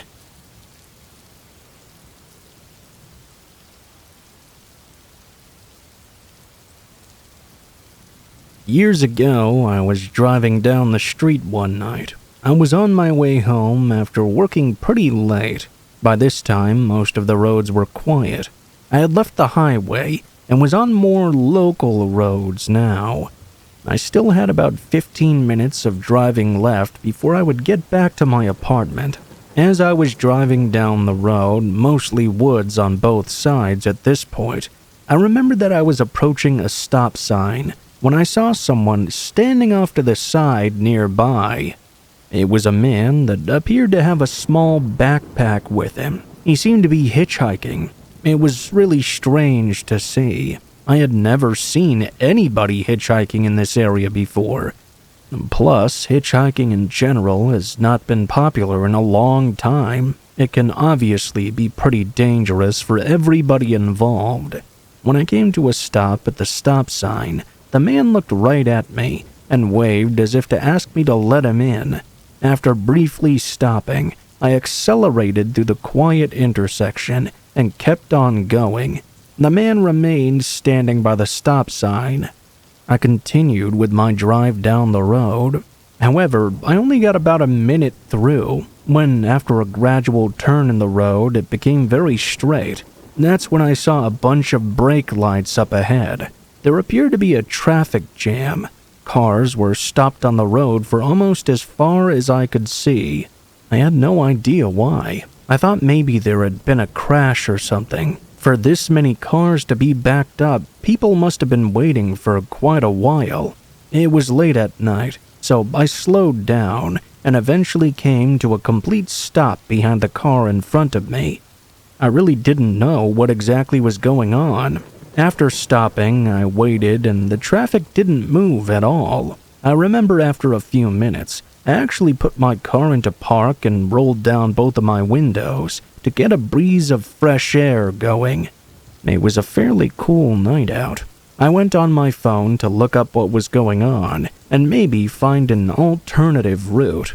This had been the only way that I had gone home from work for quite a while, and I didn't really know any other way. There weren't a ton of roads out in this area. I couldn't find anything about what was going on online at the moment. Looking ahead, all I could really see was brake lights of other vehicles. I continued to sit there stopped, looking for an alternative route. All of a sudden, I heard a noise out of nowhere, off to my right. As soon as I looked up, I saw somebody at my passenger side window. It was a man. He instantly climbed inside the window, and next thing I knew, he was in my passenger seat. It happened so fast that I never even had a chance to put the window back up. The guy was not large at all, so he was able to easily slip through the crack. After getting inside, I realized it was the very same man I had seen earlier. After he climbed into my vehicle, I asked him what he was doing. The man said he really needed a ride. I told him to get out, and he said no. The guy claimed that he just wanted to go a couple of towns over. I told him again to get out of my car. The man did not answer me. I didn't know what to do, to be honest. I wanted to get out of my own car and run away, but I didn't do that. I told the man I was going to call the police, and the man instantly snapped back, saying that he could not let me do that. What exactly that meant, I didn't know. The man moved closer to me, and I pushed on the horn. At that point, I did not take my hand off of it. The man told me to stop, but I didn't do so. After a few seconds, other people nearby started honking as well, probably because they were annoyed at me. The man reached over and grabbed my arm. I screamed for help, and my windows were open, so people had to have heard me at that point. I couldn't believe it, but the man actually did leave. He opened the passenger's door and leaped out, then ran off, disappearing into the woods that were next to the road. Someone had actually gotten out of their car and started approaching me. I told them what happened and let them know it was not honking just to be annoying. Eventually, traffic started moving. It took about 15 minutes, and I did not see the guy again at all. It turned out the traffic jam had been caused by a traffic light which had fallen over. I'm not sure if somebody crashed into it or what, but I'm glad that we got moving again. I still can't believe that random guy just jumped right into my car like that. He must have seen the open window and saw it as an opportunity. It was one of the scariest moments of my entire life.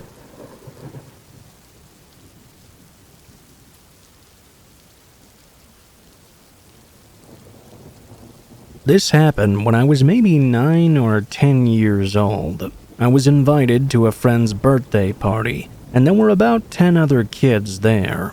It was a friend named Tony, and he was not exactly my best friend, but I did know him pretty well. I also knew just about everybody else at his party. The party itself was at Tony's home, about 5 minutes away from mine. It was a really populated neighborhood with a lot of houses.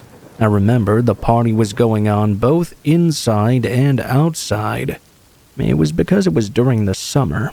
I didn't know much about what was planned for the party. When I got there, I was pleasantly surprised.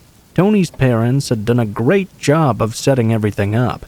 I remember they had video games, lots of snacks, and all the amenities you would need for a great party.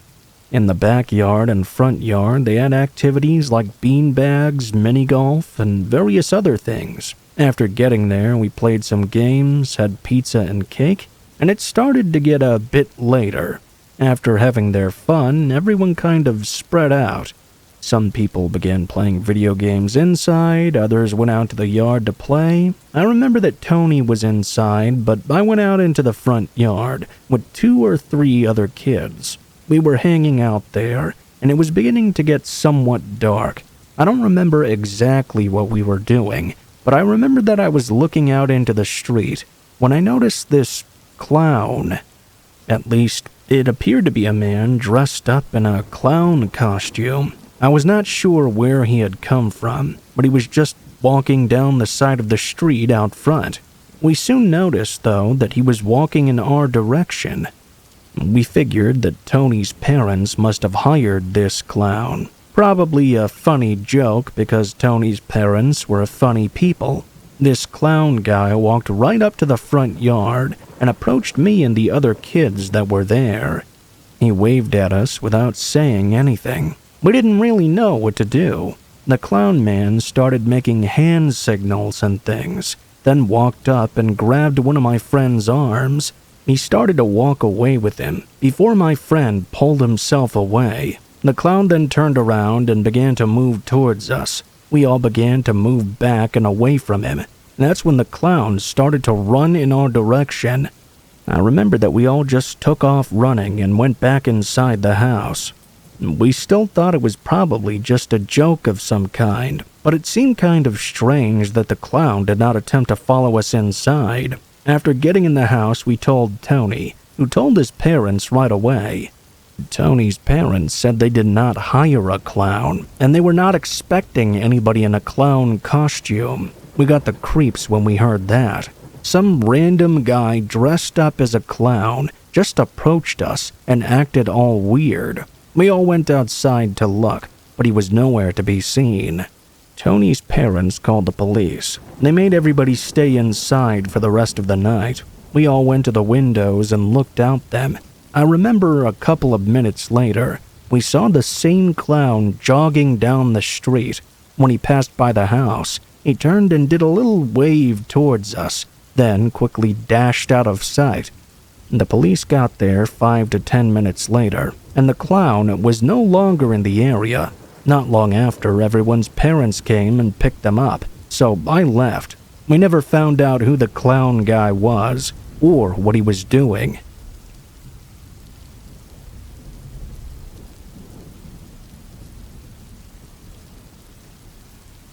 My first year of college, I had gotten close with a group of friends who were into urban exploring. I had never done it before, but most of my friends enjoyed exploring old abandoned buildings. As long as it wasn't a place which was deemed super dangerous, I was perfectly happy to go there.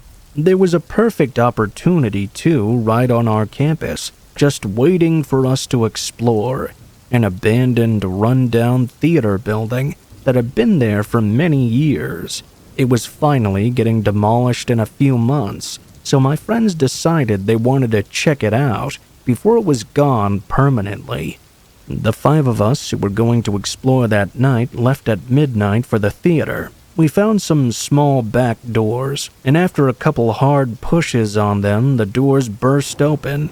We had our way inside the theater now. I have no idea what year this theater was built or when it was abandoned, but it was in pretty bad shape. There was a ton of junk everywhere, and the audience area was filled with old theater props and other storage items. And that's what we spent most of our time exploring. One of our friends, I'll call him Jake, wandered over to the storage area. The stage had multiple gaping holes in it, and we warned Jake to be careful up there. Suddenly, we heard a loud cracking coming from the stage. We looked over to see a large portion had caved in and fallen, taking Jake down with it. Racing over toward the edge, we were all relieved to see Jake standing up and brushing dust off himself as he appeared uninjured. He had fallen about 10 feet down into a hallway hidden below the stage that had doors leading to multiple dressing rooms and storage rooms. Before we could even ask Jake if he was okay, we heard a loud banging echoing throughout the whole lower level of the theater. It was so powerful even the walls shook. We watched as a figure sprinted out into the hallway and out a door into the night. Now they were outside the theater. I was freaked out and ready to call it a night, but the others wanted to explore the dressing rooms down that hallway. I followed the group, and we checked room after room. Eventually, we opened a door leading into one room, and Jake was the first person to peek his head inside. He turned around, gagging. Shining our flashlights through the door of this room, it revealed a makeshift bedroom set up with a rickety old wooden bed and some chairs and other random items. Strewn about the ground were the remains of deceased animals. They were mostly squirrels and rabbits. The smell flowing from this room into the hallway was putrid. We quickly closed the door, and we finally all agreed on heading back home for the night. We left through the back door, the same way we had seen the figure run earlier. We could see their footsteps in the snow outside, retreating away from the theater. I'm sure they were hiding out there somewhere, waiting for us to leave. The old theater got demolished a couple months later. I wondered to this day if that critter-killing dweller had moved on somewhere else nearby, or was still somewhere in the college campus.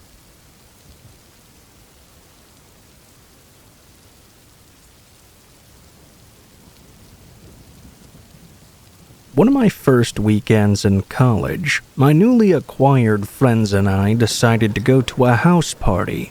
We hung out in the dorms for a majority of the evening. Then, at around 10:30, we got dropped off at the address for the home. It wasn't quite what we were expecting when we thought of a party, but there were enough people there for it to still be a good time. We knew many of the people as well, so that made it even more fun. Also, the focal point of the party was downstairs in the basement, where there was loud music and drinking games being played. Personally, I wasn't very interested in that sort of thing. Because of this, the party was a little boring for me. I stayed downstairs and hung out with my group of friends anyway. Eventually, though, I got really hot and wanted to get out of the basement and grab some fresh air. My plan was to go outside the house for a bit, into the cool night. On my way out, I walked through the upstairs living room area. There were a couple people hanging out on the couches talking. I recognized one girl on a couch in the living room. She sat near me in one of my classes, so I decided to go over and talk to her. Say hi. It ended up being a great conversation. I sat down on the couch with her and we talked for quite a while about school and various other random things. It was a refreshing break from all the noise and action of the party going on downstairs. We had been talking for quite a while now, when it came to my attention that a man sitting on the other couch across the room was now staring at me. He was not talking to anyone, and there was nobody by him either. He was just sitting there and openly staring. I sneaked glances at this guy during my conversation, and every single time he was just locked in on me. I was getting a little weirded out by how intense his gaze was. I wrapped up the conversation with my classmate, and decided to head back downstairs to my friends. I had reached the top of the stairs leading down into the basement when I felt a cold hand grasp firmly onto the back of my arm. It was the guy from the couch. With no introduction or hello, he simply stated that he wanted to go outside and get some air. It was an unfriendly voice, and I told him no and to let go of me. He was still grasping onto it. He stared at me for a couple of seconds. I was afraid he was not going to let me go. Finally, he released me, and I quickly went downstairs and to the life of the party. I joined up with my friends. At this point, I was kind of ready to go home back to the dorms, but my friends were still having fun and playing games, so we stayed for a while longer. I was scanning the basement, looking for someone I knew, when I saw the guy from upstairs again. He was just standing in the corner, staring at me, directly at me. I kept my eyes on the creepy guy, making sure I knew where he was so I wouldn't get close to him for the rest of the night. I was relieved to say the least when one of my friends notified me that our ride was there, and it was time to start going. We said our goodbyes and piled into the back seat of our ride's car. As we pulled away from the house, I could see him watching us through the front window, the curtains pulled open a bit, with his head peeking through them. Thankfully, nobody followed us home that night. The next week in my class, I asked my friend if she knew who that guy was, who had been staring at me the whole night. She said that she had no idea, but he'd been sitting by himself the entire time, not associating with a single person. That guy made my first party experience in college extremely creepy, and I watched out for him the rest of my time there. Funny thing is, I never saw him on campus, or in any classes either, and nobody I spoke to seemed to know who he was.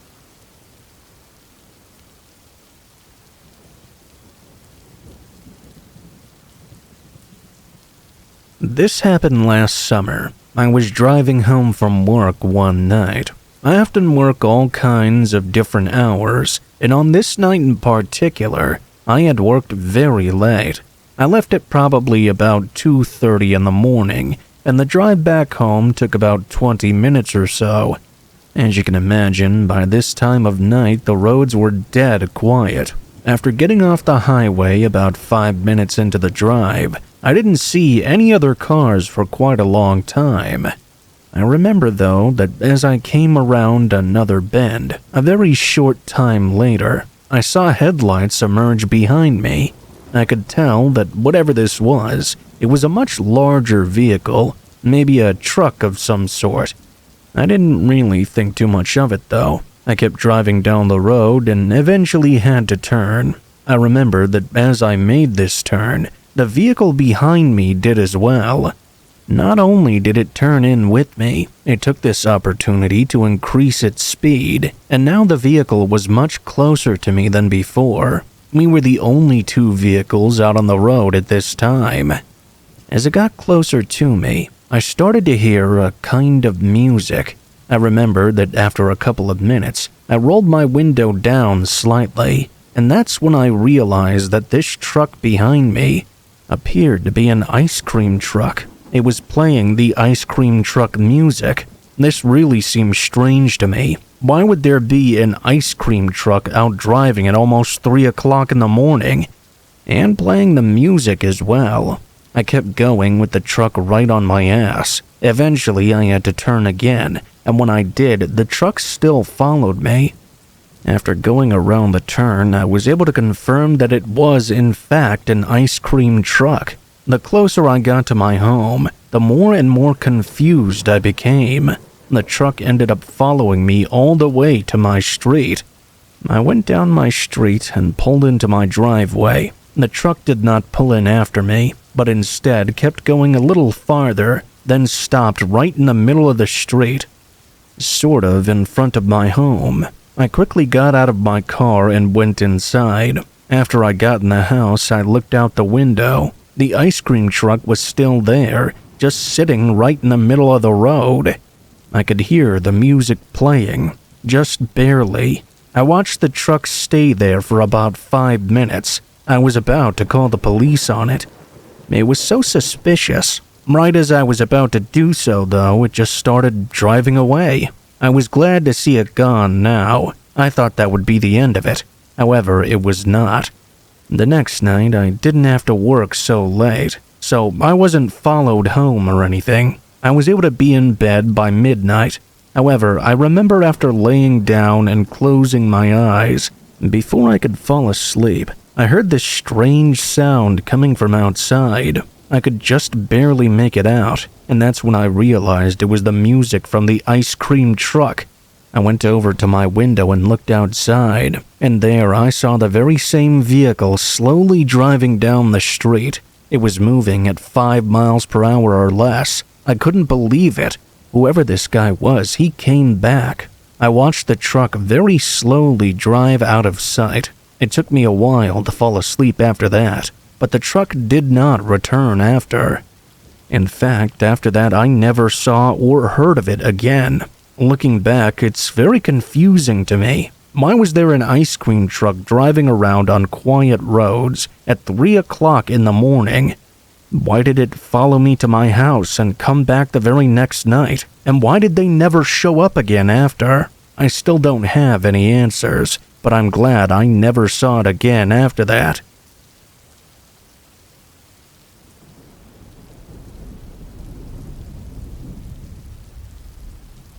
I thought I'd share an occurrence that happened to my husband and I while driving back home in November. It was early morning, maybe 4 or 5 a.m. or so.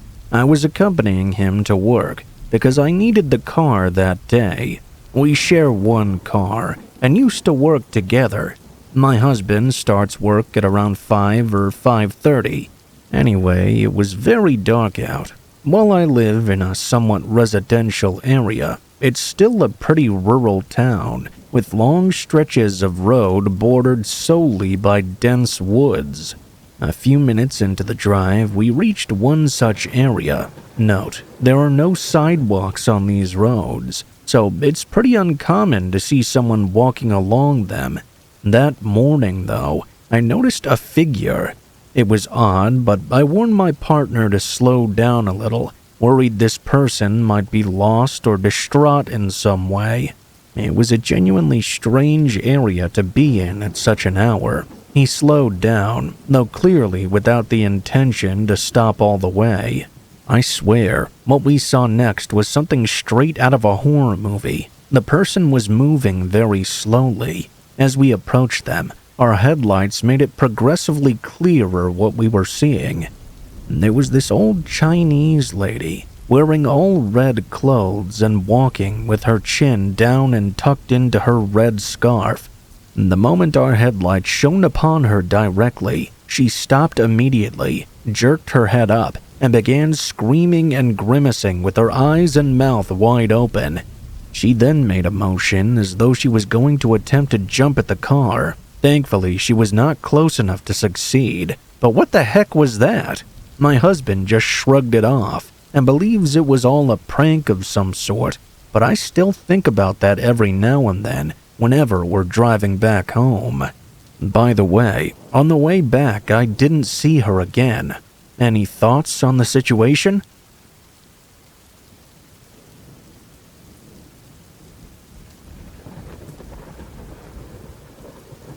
I'm a model and was doing some work for a catalog out of state.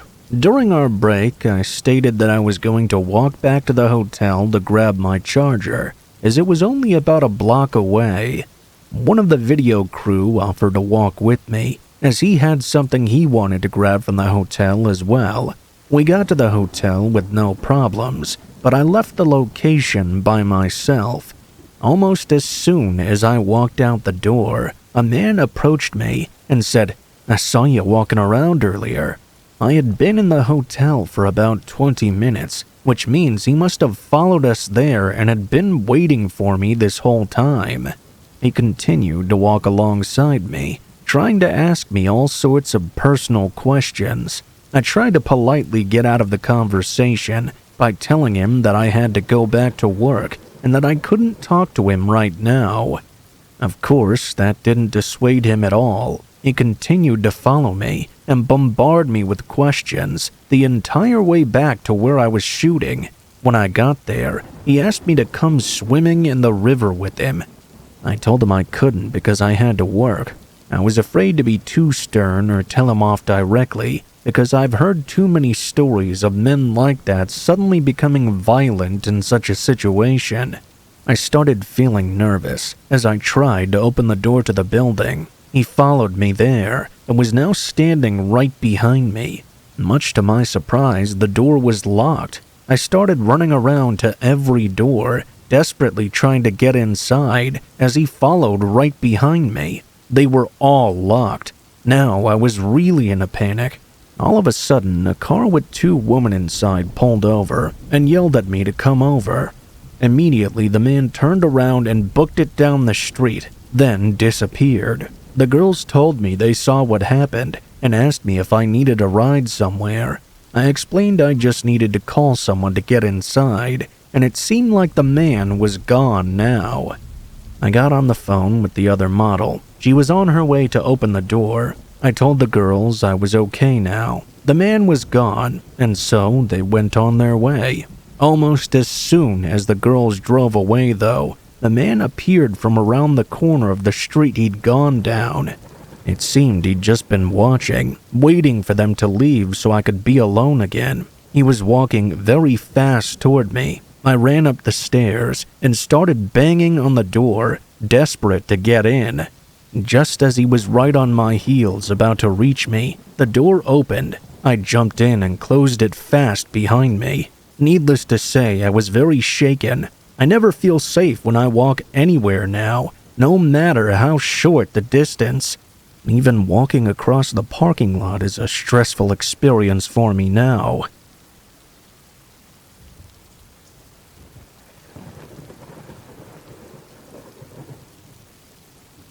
This is a fairly short and simple encounter, but it really bothers me whenever I think about it.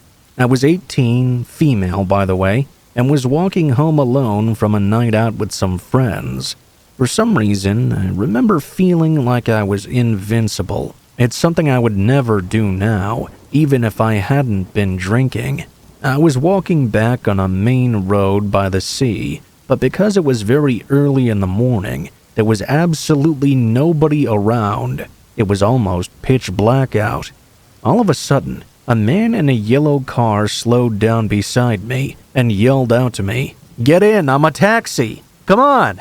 Thing is, taxis are required to be black where I live and have to have certain stickers to identify them as a legit taxi. I was drunk, but I was not stupid enough to buy this. This man was not a taxi driver. I kicked up a real fuss and began to shout at him. He followed me for a while, but as another person rounded the corner, he drove off quickly. What bothers me is that if he tried to physically overpower me and force me into his vehicle, he probably could have.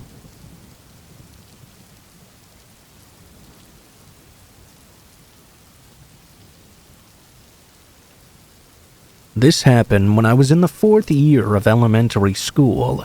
I joined a local school volunteer group when I was that age.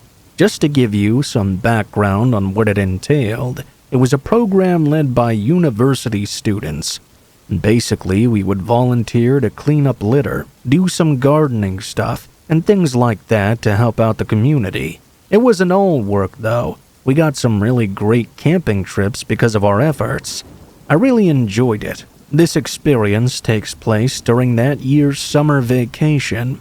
We were set to be camping out by an abandoned forestry school deep out in the mountains. I don't remember all that well, since I was really young at the time. A few details may be either missing or a little sparse because of that. There was a river that flowed near that abandoned school, and we elementary school students were having a ton of fun playing and swimming within it. The river flowed upstream, and there were lots of large rocks and stones on the riverbed. There were some jutting out of the water as well. Although the current was pretty strong, we were still able to swim there just fine. We didn't really care about distance swimming, We were just really paddling around, having fun in the water. It was pretty deep in some areas, so some of us were looking for a place to dive in. I also realized at that point that it would be possible to swim under the little bridge they had over the river. I don't know if we were supposed to be allowed to do all that we did, but the university students didn't really seem to want to stop us. Honestly, they seemed a fair bit distracted. I doubt this kind of thing would be allowed nowadays. My neighbor had also joined this camping trip. I'll just call her A now. A wasn't the quickest learner. That's about as gently as I can put it. She was a bit slow and got bullied by other students sometimes. While I was diving in the river, I saw that A was struggling to keep her head above water level. I dove in. I was underwater, thinking that she really looked like she was struggling. She probably hadn't swam much before at all. When I came up, she looked like she was struggling even more. It looked like she was on the verge of drowning. I yelled to my campmates on the shore for help, but none of them were able to react quickly enough. As I was about to yell louder, all of a sudden I felt something grasp against my leg. A, who was currently floundering, had grabbed a hold of my leg and was pulling me down with her. She was a lot stronger than I thought she would be. I guess fear for one's life can bring out hidden strength unknown to the individual. I was desperately trying to get to the surface. A's hand tightened its grip around my ankle. I even felt her long hair getting tangled around my legs and between my toes. It was awful. I felt so breathless. I felt as though I was going to die. I was in complete panic mode, and I had no time to think of her. It didn't even enter my mind. All I could think of was my own survival. Although I knew it would be painful, I decided to open my eyes and look down and see what I could do to escape. I wasn't ready for what I saw, though. I didn't see an elementary school student grabbing a hold of my ankle. Instead, I saw a pale adult woman grabbing onto me. Her dark hair swayed in the water like seaweed. I remember thinking that very clearly, because I remember thinking straight after that I wasn't in the sea. I was in a river. It was such a mad thought. I could see her other pale hand reaching out and attempting to grab my other ankle. If this woman got a hold of my other ankle, I knew I would be done for. A lot happened in the space of a couple of seconds, but the thought that jumped to the forefront of my mind was the fear that I felt. A fear that I haven't felt the displeasure of feeling ever again. A pure and disgusting fear. A fear so terrible that it's almost incomprehensible. Fight or flight kicked in, and I kicked at that woman's hands as hard as I could with my free foot. Eventually, I felt her grip loosen, and I used the last of my strength to dart back to the surface. I scrambled onto the shore. When I emerged from the river, everyone was looking at me. I saw A there. When I stopped sputtering, I caught my breath and yelled at her. "Weren't you in there with me just now?" She didn't say anything, but all the other students, almost in unison, told me that nobody was in there with me. No one else was anywhere near me. If I hadn't kicked that woman so hard when I did, I might not have made it out of the river. When I think about how close I was to being dragged down to the depths by whoever that woman was, it still sends shivers down my spine. I'm not sure what exactly was going on here. Was she otherworldly? Some kind of spirit or yokai or cryptid that preys on victims in the river? Or was she just a crazy woman grabbing a kid? I don't know. I don't think I'll ever forget what happened, though.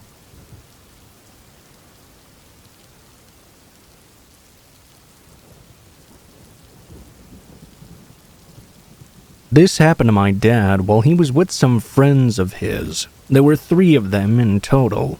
If anyone's interested in the location involved in this story, it's Ube City, Yamaguchi Prefecture, specifically on Ono Lake.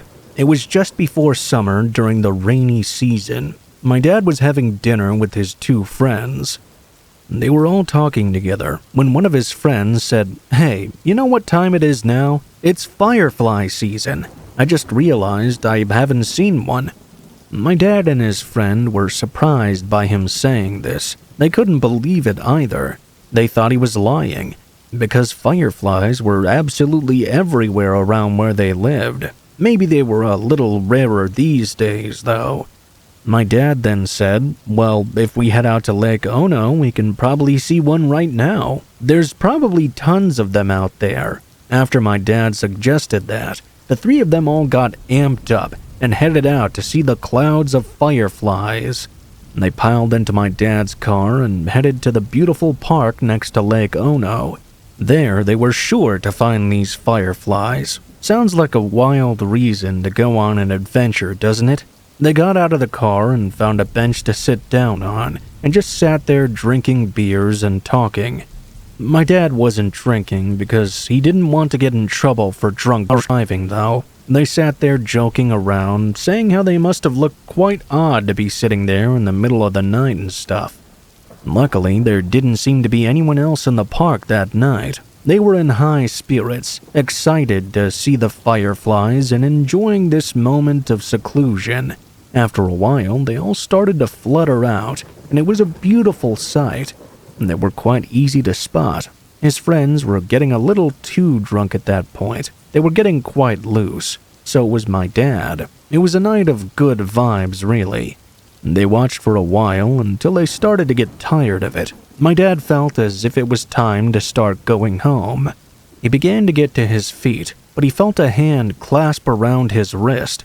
My dad stared at his friend. His friend then said, "You don't want to get up yet." He tugged at his wrist. My dad stared at him, wondering what was going on here. What kind of danger might be out there that they were about to get rushed into? He had no clue. His friend pointed behind the bench and tried his best to disguise the fact that he was pointing. "There's something freaky going on back there. What do you think it is?" My dad isn't the type to worry if someone says something creepy or strange is happening, so that was almost a relief to him. He spun around to look in the direction his friend was pointing. He was pointing out at Lake Ono. "Are you telling me you're seeing something out there? 'Cause I'm not really seeing anything," he said. "Come on, you must be able to see that," one friend said. "We better get going," the other said. "Yeah, let's go, agreed." My dad noticed their high spirits had faded. They seemed to have completely sobered up as well. They all headed back to my dad's car, and once they were in the car, they started talking. "Okay, guys, what exactly was I supposed to have seen back there? Are you seriously telling me you couldn't see that? Geez, you're such an old man," one friend jipped. "Well, I saw it and I don't really feel well anymore. I just want to get the heck out of here." "What's gotten into you two? All I could see was the lake and the fence that keeps people out." His friends were incredulous. "You didn't see that old man standing out there on the lake? What? You guys saw something like that?" My dad didn't believe them. They were claiming to have seen something otherworldly, some spirit standing on the surface of the water. Well, my dad might not have seen what they had, but he was good at reading the room, or in this case, the car. He decided to drive back home immediately. They needed a change of mood. My dad suggested they go to a local bar that was owned by one of their friends from their high school days. He figured there they could get back into the groove, plus they could have a beer too. They arrived at the bar and were greeted by their friend, who listened intently to their story. They were pretty lucky because they were the only customers in the bar that night. The barman said he had heard similar stories before about that lake at night. After they finished telling him what they'd seen, he turned his back to fix them another round. As soon as he turned his back, the front door of the bar spontaneously flew open. Everyone snapped around to see if there was a new customer coming inside, but there was no one there. Everyone around was now silent. They had all seen the door fly open by itself. They were freaking out. No one made a sound. One of my dad's friends said, "Have we brought something back here with us?" The barman grabbed some salt and told them to go sprinkle it outside around the bar in an attempt to keep the spirit from getting in. After that, they stayed inside for a while and then all left and went their separate ways. My dad said that he told the president of his company about this experience once because he knew the president was into scary stories. The president explained the supposed backstory behind the event. "I'm not surprised you experienced something out on that lake. During the war, there were many casualties in that area. Koreans were worked to death there. Some were buried in the coal mines in that area. It was just an area with a very troubling history."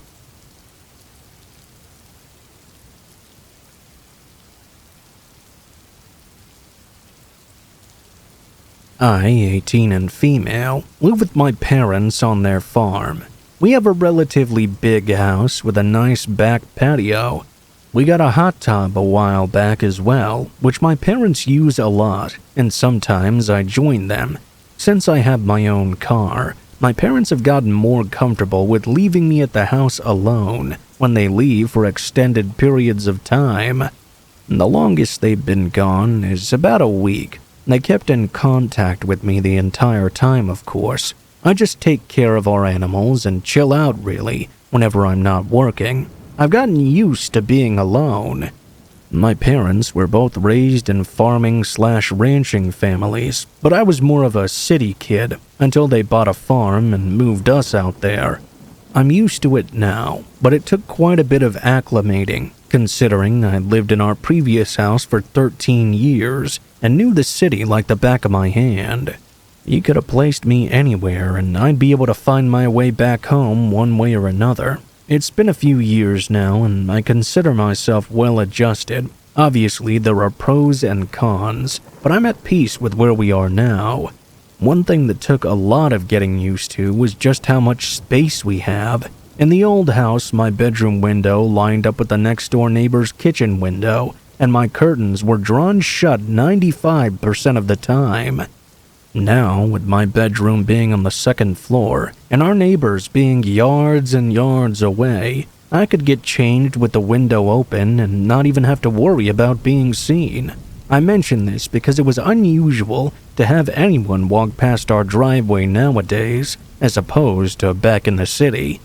Anyway, this took place a few weeks ago. My parents had gone to a distant cousin's wedding, leaving me at the house to look over the farm.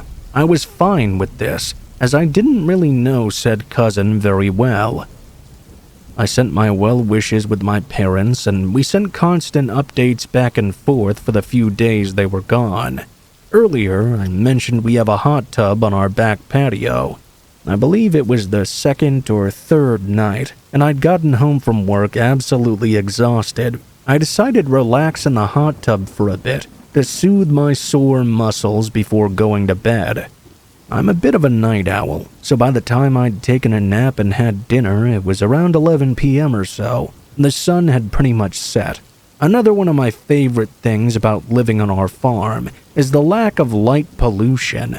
I can look up and easily see the stars out above me. I've always been into astrology and astronomy. I love stargazing. That was part of the reason I waited so long before going out there. Anyway, I went out and got myself settled in. I sat there in the hot water, enjoying the stars and the heat, occasionally sipping my drink I'd brought out with me. It was still light out enough that I could see the edge of our property, dark enough that I could see the stars well, though. I had only been out there for about 10 minutes when I got this sudden chill down my spine. It was not from the breeze on my heated skin either. I suddenly felt like I was being watched from somewhere. Immediately, I was snapped out of my relaxed daze and turned to where I felt the feeling was coming from. It took my eyes a bit to adjust, but when they did, I felt my stomach drop at what I was seeing. From the patio, looking straight ahead, you can see our barn, which has some fences connected to it that make up a couple of pens. Our older horses are in the largest pen to the right of the barn, and behind that is a large field that stretches to a row of saplings. Beyond those saplings is a fence that indicates the edge of our property. While I couldn't see directly behind the barn, I could see somewhat beyond it, into the field behind the pens, which is where I spotted the figure that was causing my unease. A few feet out of the forest, standing between two saplings at the very edge of our field, was a figure, what I assumed was a person, standing there in the darkness and looking toward me. I immediately knew that was where this feeling was coming from. I stood up from the hot tub and turned to face that person. For a few moments, I just stood there, looking at them. I don't know if they could see me clearly. I certainly couldn't see them clearly. But when they didn't move after staring at them for a solid minute, I decided that I'd better get out of there. I closed everything up as quickly as I could, while trying not to panic. I went inside, where I immediately turned on all the lights, shut all the windows, and locked all the doors. My dogs had been inside the whole time, none the wiser to this trespasser. I figured it'd be best if I didn't alert them to what was going on, just in case it turned out to be nothing. I also debated on calling the police, but I lived 20 minutes from the nearest town. By the time they got there, the person would already be gone. It was beyond midnight at that point. I resolved to sit in the living room with my dogs and keep an eye on this suspicious figure from the inside. Our living room had windows that faced the same direction, so I could still see the same view from the hot tub. Ever since I'd seen that figure, it was impossible to not notice them afterward. The thought crossed my mind to grab my stepdad's rifle from the basement, but I had no idea where he stored it or how to even use it.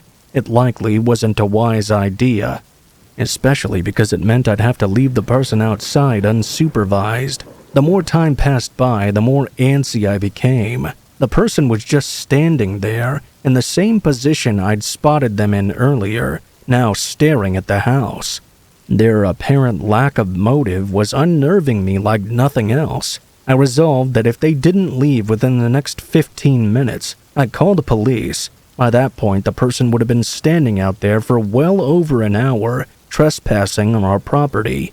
More time passed by. I stayed in the living room, phone in hand and dogs at my feet, looking out the window to see if the figure was still there. They were. By now it was 2:15 in the morning, and they still hadn't done anything. Internally, I was wondering who this person could even be. What reason would they have to do this? We're a friendly community, and we know pretty much all our neighbors. Everyone mostly keeps to themselves.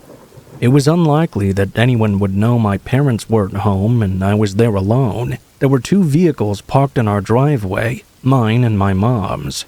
As far as I knew, we didn't have any issues with anyone. That's when things finally changed. As I looked out the window for the 50th time that night, the figure began to move. I froze, not moving a muscle.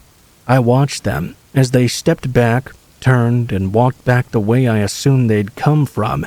They disappeared behind the barn, and I could no longer see where they went, presumably back out into the forest. My relief was only temporary, though. While they did appear to be leaving, they could still very well be on our property, just hiding out in the trees somewhere. The feeling of being watched had disappeared, though, which made me feel at least a little better, but not by much. I decided to pull an all-nighter and stayed up until the sun rose. I passed out on the couch and woke up at around 1 p.m. I had a moment where I even thought I'd dreamed the whole thing.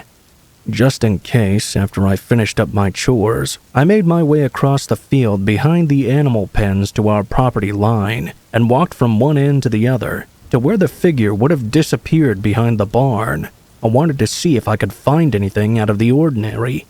It had been dry for the past week, so the grass and dirt didn't show any footprints or any signs anyone had been there at all. That made me suspect that I had imagined the whole thing.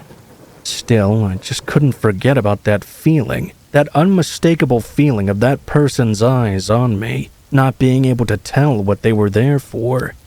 To this day, I have no idea who it could have been. I have no idea why they just stood there watching me for over an hour. And to be honest, I don't really want to. Nothing like that has happened ever since, and I'm hoping it stays that way.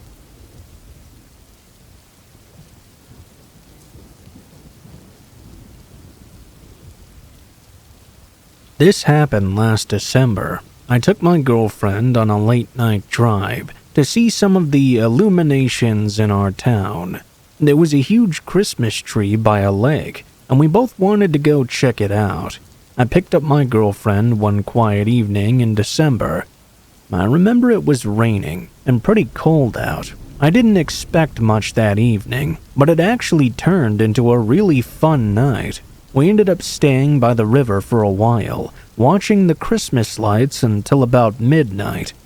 It was at that point that we decided we wanted a change of scenery, so we set off on a late-night drive. We went to a nice secluded area. I parked where we were facing a grove of tall trees. I drove down to the end of the forest trail and we decided to sit in the back seat together, to make it a bit more cozy. I was back there with her and we were staring into each other's eyes. I could barely see her face because it was so dark. Just before we were about to take things to the next level, I noticed something strange. My eyes suddenly fell on the windshield. Before I tell you what I saw, I just want to emphasize something here. We parked in the most remote location I could think of. It was a forest trail that only led to dense tree line with nothing but darkness up ahead. Our location could be described as the epitome of the middle of nowhere. With you now picturing that scene, let me tell you how surprised I was to see a random woman leaning on our car's hood and peering in at us. She was an older woman, wearing a plain t-shirt.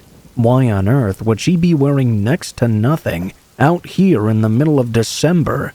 It had been raining too, so I knew it was really cold. She must have been freezing. Her skin was so pale.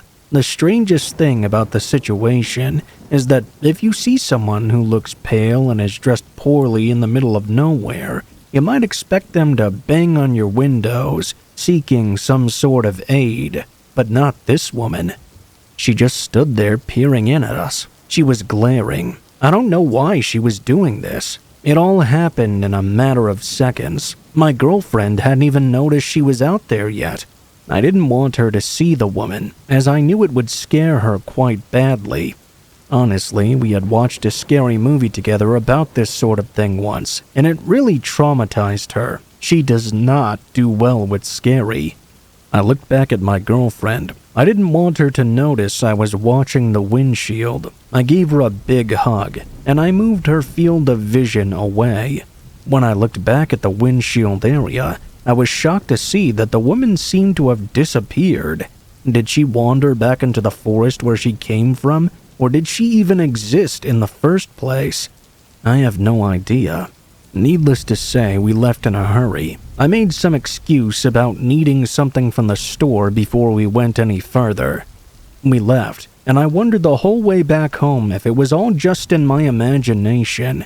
That is, until I looked at the hood of my car in the natural light the following morning. I discovered something there. There were some indentations. Clearly, some kind of weight or pressure had been applied to the metal. The dents were fish-shaped. We drove down a forest trail in the middle of night, and it was so dark out that you wouldn't be able to see where you were going without a light. It was raining, too. The temperature was in the minuses. So what on earth was that woman doing out there with no vehicle to be seen? I've never told my girlfriend about what I saw that day. I just wish I had a dash cam or something, so I could take another look, or maybe even be able to show you directly. It was seriously creepy.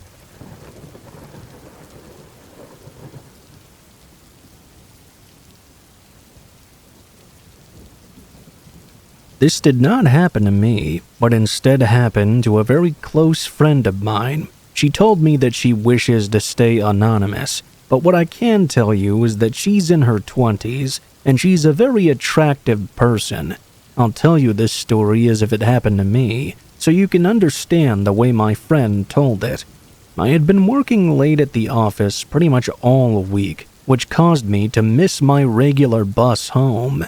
Usually, if I wasn't working late, I would get off the train, then take the bus. But because I was working late, I had to get a taxi home all week. On the night this experience took place, I got off the train and saw there was only one other person waiting in line for a taxi. I was a bit relieved, because at least I wasn't going to be in for a long wait. Just as I was about to stand in line, a man came running down the station steps. He ran ahead of me and got into line. This both surprised and annoyed me, but I couldn't really do anything about it. I supposed I should have just rushed to get in line myself. I tried not to let it bother me. After all, it would still be a short wait. I lined up behind the man, and after waiting for about 15 minutes, a taxi turned up and picked up the first person waiting in line, a middle-aged woman. The metal shutters to the train station stairs behind me slammed closed. It was later than I thought it was. I wondered if the lights in the station would go out as well, and all the staff would leave. I didn't exactly want to be here all alone. Well, I wasn't alone yet at least. The man who pushed in front was still waiting for his own taxi. Moments later, a taxi pulled up and the man got in. Before he got in, I think we were waiting for about 20 minutes or so. It was a much longer wait than usual. Come to think of it, the first taxi that pulled up was black, and the second one was black as well. Was it just one taxi driver working? I made sure to take a look at the driver's face. I waited there alone now. It was a little unnerving. I hoped that a taxi would turn up soon. I didn't like being on my own in this dark area, so late at night. After another 20 minutes or so, a black taxi pulled up. It was the same driver I'd seen earlier. I climbed in, and I was so tired of standing there. I was just glad to be able to sit down. I told the driver where I wanted to go, and asked if he could drop me off at a certain location. "Can you take me to this construction yard?" I asked. The reason I asked for the construction yard was because it was close to my apartment, and drivers and delivery people can never seem to find where I live for some reason. The construction yard, at least, was well known and unmissable, so I always asked to get dropped off there instead. With that, we pulled away into the night. It was an extremely dark night. Summer had gone and autumn was now here. The taxi driver then began to speak to me. "Sounds like hard work, huh? You going there to work the night shift?" I was a bit too tired to enter conversation with the driver, so I replied something simple like, "Yeah, I guess." I'm always cautious when giving out personal information, and he really didn't need to know. I kept it vague. We got closer to the construction yard, and I started to root around my bag to grab the taxi fare. "Do you really work at one of those office buildings by the construction yard?" the driver asked me. What a nosy guy, I thought. "No, I don't," I replied to him a little sharply. I didn't know what he was trying to get at. Why did it matter where I worked to him? As soon as I told him I didn't actually work there, and I wasn't going on the night shift, he changed. Instead of pulling over by the construction yard, he sped up and kept going straight ahead. "Hey, you can drop me off here. You're going past it," I said. I started to panic. I didn't know what to do. The driver didn't say a word. He just focused on the road ahead. "Hey, here's fine. Let me out," I said. I could now hear the fear in my own voice. It had a shaky quality to it. "You got in my taxi on Tuesday night, didn't you?" "Yeah, I remember you," he said while glancing at me in his rearview mirror. He was showing no signs of stopping the taxi. I was really scared now. Scared of where all this was heading and where we were going. I had taken a taxi every night that week, but why did it matter? Why was this guy so invested in me? I sat there frozen in the back seat of the taxi. I can still remember the exact song that was playing on the radio. I couldn't understand what was happening. We drove for many more minutes down the dark highway. The lack of light made things 10 times worse. Up ahead, I saw the lights of a convenience store that I use regularly. I can remember thinking vividly, will anyone find me? When will this taxi finally stop? I had no idea what the driver's intentions for me were, nor what he was capable of. I think at that point I reached my limit. Tears began to roll down my cheeks. To my absolute shock, though, we actually pulled into the convenience store's parking lot. As soon as we stopped, the driver turned around and spoke to me in a calm voice. "I'm really sorry. If you want to make a complaint about me, you can. Here's my card and all my information. Call my bosses and tell them my name. It's all on the card." He went on to explain that he was the driver who picked me up and dropped me off on Tuesday, and because of the strange location I wanted to be dropped off at, he remembered me. He wondered why someone would want to be dropped off at the construction yard at night. He then told me that the man who had been waiting in line ahead of me at the train station had also asked to be dropped off at the construction yard, the guy who had rushed ahead of me. He said that while he was taking the man to the construction yard, he made a couple of fake calls pretending to speak to someone on the line. Then the man got out of his taxi and wandered off into the construction site. I asked him if it could have just been a coincidence and what he was trying to get at. He told me that the man didn't appear to be an employee, and there were no cars or trucks in the parking lot at all. There were no lights on in the office or in the yard. When we came back around with me in the car, he saw a minivan parked off to the side of the entrance with blacked-out windows, and there appeared to be people inside waiting. When the headlights shined on the windshield, they all ducked down, as if they didn't want to be seen. For that reason, he found it very suspicious, and he took things into his own hands and drove off with me in the car. I stared at the driver as tears began to form in his eyes. He told me that he couldn't stand dropping me off there, not knowing what was going to happen to me. He took a big risk doing what he did. It all could have been a coincidence, sure, but then I remembered something that made me shiver. While I was waiting, my mom had called me while I was in the line. She didn't like it when I worked so late, and she wanted to check in with me. I remember the words I said on the phone at that moment.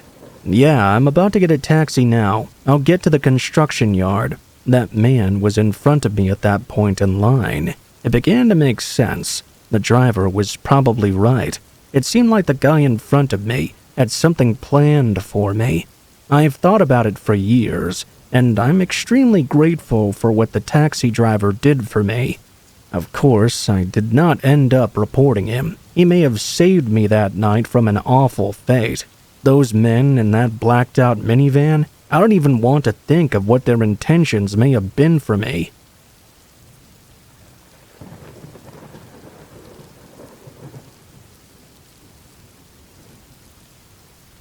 There's a stretch of highway which passes through several quiet mountain towns that connects two prefectures together. This highway runs alongside the Kana River. I was driving along this highway while it was getting dark out. Mount Miko was on the left, and we could see camper vans and tents set up along the river.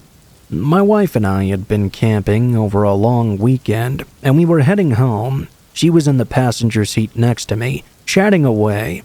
I was a little bit sad that I had work the following morning. I can't lie. The trip was over.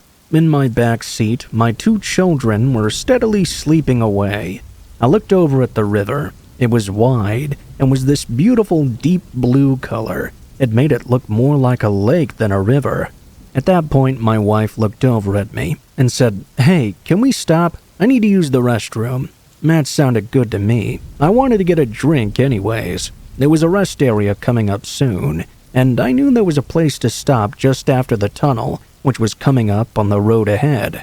The road had a gentle curve, so I applied the brakes as I rounded the corner.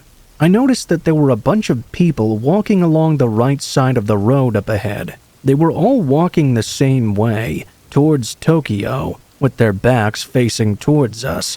I was surprised by what they were wearing. No one seemed like they were dressed for hiking or camping.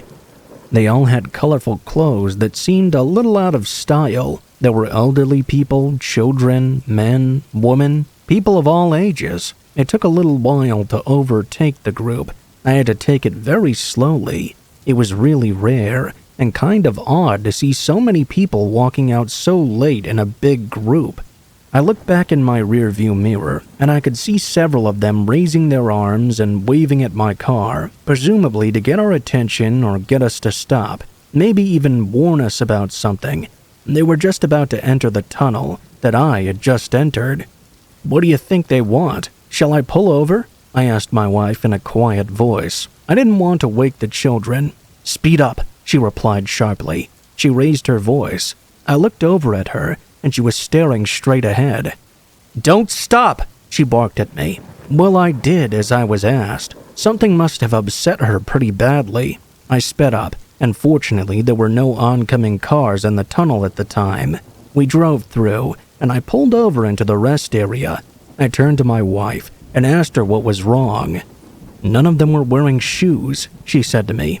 "Shoes? What are you talking about?" I asked. At that point, I realized something a little shocking. I was surprised to see that no one from that group of people had gone through the tunnel yet, even though it was a very short one. We sat there for a long while. I didn't want to leave until I saw them again, but they just never appeared. My wife explained to me why she'd freaked out. She said there was a little-known urban legend about the river in the area, which made her panic. Apparently, a Japanese airline flight had once departed during a period in August. Unfortunately, it went astray and crashed into the ridge of the mountain upstream from the river. The voice recorder, or black box I think, contained a recording of the captain's instructions to the passengers. They were asked to remove their shoes and assume the brace position for impact.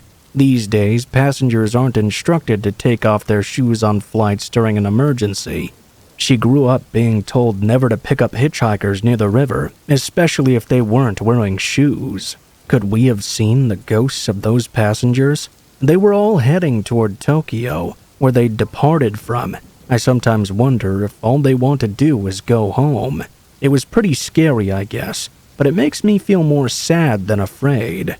If those really were the ghosts of those poor passengers, I wonder how they must have felt in their final moments. It's no wonder they can't leave.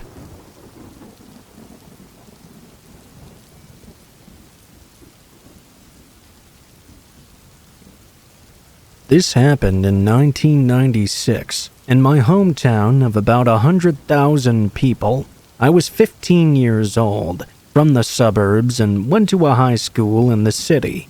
English is not my first language, so I apologize for any mistakes. I finished with class, and for some reason, I decided to walk to the main bus station instead of just waiting at the nearest bus stop. I stood by the gate that my bus line, number 15, started from. Another bus line, number 17, also started from the same gate. After waiting for around 10 minutes, a man asked me if bus number 17 had taken off yet. I told the man yes. I was sorry, but he just missed it. The man, who looked to be about 30 or 40, introduced himself to me as Mark. He stretched out his hand for me to shake it. I didn't want to be impolite, so I did, and introduced myself as Maya. My name is not Maya, by the way. It was bizarre to me. A grown man just randomly introducing himself to me at the bus station.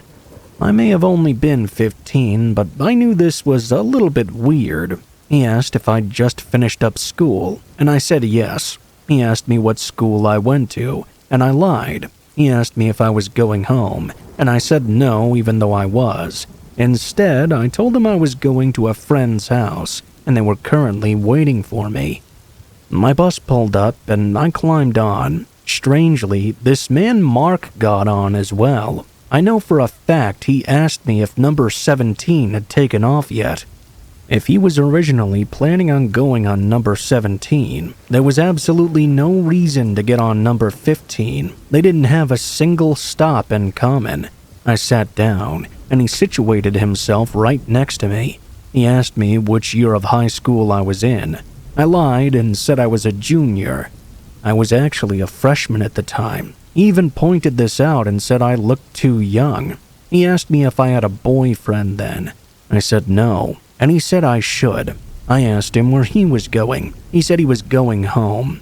Wasn't he planning on taking number 17? He said no, and told me he lived at the very end of bus line 15. That was so odd. I'd never once seen him on the bus in all the times I'd taken it. Looking back, I knew instantly he was lying.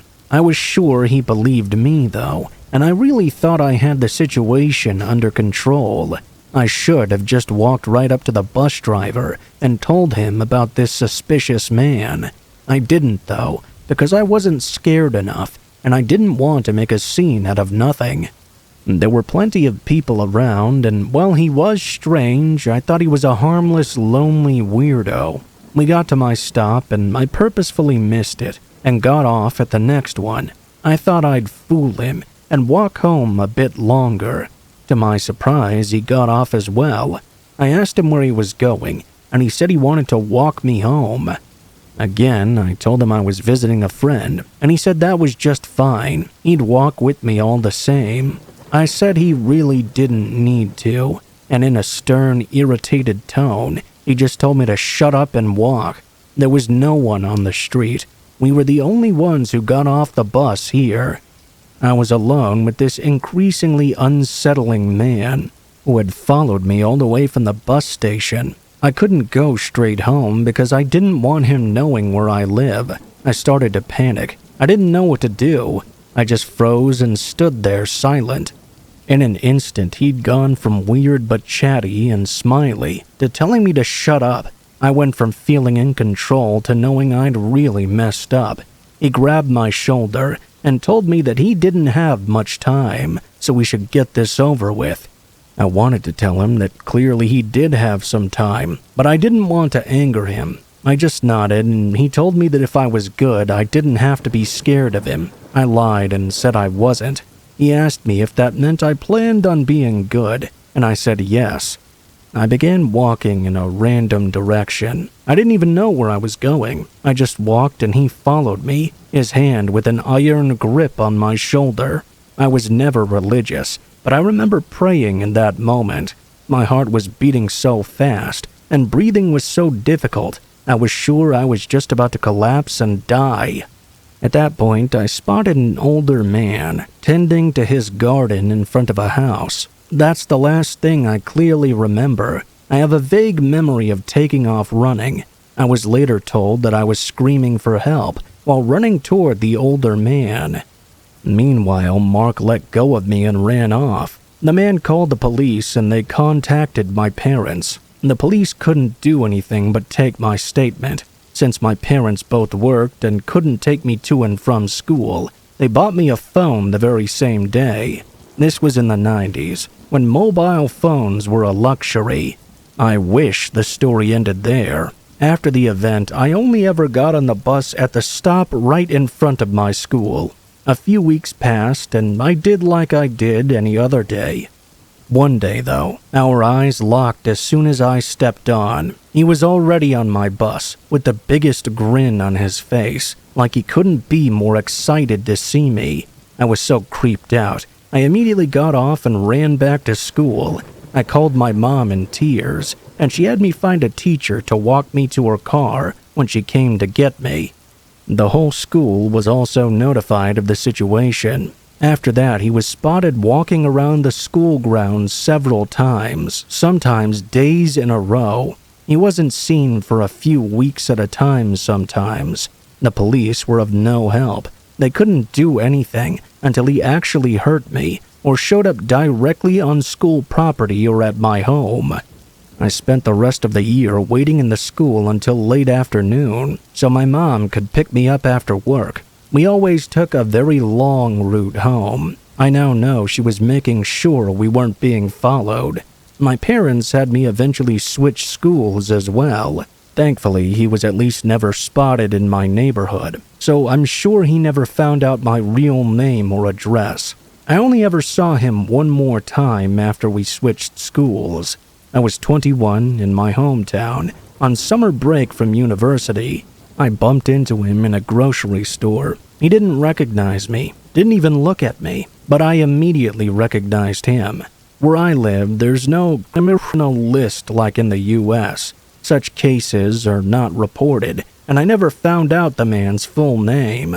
I have no idea who he is or if he's done similar things in the past. I don't know what he would have done to me either. My belief is that he must have been mentally challenged, saw me, liked me, and followed me. My mother believes that it was much more complex, that he was planning something, and he knew exactly what he was doing. My dad doesn't even talk about it.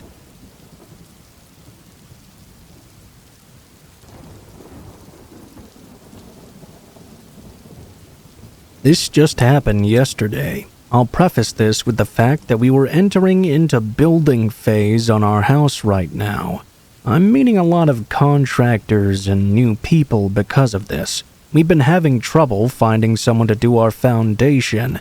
Over the last month, I've called tons of people who said they can't do the job, but know someone who can, then give me their name and number.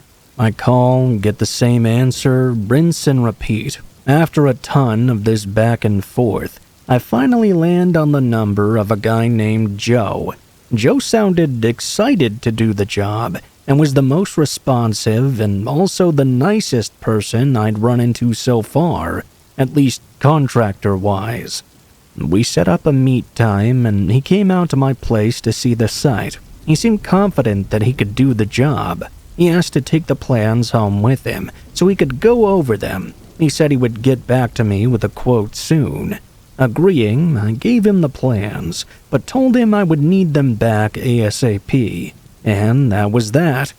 Not too long after, we met with a second contractor, who we ultimately ended up hiring for the job. On Friday, I realized Joe still had the plans, though. It was coming time now that the first steps were about to happen, and we really needed those plans back. I texted him, "Hey Joe, would I be able to come get those architectural plans from you tomorrow?" "Yeah, I can stop by tomorrow. I can meet you in town if that's easier. I need to go to the store anyway." "Alright, what time?" "Noon at the grocery parking lot." He agreed. Around noon yesterday, I arrived at the grocery store lot. I texted Joe right away, saying I'd arrived. He showed up soon after. He pulled up next to my car and got out. I got out as well, only to notice that he was empty-handed. Confused, I asked where the plans were, and if he brought them. "Oh no, they're back at my house. Do you need them?" I was slightly annoyed at this point. I said yes. The guy who was prepping the site needed them. "Oh, well, if you need them so bad, you can follow me back to my house and I'll give them to you." I started to feel alert at this point. Nobody but my husband knew I was meeting this guy. I really did not know him very well either. I asked him how far his house was. He said it was in the neighboring town, 5 minutes and 4 miles away. The weird vibes were growing the more I thought about it. Clearly nothing to write home about, but I was ready to get out of there at the drop of a hat if necessary. "Listen, Joe, let me call my husband. I might not have time because we need to go somewhere." I walked away out of earshot so I could think straight and really call my husband. He thankfully answered, and I told him what was going on so far. He agreed it sounded shady and told me to be straight up with Joe and tell him I was not going to his home. I hung up and walked back to where Joe was waiting. I said, "So, I do have time, but I'm not going to your house. I don't know you well enough. I'll wait in the community development building parking lot across from the fish factory." It was a very loud, stinky place that you couldn't miss. Joe seemed confused. After a bit of back and forth and trying to explain what was going on, I offered to drive to the area first and he could follow me. That way he could see where I'd be waiting. Then he could continue to his house, grab the plans, and meet me back there. I'll also mention I was proud of myself. I tend to be timid and too polite, to my own detriment sometimes. I adopted a laser focus on my delivery for this time. I then got in my car and drove first.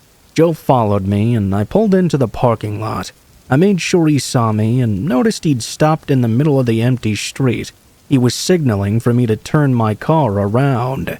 Since I was a good distance away, I got out of my vehicle so I could hear what he was saying. He was yelling for me to come back and follow him because his house was right there. I again said no. I was not going to his house. I was waiting right here for him to come give me the plans. A flash of annoyance went through him, but then he nodded and continued down the street, leaving me there to wait for him to return. Less than a minute later, he arrived back with the plans, handed them off to me, and I took them and said goodbye. I got right out of there. After I got out of the situation, I was able to think and reflect. It took him less than 1 minute to grab the plans from his house, so either one of two things happened. If he lived that close, why did he pretend like he didn't know the area I was supposed to wait for him? He could probably see it from his house with how close he was. Or he had the plans on him the entire time. I think it's good to note that my husband and I tried looking him up after this. There was nothing about this Joe on the internet. He didn't have a business email, a business name, or a registered phone number. In fact, I didn't even remember who'd given me his number in the first place. I now realize that aside from my husband, no one knew I had been talking to or meeting him. He simply doesn't exist as a contractor online, and since we never decided to use him as one, I'd never officially looked him up until now.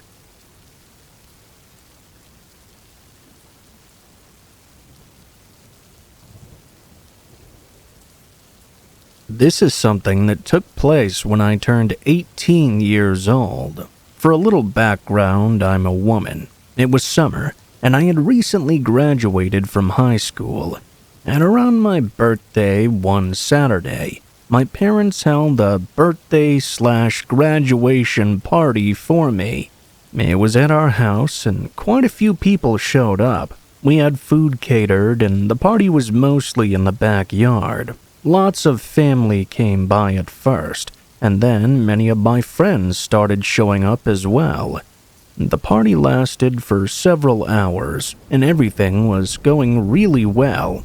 Towards the end, though, that sort of changed. It was about 5-something p.m. Many people had already left, and just a few family members were still there. I was sitting with everybody else in the backyard when I got up to go get something to drink. In our backyard, it was mostly fenced in, and not all that large, really. At the back side of it, there was a shed, and my dad had an old fridge in there with some drinks in it. I walked over, but when I got inside the shed, all of a sudden I heard somebody else walking in. I looked up, and this man was standing there blocking the doorway. I didn't recognize him at all. I just remember he had this really long hair and was about average height. When he approached me, he said hello in a very friendly manner. The man then said happy birthday to me, and I could see he was holding a wrapped gift in his hands. I was very confused at what was going on. The man told me he was my dad's friend. I sort of believed him, because how else would this random guy be here? Maybe he'd just gotten here and was also going to get a drink as well. It just seemed a bit strange, though. Why would he show up if he'd never even met me before? We had a brief conversation. The man was asking me how I was doing and all that general sort of stuff, then handed me the gift that he'd gotten for me. I said thank you, and that I was going to go back over to my family now. I almost thought the man would follow me back over at first. He did leave the shed right behind me. The angle from the entrance was not visible from where everyone else was. After leaving, though, the man went to the left instead. He walked right into the small area behind the shed and the back fence. There was about 4 feet that separated them from an alleyway behind our house. I thought it was really strange. Why would he go back there? I didn't know why, but I didn't have any reason to question him at the moment. Instead, I walked back over to the rest of my family and friends, where I had been before. I remembered that I went over to my dad and asked him if one of his buddies was supposed to show up who I didn't know. He said no, and I told him about that weird guy. My dad seemed just as confused as I was. We went back over to look for the guy, but he was completely gone, must have left. That made the whole thing seem even more creepy. I was still holding the gift that he'd given me, and I decided to open it up. When I did, I saw it was a framed photograph. It was a picture of me taken unawares, with him photoshopped right next to me, as if we were standing together. It was the creepiest thing I'd ever seen in my entire life. In the photo, the guy was wearing sunglasses as well, so it was hard to tell his exact identity. My parents and I were so confused by the whole thing. We tried to figure out who this guy could possibly be, but we had no luck. I never did end up finding who the man was. I'm just glad that I haven't seen him since.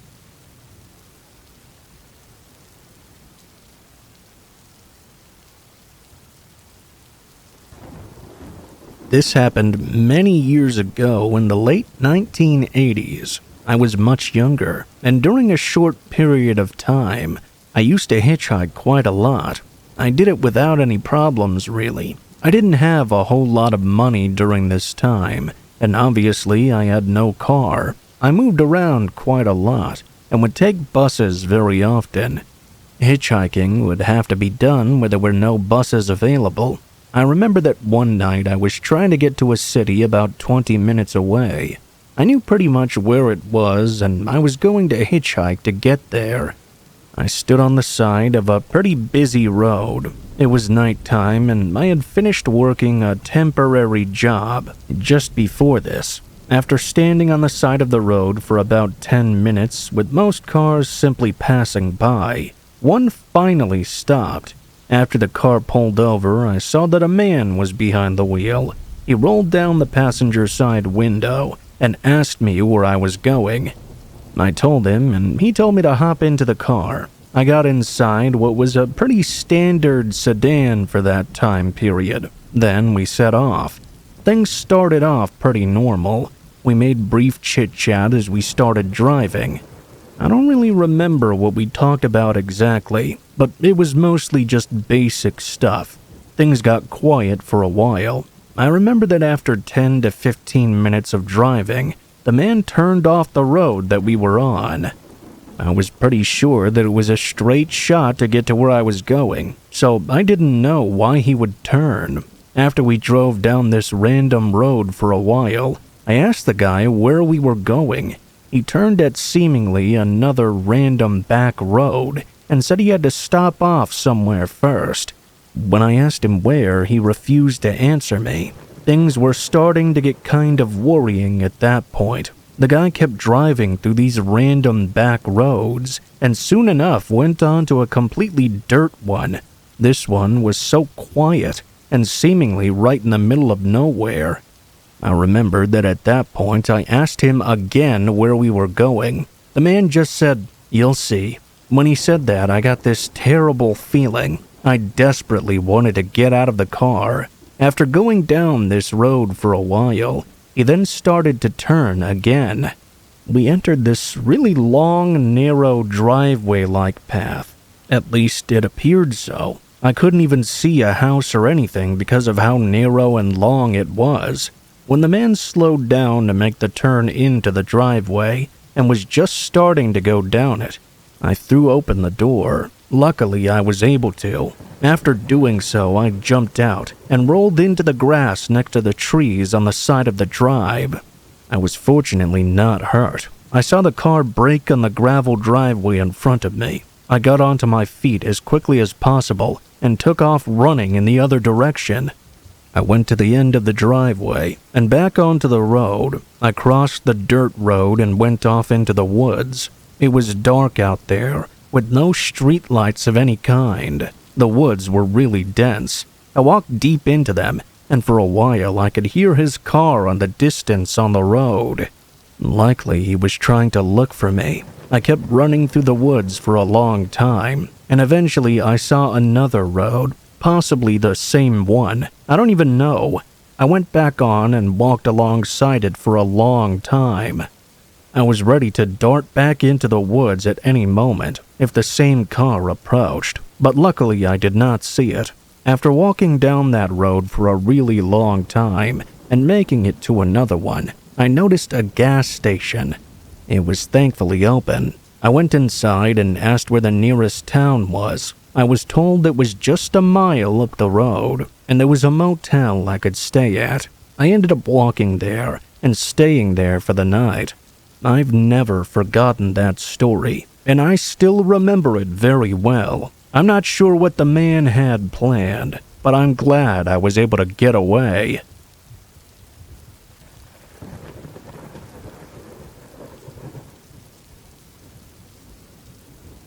A group of friends and I took a vacation to France together to enjoy the sights and party a bit. The hotel we were staying in for a couple of nights was fairly nice. We were quite happy with it for the price that we had spent. It wasn't super luxurious or a high-class hotel or anything, but it did have some amenities and was very decent. The last night of our trip there, we went out as a group to party and have a good time. We arrived back to our hotel quite late, but since it was the last night of the trip, we stayed up late, talking in the hotel room and drinking a little bit more. As we were doing this, there was suddenly a loud banging at the door. We all got quiet, and one of my friends went to look through the peephole into the hallway. They didn't see anything out there. We realized that we had gotten pretty loud. We were all drunk, so maybe it was another guest nearby just being fed up and trying to get us to be quiet. It was close to 3 a.m. now, so we lowered down the volume of our voices quite a bit and began to prepare for bed. 5 minutes after the knocking, we heard it once again at our door. This time, we were positive we were not being too loud anymore. Once again, my friend went to go check the peephole. This time, there was actually a guy standing outside the door. We all took turns looking through the peephole, and the man just stood there, waiting for us to answer the door. The man began to knock again, still waiting for us to open up. My friend Audrey spoke to the man without opening the door. "Can we help you, sir?" The man on the other side of the door responded immediately. He said that he had obtained a wallet that one of us had dropped in the club earlier that night. We frantically searched our belongings, checking to see whose wallet had been lost. After a short search, though, we all stared at each other in silent confusion. None of us were missing a wallet, let alone even an ID or anything. Everything was accounted for. I watched through the peephole as Audrey told the man we weren't missing a single thing. It must have been someone else's wallet. The man didn't move at all, standing frozen outside our door. He knocked 2 more times within a span of 3 minutes. At that point, we called the front desk at the hotel and asked them to come up to our room and deal with this guy standing outside. Clearly, he did not have any of our wallets. 2 staff members came up to our room and dealt with the man. They tried to gently push him away from our door to the exit of the building.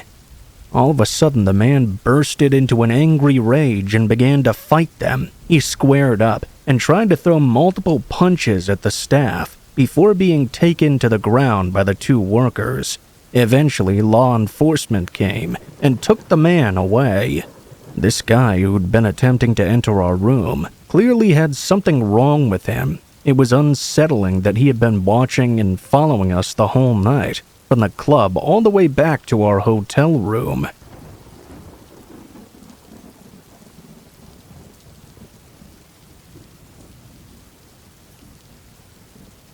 A couple of years ago, I was at home by myself one night. It had been a long day of work, and I was happy to be back at home. I lived in a smaller house that I was renting. I'd moved to it because of my work. On this night, I ordered a pizza online and was going to have it delivered to me. A while later, the doorbell rang, and I knew that must be the pizza. I went to the front door and opened it. A man was standing there with the pizza in hand. I took it from him and gave him his tip. Before I closed the door, though, the man asked me if he could come inside and use my restroom. Now, I don't know why really, but I said yes in that moment. I didn't want to say yes. I didn't want the guy in my house because I didn't know him at all, and obviously I should not have let him. I really don't have an excuse or an explanation. I guess it was just a split-second reaction to say yes. The guy didn't immediately come across as strange or anything, so I told him it was just down the hall and to the left. The house was not that big, and it was pretty easy to figure out where everything was. The guy went down the hall and into the bathroom. I was slightly nervous because I didn't know him at all, but he appeared to really have needed to go to the restroom. Less than a minute later, he left the bathroom and walked back to the front door. He left immediately. After that, I was able to have my pizza, not really paying it much mind. Hours later, I was still up, just relaxing in the living room.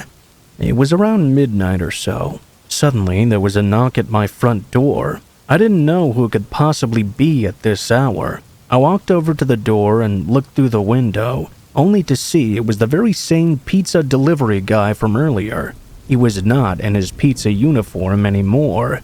When I looked at him through the window, he saw me. After seeing that he'd noticed me, I felt like I had to answer.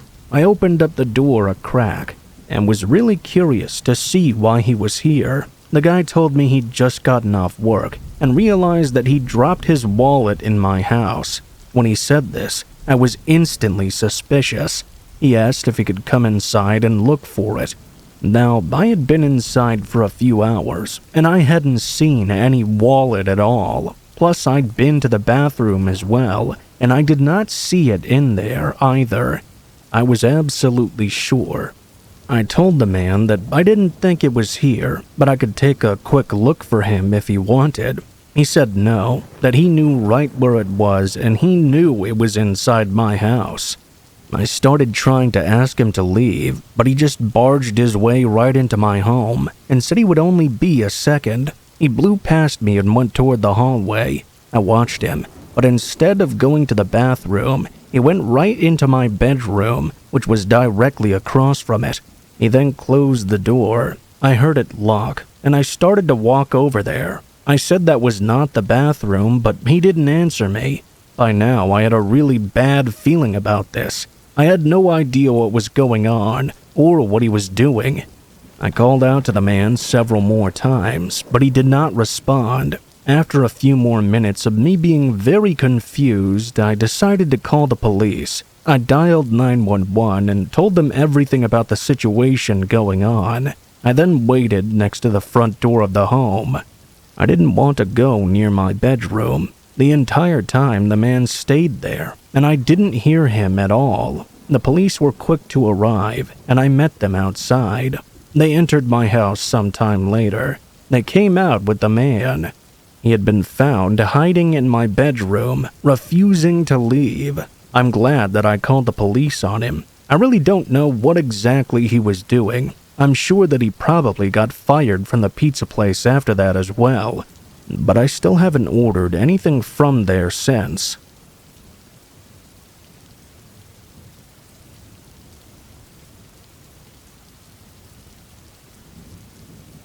I was with my 2 college friends doing a weekend camping trip in the woods near us. I'll use different names for their privacy, so I'll call them Ryan and Jamie. Ryan and I aren't experienced in outdoor activities really, so it was all Jamie leading us through it.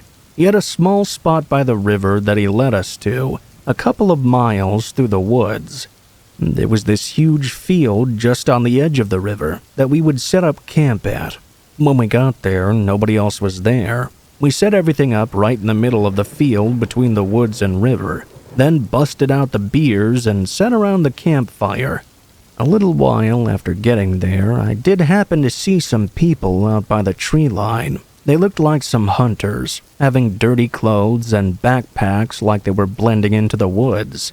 I didn't see any rifles on them though, and they were pretty far. Maybe I just couldn't see them properly. I pointed them out to my friends, but Jamie had a puzzled look. He said that hunting in this area was completely illegal, and it wasn't even hunting season anyway. He seemed really concerned that they were out here. Ryan joked that he was taking it too seriously, and we went back to our random conversations. A few more hours later, we agreed to call it a night. The sun had been down for a while at this point, and the hike had really worn us out. We all went over to our own tents, but not being used to it, I found it extremely hard to fall asleep. Something about being out in the open in a tiny tent just laying on a thin blow-up mattress had me feeling a bit off. I must have laid there for a whole 2 hours without being able to sleep at all. At that point, I could only hope that I would at least get a couple of hours of sleep. Then, something instantly shot me wide awake. Footsteps approaching our tents. At first, I thought it had to be Ryan or Jamie, maybe coming back from using the bathroom. Thing is, I hadn't heard them unzipping their tents and walking out at all. A few seconds later, I realized there was more than just one set of footsteps approaching. 2, maybe even 3, maybe more than that. They all appeared to be walking in a single file line. I looked at the thin wall of my tent, thinking I should be able to see their lights coming towards us, but there weren't any lights on at all. Surely whoever was out there had to have seen our tents set up in the middle of this open field. Nobody in their right mind would just walk past us like this. I didn't know what to do though. I just pretended to be asleep, quietly listening to them getting closer. The line of people came within just a few feet of us, walking right past our tents. As soon as they were far enough away, I quietly unzipped my own tent and looked out. Just as I did so, Ryan did the same. We both looked at each other with alarmed faces. We looked out at the group. They were barely visible, definitely still walking away. I slipped out of my tent and opened Jamie's, waking him up. Both of us explained what happened, and surprisingly, he seemed even more horrified than either of us, likely because he'd been camping plenty of times and knew just how odd this was. We started packing up our things, feeling way too uneasy to stay the rest of the night. While packing, Jamie suddenly told us in a shaky voice to hurry up. We looked at him, then followed his gaze to the tree line. Hiding within it, we could see the silhouettes of what looked to be 5 or 6 people, standing and looking over at us. My adrenaline was really pumping now. I shoved everything into my bag, and we all sprinted for the trail. We left our lights off to hopefully not be seen. The rest of the walk, we were barely able to see anything. Luckily, we made it back. But what that group was doing out there is unknown. Based on everything we do know, I don't think our encounter with them was any sort of accident.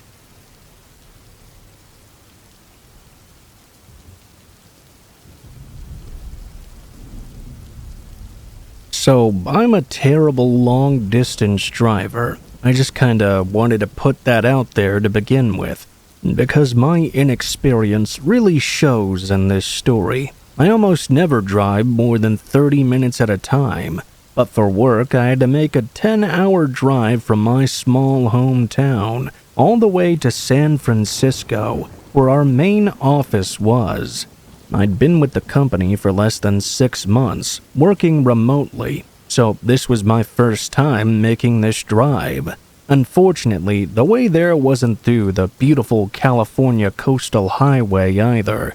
It took the lesser-used highway on the opposite edge of the state, going through empty deserts and smaller cities for the most part. Again, I'd never driven this route before, so everything was brand new to me. I got out my GPS and started driving at 6 p.m. This was so I could hopefully make it right at check-in time at the hotel, which was 3 p.m. the next day. The first hour of the drive was through my town, and it slowly dwindled down to just a few buildings here and there. Eventually, there was nothing at all. There weren't really any other cars either. About 3 hours in, I passed a gas station, and it reminded me to check on my tank. I looked at the meter and realized I was close to running out, actually. It was really close to running out. Driving for this long on a boring, empty road made me space out a bit and not pay much attention to it. I figured I was good enough to wait until the next gas station, though. So, for the next 20 minutes, I had my eyes open for any gas station exits. As the miles continued to pass by with no gas station though, I started to worry. That feeling of dread came over me for being so stupid as to have let myself get this low on gas in the middle of a desert. I could feel my car starting to jerk randomly and stutter, so I knew this was really bad. Just as I was thinking that my car was about to shut off at any moment, I saw someone's headlights on the side of the road. They looked like a police car monitoring the highway. With pretty much no choice, I pulled off onto the shoulder and parked a little ways behind them. I was hoping they had a gas canister I could use. I got out and started walking up to the vehicle. It had a spotlight by the driver's side mirror and a light bar on the roof, so from behind it looked exactly like a police cruiser. As I got closer, though, I wasn't so sure. Either way, I needed help, and by now I assumed they had to have seen me walking up anyway. When I got up to the side of the car, it clearly was a police vehicle, but not a modern one you'd still see in service. It looked like an old one someone had bought on the aftermarket. The police markings and other stuff had been removed. When I got up to the window, though, nobody was inside. It didn't look abandoned. The inside was relatively clean, and there was even a grocery bag on the passenger's seat with food and snacks inside. Something about this was really off, though. I looked up and out at the surrounding desert. It was really dark, mostly empty aside from some stray cactus. It only took me a second to notice something moving out there. They were pretty far from the road, so I couldn't tell what they were doing, but there was definitely a person out there moving around. Knowing this wasn't going to go the way I expected, I was going to go back to my vehicle and try to call 911 or maybe roadside assistance. At that exact moment, the figure suddenly stopped moving and stood still. It was like they had noticed me and were suddenly looking over. I didn't know what to do, so I kind of just stood there. The person began rushing back toward the road. I took this opportunity to run back to my own vehicle. The man must have been full-on sprinting, though, because by the time I was in my driver's seat, they had already arrived at the road. They stood by their car and stared at me. I could now see their face in my headlights. They had short black hair and a black beard with dirt and sand covering their entire body. It was from their shoes all the way up to their face. I couldn't tell if he looked mad or what, but he stood like a deer in the headlights, as if waiting for me to either drive away or step out of my vehicle. I was too scared to try starting my car, because if it stuttered and he heard that, he'd know I was stuck there. I sat there and tried over and over to call 911. By the time I finally got through, the man had gotten in his car. A minute later, he drove away, leaving his headlights off as he disappeared down the road. As for afterward, an officer arrived 30 minutes later and poured a few gallons of gas into my car. I told them about how the man was behaving suspiciously and was out in the desert doing something. The officer mostly brushed it off and didn't even check on it. He even joked that maybe he was burying a body out there and acted like it was nothing. I was so shaken up, though, that I didn't put up much of a fight and just continued on my drive. It's been a while since this all took place, but I can't stop thinking about what that man was doing out there, or how close I was to discovering something I really didn't want to.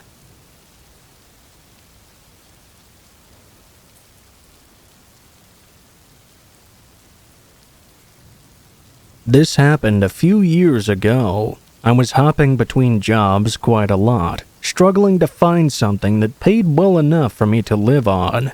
I found myself working as a security guard for a large warehouse. When they hired me, it was pretty clear they'd never had a security guard before. They basically just told me I needed to walk the perimeter and make sure nobody broke in or stole anything. I found out a few days after getting hired from one of the employees that there had been a couple break-ins overnight recently, so that was the whole reason for hiring me. I probably should have been more worried than I was. But honestly, I thought it was probably just because there was nobody in the building overnight. Now that I was there, hopefully it would not be an issue. The first 2 months were fine. Nothing happened at all, and I never saw anyone come near the building on the cameras, nor had any encounters whatsoever. Considering the pay and the lack of work I actually had to do, it was the easiest money of my entire life. On a typical night, I came in at 11 o'clock and made sure all the employees and staff had left, then went around and locked the place up. After that, I went to the security office and double-checked the cameras were working properly and that there were no alerts. This time, I quickly noted that there was a flag on one of the doors. This meant it wasn't shut or locked properly. I had just gone around and shut and locked all the doors though, so I was reasonably confused. I got up and walked through the warehouse to the other side, where the supposedly unlocked door was. It was closed and the bolt looked like it was still in, but after only a couple of tries it swung right open. I was really confused now. I looked outside just in case. The whole area around the warehouse was all empty fields, and as far as I could see, there was nobody out there. I turned my attention to the door. I tested the bolt and it seemed to be okay, but the door would still open after a few tries.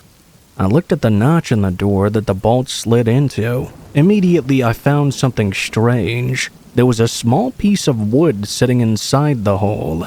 The way it was stuck inside, it was very obvious someone had placed it there on purpose to keep the bolt from fully shutting. Having been on night duty before and not seeing any alerts, this had to have been done recently too.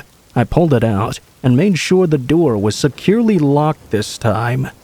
I then started making my way back to the security office to check the cameras. I wasn't sure if maybe an employee had done it earlier in the day for some reason, or if it was someone unrelated entirely. As I was walking back, an uneasy feeling washed over me. I thought back to the break-ins I was warned about. The whole warehouse was quiet and dark, with only the dim energy-saving lights on, which didn't help me feel any better. I rounded the corner, just about making it to the office, when I saw something move by one of the storage racks. I could barely see anything, but I could make out the shape of what I believed was someone's head, looking around one of the boxes. I quickly started walking again, trying to pretend like I didn't see them. I made it into the office and locked the door shut, then immediately used the phone to notify the police. My voice was shaking as I was completely terrified. I put the phone down and logged back into the security system. I looked through each of the live feeds until I got to the one of the hallway I was just in. I almost physically jumped from my seat when I saw the footage. There was a man standing right on the other side of the door. The view from the camera was far away, but there was no mistaking it. He was holding a weapon in his hand. It looked like maybe a large knife, or even a small gun. I sat there in fear, panicking for the whole time I waited, thinking this guy might just shoot the lock off the door. After maybe a few minutes, though, he backed away. I followed him on the cameras as he went to the other side of the warehouse and exited through the door I'd just repaired. He then ran off into the fields behind the warehouse. The company and the police worked together to do an investigation, but nothing ever turned up from it. Of course, I quit not too long after that. I moved on to a way less stressful job. To this day, I still don't know why the man broke in or what he wanted, because as far as I know, he didn't steal or touch anything.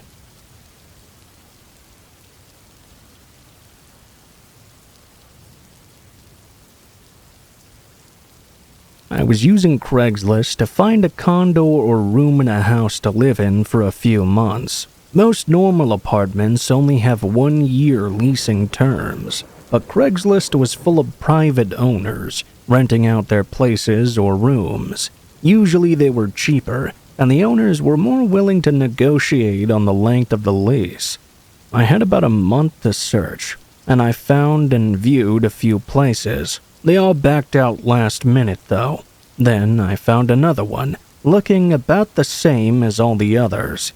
It was a room for rent in a home about 20 minutes from where I was. The person listing it was a 22-year-old young guy. After reaching out, we texted back and forth for a few days before booking a time for me to view the room. When I drove out there and got to the street his address was on, I felt a little less excited, definitely. The houses looked like they were barely standing and were not taken care of at all. Lots of yards were overgrown, and some even had junk in their front yards. I guess this is what you get when you can't afford anything better, though. I hoped maybe the one I was viewing would be a little more taken care of. When I parked in the driveway of that home, it looked like all the rest, though. I still figured I'd better give it a shot while I was here, so I got out and pressed the doorbell. It didn't work, so I knocked. Immediately, heavy footsteps came up to the other side of the door. There was a really uncomfortable pause, about a whole 30 seconds. Then he opened it just a crack. I could only see half of his face as he asked me my name. I nervously smiled and answered. He opened it all the way and welcomed me inside. He was very tall and somewhat thin, with shoulder-length hair and some tattoos showing on his neck. It was obvious that he was not in his 20s like he'd claimed. He was at least mid-30s, or maybe even older. I was already standing inside the house at this point, though. He was leading me through the hallway. The man was actually moving really fast, like he was trying to show me everything in a hurry. He was talking non-stop, too, which made it hard for me to take some time to think about anything, or even realize how odd the situation was. The kitchen was so old and beat up, the cabinets were partially open and loosely hanging on their hinges. He only spent a few seconds in there before moving into the next hallway that had 2 doors in it. He went up to the first and turned to face me. "This one will be your room," he said, opening the door and gesturing me to have a look.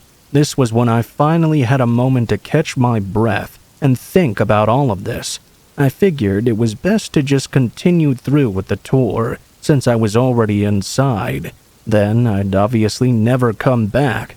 As I stood there, only having hesitated for about 2 seconds though, the man suddenly became angry. His face and demeanor instantly changed. He didn't say another word, but started stomping toward me. I quickly backed away, to which he matched my pace and started moving quicker in my direction. I turned around and sprinted down the hallway. As I left the house, I heard him stop at the front door and slam it shut behind me. I felt so stupid for having even entered the home, after already realizing that things were not adding up. I know that technically he didn't get the chance to do anything to me, but everything was pointing to an awful outcome. After that, I was too terrified to even try Craigslist again.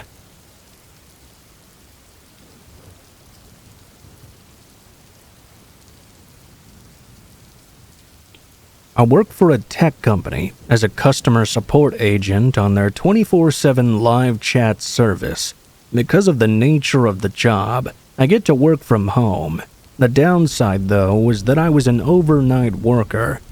Being in the comfort of my own home and also having to pull an all-nighter was just a recipe for disaster. This was a regular work night. I had my plug-in open on my laptop that automatically receives new chats. I'd probably get 5 to 10 customers an hour, and each chat usually resolved within 2 minutes. A lot of the job was just kind of sitting there and waiting. I kept a hot cup of coffee on my desk and had YouTube open on my other monitor. At around 2 a.m., maybe a little earlier, I was helping a customer figure out their refund when I heard something outside. It was a man, seemingly calling out for somebody to help them. Something about it sent chills down my spine, though. It sounded like they were right outside my home. Being in the middle of a chat, though, I couldn't just get up to check who it was right away. I wasn't even sure if I really wanted to. I just had a really bad feeling. I continued to help the customer, hearing this man calling out in the background for several minutes. Once I was done, I decided to look out the window and see what exactly was going on. Whoever it was, I knew they couldn't possibly need help that badly if they were just standing in the same spot for multiple minutes. I went downstairs, and after hearing them call out again, I realized they were somewhere near the back of my home. I went up to the window and peeked through the blinds. My backyard was fenced in, but somebody was standing right in the middle. It was some random guy. He yelled again, but his body didn't move. It looked unnatural as he was standing there, looking as if nothing was wrong. It was really dark, but I could tell he was wearing a hoodie and dark jeans. I figured it was probably best to just leave this guy alone. He was probably drunk or some kind of druggie. I left the window and went back upstairs. Almost as soon as I left, though, the man immediately stopped yelling. It kind of creeped me out, like he somehow knew I was there. I hope that just meant he was leaving. A minute later, I got another customer to help. I started typing in my message, but before I could finish, an extremely loud knocking came from downstairs. I could tell from the hollow plastic sound that it was coming from the back door. I knew it had to be that guy, which made me nervous. What could he possibly want? Clearly, whatever it was, he wasn't going to leave without it. I quickly finished up typing, then picked up my phone and reported the guy to the police. I went back downstairs and looked down the hallway. Immediately, I could see him standing at the back door. His face was pressed right up against it. He stared through the door right at me. He started slamming the door again. I wasn't sure what else to do, so I kind of just stood there. After maybe 30 seconds, his face fell flat and he backed away. He walked through my backyard and climbed the fence. As I watched, though, thinking this was all over, I could see his figure moving through the gaps in the fence panels. That's when I noticed several other figures moving outside the fence line. Police took my account of what happened. I described the guy as best I could. I think it was an entire group plotting something. Maybe the one guy was just to get me to open the door, and the rest would come after. I really don't know. I just prayed this was a random attempt, and not that they were going specifically after me. If that's the case, then that might not be the last I see of them.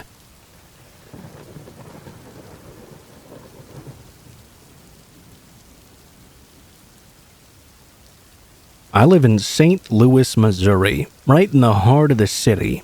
The high crime rate is no exaggeration. There's new stories coming out every day about awful things. Living here, though, I'd never actually had anything happen to me up until this point, and I'd never even seen anything happen personally. I always felt like whatever was going on was kind of outside my life. I tried to go about life as normal. I worked for both Uber Eats and DoorDash, usually on my bike, since I was in the city. This day, I was mostly doing Uber Eats. I'd started around dinner time. The weather wasn't great, cloudy and raining off and on. But hey, it's part of the job. The money's not going to make itself after all. At around 11 p.m., I found myself pretty far from my usual location in the middle of the city, with the rain getting worse. I was thinking about just biking back to reset my location to be closer to home. That was when an order popped up that was just too hard to refuse. $30 for a delivery 2 meters away. For reference, I was on the edge of the city, where it merges into a more suburban area, with small homes and large apartment buildings. It wasn't a nice area by any means, but it was nowhere I hadn't been before. I rode up to the restaurant and grabbed the bag, then strapped it to my bike. As I was doing this, a car's headlights were lighting up the sidewalk I was on. It was parked a little ways down, and had been there the whole time. I got on my bike and started heading out. As I did, I saw the headlights move out and continue behind me. Must just be a coincidence, I assumed. But as I made a few turns and cycled into the neighborhood, that same car was still right behind me. After a couple of minutes, I made it to the apartment building that the delivery was for. I pulled up to the bike rack and swung my chain around it. Moments later, the car pulled into the parking lot. Now I was freaking out a little. Maybe it was still a coincidence, but I was still a bit on edge about them possibly stealing my bike. I grabbed the order and hurried inside, trying to drop it off quickly. I went up to the second floor and got to the room. I knocked on the door. It was a cash payment, which a lot of people do around here. It was super inconvenient right now, though. As I waited for them to answer, I looked down the hallway. It was dimly lit and really run down. Paint was peeling on the walls. There were missing ceiling tiles. There was even some mold near some of the doors. It was also oddly quiet for such a large building. Quiet enough for me to hear a couple of people now coming up the steps. I knocked on the door again, but kept my eyes fixed on the end of the hallway. I could feel my heart rate rising, like my body knew something was wrong about this. Two men showed up at the end of the hallway and were walking toward me, making eye contact and staring me down. The person in the room still didn't open up. I didn't know what to do. I tried to leave and walk past the two men, but they blocked me.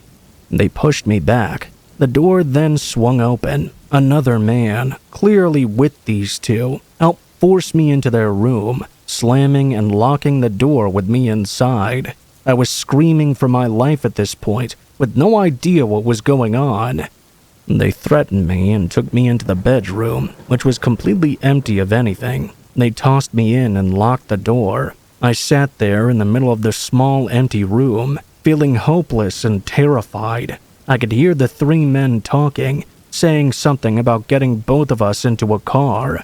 Both of us? I didn't know what that meant. Then there was screaming. Not from the men, though. It was from police officers, yelling for them to open the door right now. From what it sounded like, the men didn't put up any fight. I was helped out not too long after, which was when I figured out what both of us meant. There had been another victim in one of the other rooms. I guess 10 minutes before I got there, they had done the exact same thing to a different delivery person. They ordered it, followed them, and kidnapped them. A neighbor had overheard the commotion and called for help, which is why the cops arrived so quickly. As far as what was going to happen if nobody showed up, we can't say for certain. All of the men refused to say a word about their intentions, so all the cops could do was assume based on any evidence they could find. Luckily, it seemed like this was their first attempt at something like this. Hopefully, it'll be their last as well. I can't imagine what would have taken place if not for the neighbor happening to save us.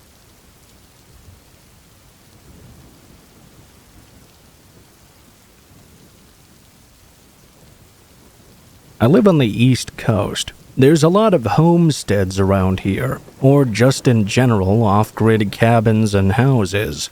Some of them aren't fully off-grid, but they're just far out and on large properties with 40-plus acres of land. It's normal around here to buy used tools and equipment from neighbors or others in the area. At the time, I was doing some construction on my property and was in dire need of a flatbed trailer for my truck so I could haul more materials from the hardware store. These can be absurdly expensive, but since almost everyone around here has them, there's a lot of used ones that people want to get rid of. Craigslist was the first and only site that I checked on. There were actually a bunch for sale. I sent out multiple emails. Only one of them replied, though. We scheduled a good time for me to stop by. All I really knew going into it was that this person's name was Devin, and that he had what I needed. Again, this was a super common thing to do around here that I'd done a million times before, so I had no worries going into it. I drove about an hour from my place through mostly national forest roads until I made it to his driveway. It was like most around here, just a thin gravel road into the woods. I drove through and ended up at his house. It was very small and really old-looking. A wooden cabin with a clearing in the trees leading up to it. The thing that I first noticed, though, was that there was no flatbed trailer on the property. I mean, it's a pretty huge thing. It's not something you could just hide behind a tree or something. I expected to see it right when I pulled in. The only thing I could think of was that there must be a garage or shed somewhere in the back that he kept it in. Anyway, I parked in the grass and got out. I stood there for a few seconds to see if he'd come out and meet me, but he didn't do so. I walked up to the porch and knocked on the door. While waiting, I couldn't tell if any of the lights were on inside. The curtains were covering the windows, and the sun was still setting, so it was too hard to tell. After waiting for a couple minutes, though, nobody had come to the door. I started to feel like nobody was even home. Then I got a text from Devin saying to come around to the back of the cabin where he had the trailer stored. I immediately felt something off about this, but I also assumed that he might keep it in the backyard. I walked around to at least have a look. When I walked around the corner, all I saw were trees. I walked a bit further, stopping on the side of the cabin just before reaching the back. There wasn't even a clearing behind the cabin. It was just woods going as far as I could see. I'd had enough at this point. I started moving back to my truck when I suddenly heard something behind me. I turned and looked at the woods again, not seeing anything. What I heard sounded like someone approaching from just around the corner. I continued, quickening my pace before hearing loud footsteps pushing through the grass behind me. I only caught a small view of the guy charging at me before I booked it for my truck. I don't know if he gave up right away or had something else in mind or what. When I got in and looked back at the cabin, though, the guy was already gone. I got out of there and drove to the nearest town, where I got in contact with the police. The short of it is that the state didn't even know about any cabin built on that land, as it was supposed to be an unoccupied parcel. When they investigated, it was clearly abandoned. There was obviously no intent to sell me anything. The guy was setting me up for some kind of harmful intent. My guess was that he was hiding along the back wall of the cabin, waiting to judge me as soon as I came around the corner. Luckily, I could tell something was up and didn't just walk all the way back there. If I had, who knows where I'd be right now.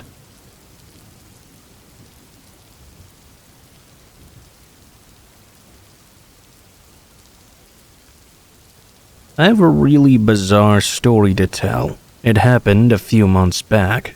There was this wedding coming up that I was going to with my wife. We were guests, and I had to go to a tailor for my suit. Obviously, I had no idea what tailor I was supposed to go to. I remember my wife told me that she knew of one that her family had been going to for years, and that was fine with me. The next evening after work, I stopped by their place. On this particular day, I was working very late, which is something that did occasionally happen. It was about 8 p.m. or so, and completely dark outside. I put in the address to the tailor's and followed it. When I arrived, I found myself in the parking lot of an old run-down-looking mall. There were hardly any other vehicles in the entire lot. At first, I thought this had to be a mistake of some kind, but then I looked at the map again. It showed that the tailor was apparently inside the mall. I was already thinking of how I was going to be teasing my wife for having me stop at this abandoned-looking place. It did say they were open, though, so I got out of my car and walked inside. When I first arrived in the mall, it was a very strange feeling. The place was literally 90% abandoned. There were hardly any lights on even. There were countless closed-up stores, most of them completely empty. A few still had their signs up, and some things inside. As you could probably guess, there was not even one other single person in sight. I was even wondering myself if I was supposed to be here. I started wandering the hallways looking for the tailor's shop. As I was walking, I remember I passed by this one store that looked to be a clothing store. At least, that's what it used to be. This store was closed. Looked like it had only been closed for maybe the past year or so. I could still see there was some merchandise inside. It was messy and stuff, but I also noticed the door to this particular store was propped open. I figured maybe they were in the process of clearing it out or something. As I was looking and passing by, I saw that someone was actually inside this store. It was a man who was wearing jeans and a hooded sweatshirt. I remembered that he was passing by the giant window. He looked over and saw me. Then, after looking in my direction, he quickly turned and literally ran out of my view. I was now thinking that obviously this guy was not supposed to be in there. What was he doing? I didn't know. I didn't really care either. I kept walking and just tried to ignore it. I turned and went down another hallway that was mostly abandoned as well. Finally, at the end of this, there was one sign lit up and in working order. It said Taylor. I walked to the end and entered that store. It was, in fact, open and in business. Honestly, I really couldn't believe it. I went inside and got all my measurements and stuff. I was in the store for about 10 to 15 minutes. Having done my business, I left. It was now time to walk back through the eerily quiet mall to leave. I went down the first hallway and turned into the next one. Now I was in the main hallway that led out to the parking lot. I remember as I was passing by the clothing store again, I saw the door was still propped open. The guy who I had seen before was now back, but this time he was looking right at me from the other side of the window. I thought it was weird how he was just staring at me, but I ignored it and passed him by. As soon as I passed by the store, though, I heard the door shoot open and footsteps starting to follow me. I didn't look back, but as I kept going, I heard the footsteps moving in my direction. I didn't know what this guy could possibly have as a reason for following me. I didn't recognize him, and he didn't say anything to me. I didn't say anything to him either. I kept walking and soon reached the exit doors. The man was moving probably 30 to 40 feet behind me. When I was going through the doors, it sounded like the man behind me started to speed up. After I got outside, I looked back for a second. I saw the man fling the doors open at a blazing speed. Right after seeing that, I started sprinting for my car. I heard the man behind me running as well. I went as fast as I could, and luckily I have some decent speed. When I reached my car, I stopped, got out my keys as fast as possible, and hit unlock over and over. I grabbed the door and opened it, and got inside. Immediately after I managed to get the door locked, the man reached it. He reached my door and tried to yank it open. I was starting my engine, and he began to slam his fists on the window. Fortunately, I was able to drive off without the window breaking. I left and called security when I got on the road. I reported what happened and was honestly very confused myself. What had even taken place here? I went home and told my wife all about the event. Looking back, I really don't know why that man went after me. I'm guessing he was trying to rob me and maybe was trying to steal from the abandoned store as well. Since this happened, I've joked with my wife quite a bit about how she sent me to that abandoned mall to get robbed. I did return to the mall to go to the tailor again, but this time I went much earlier in the day. That experience was just fine. This remains one of the scariest memories in my life.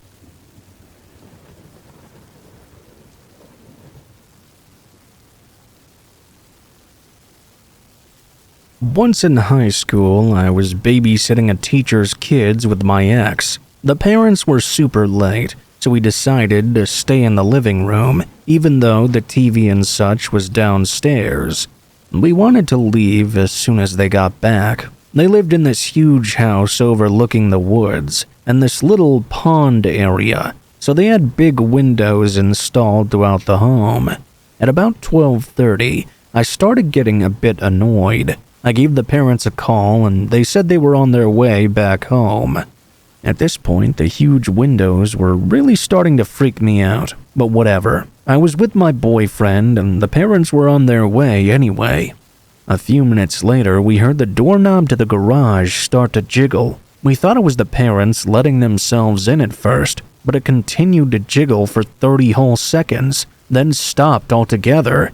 I started freaking out and walked toward the kitchen where the door was. I glanced out through the window that overlooked the deck. I'll never forget it. There was a strobe light of some kind on, and a man was standing directly in front of it, so he was silhouetted. He was just standing there. I started panicking, basically, and the light stopped blinking. My heart had pretty much stopped in place. I have no idea what the man did after that, because I ran away to call the parents. They were still 20 minutes away, so it really couldn't have been them. When I told them about what happened when they arrived, they informed me that their war vet neighbor would apparently wander the property at night and may have viewed me in particular as a threat for some reason. Why they didn't tell me that beforehand or tell him that we were going to be there, I'll never know. But hey, I got paid. Not enough to ever go back to that house again, certainly.